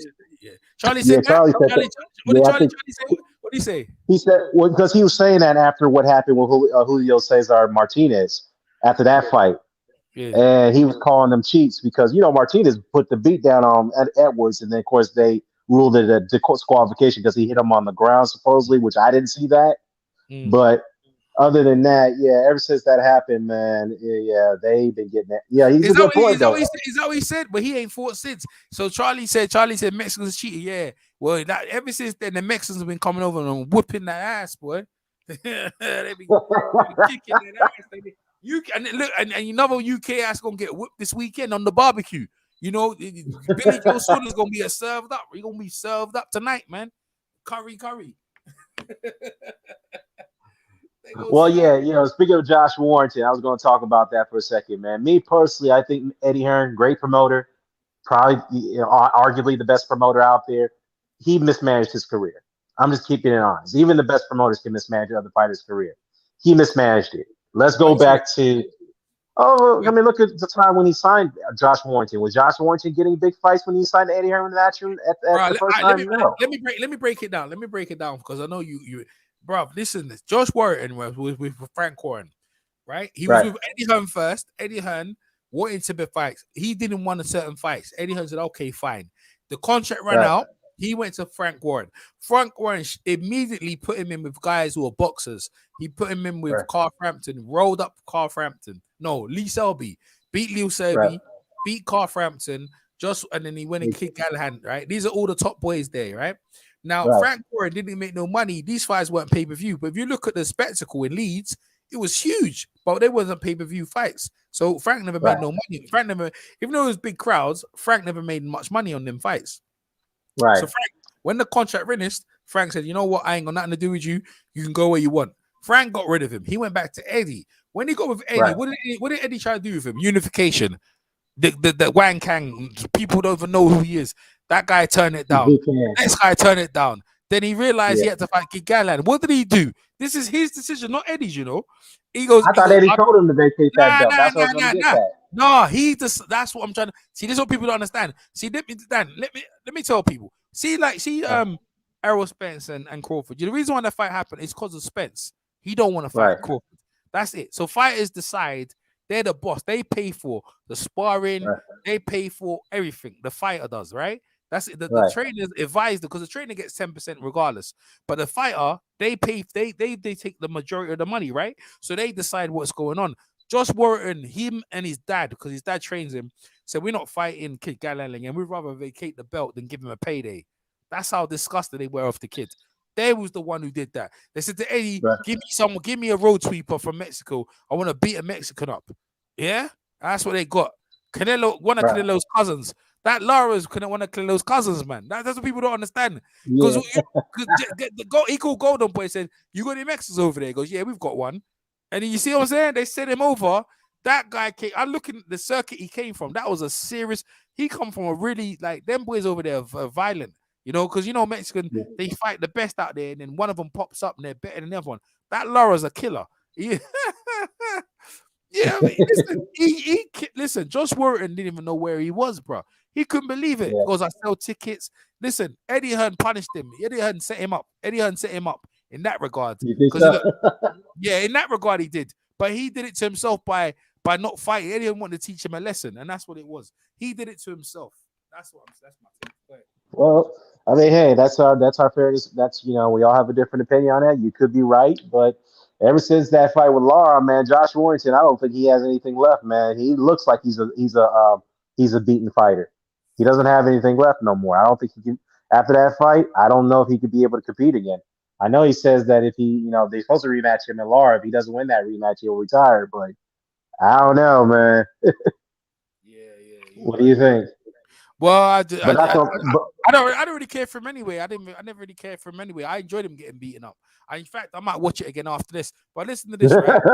Yeah, I Yeah. enjoyed it. I want to know where Lara is because I like Lara. I like that Lara guy. I think that Lara guy. I think I think Eddie Hearn's got him under contract, but bro, that guy should be fighting in Mexico, and he should have been on the Golden Boy card. If I was him, I'd immediately go to the PBC and start building my career off that beatdown of Thingy and try and put him in a fight with Gary Russell Jr.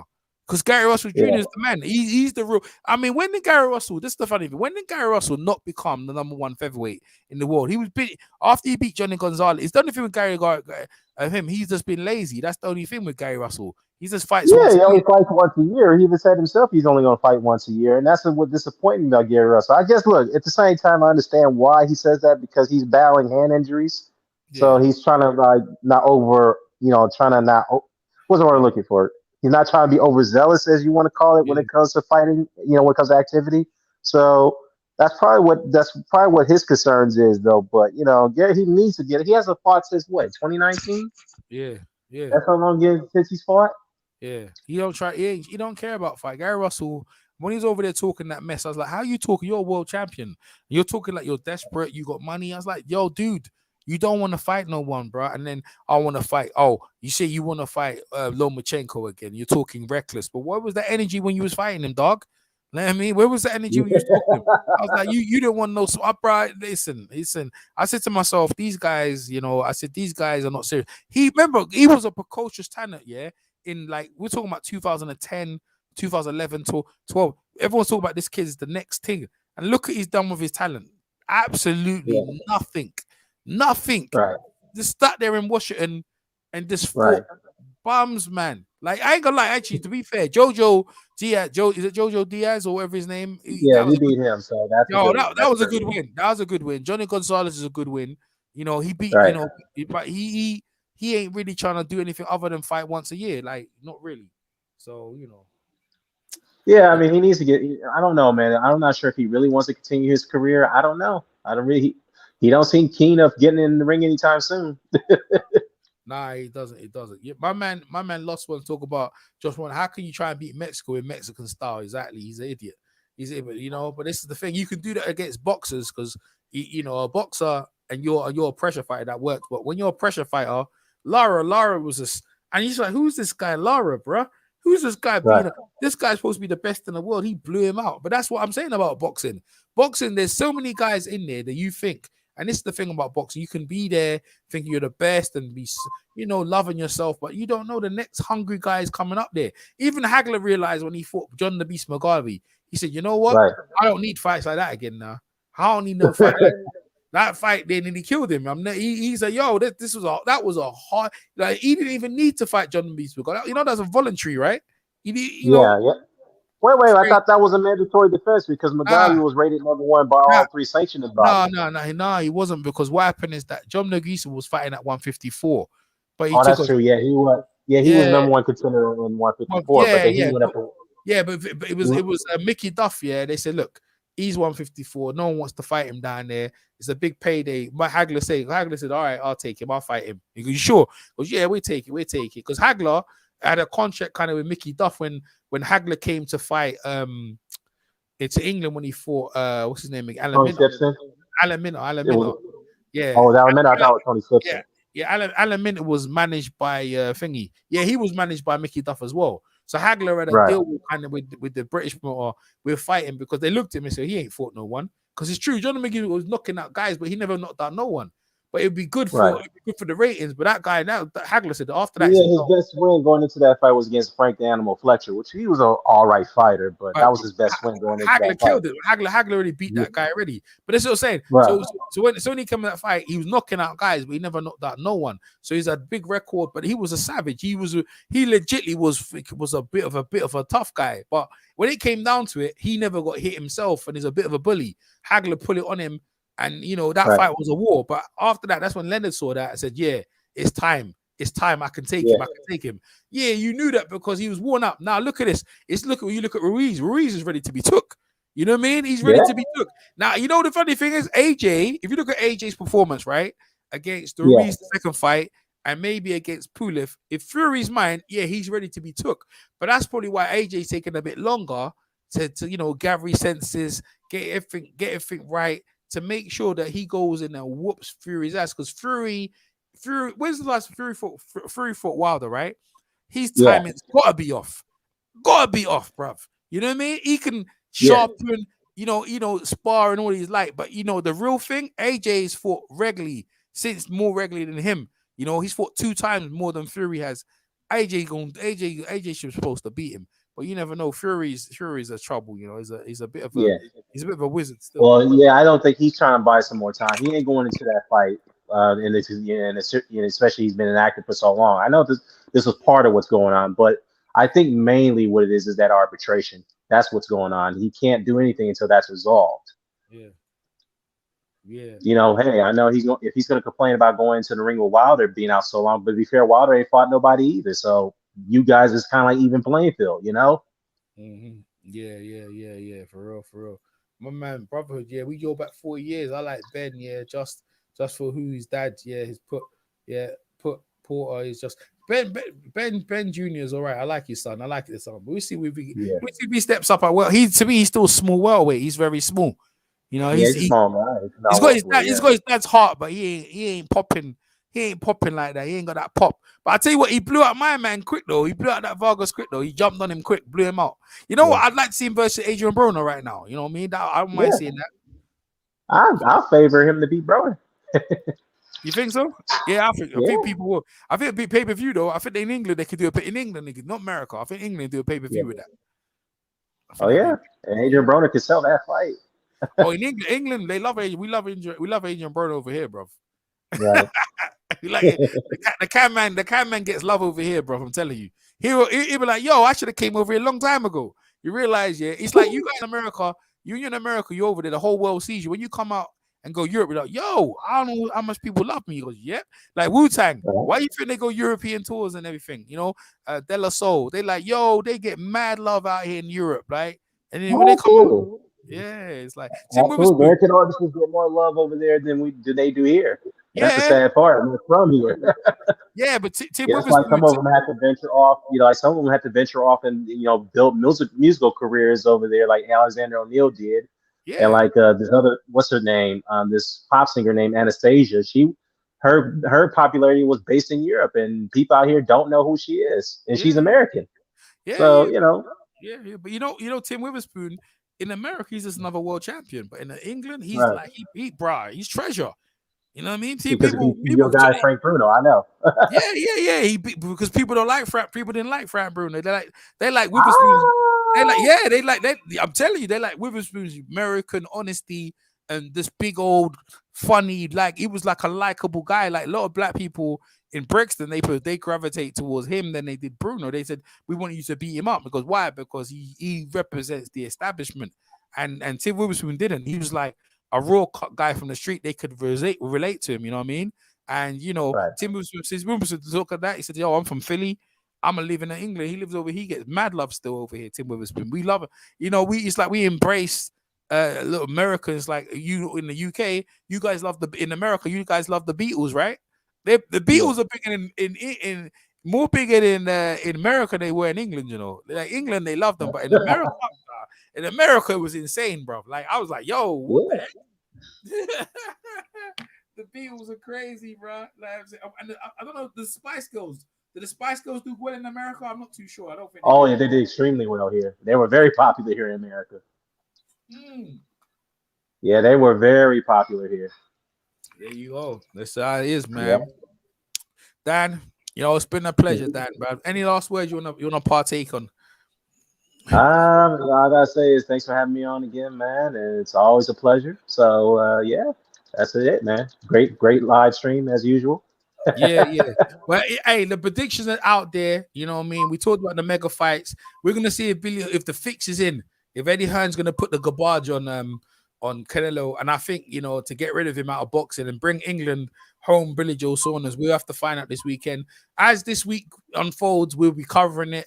I'm sure Dan's gonna probably do a live at some point with his boys over there, and we're just gonna cover it. But thanks very much, Dan, for coming over. Appreciate it. Thanks, man. Anytime. All right, man. Peace out, bro. That's Dan the man, bro. I hope you guys enjoyed the live hangout. Thanks to Lost One. Thanks to the Brotherhood. Thanks to all the guys who jumped in, man. Trey from Philly, of course, man. My man, was it Chino Projects? Is it Chill Out 84477, and all you guys, man. You know what I mean?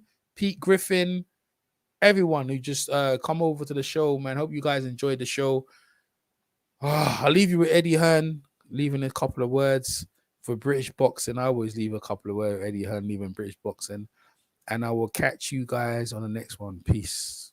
Message to all the fans watching it, wish them a Merry Christmas, and also why should they watch the fight? You should watch this fight because this is what boxing's all about. This is about putting your O on the line. This is about putting what you believe on the line. You think you can win? Step up in the big fights and let's see it. You can talk the talk, but when the lights come on and you walk out the O2 Arena into a little ring 20 foot by 20 foot to fight another man, this is the pureness of the sport. Why boxing is the greatest sport in the world, bar none. Let's build the hype, let's watch the excitement, and let's see the purity of British boxing explode and unfold February the 3rd, O2 Arena. Thanks very much, Eddie.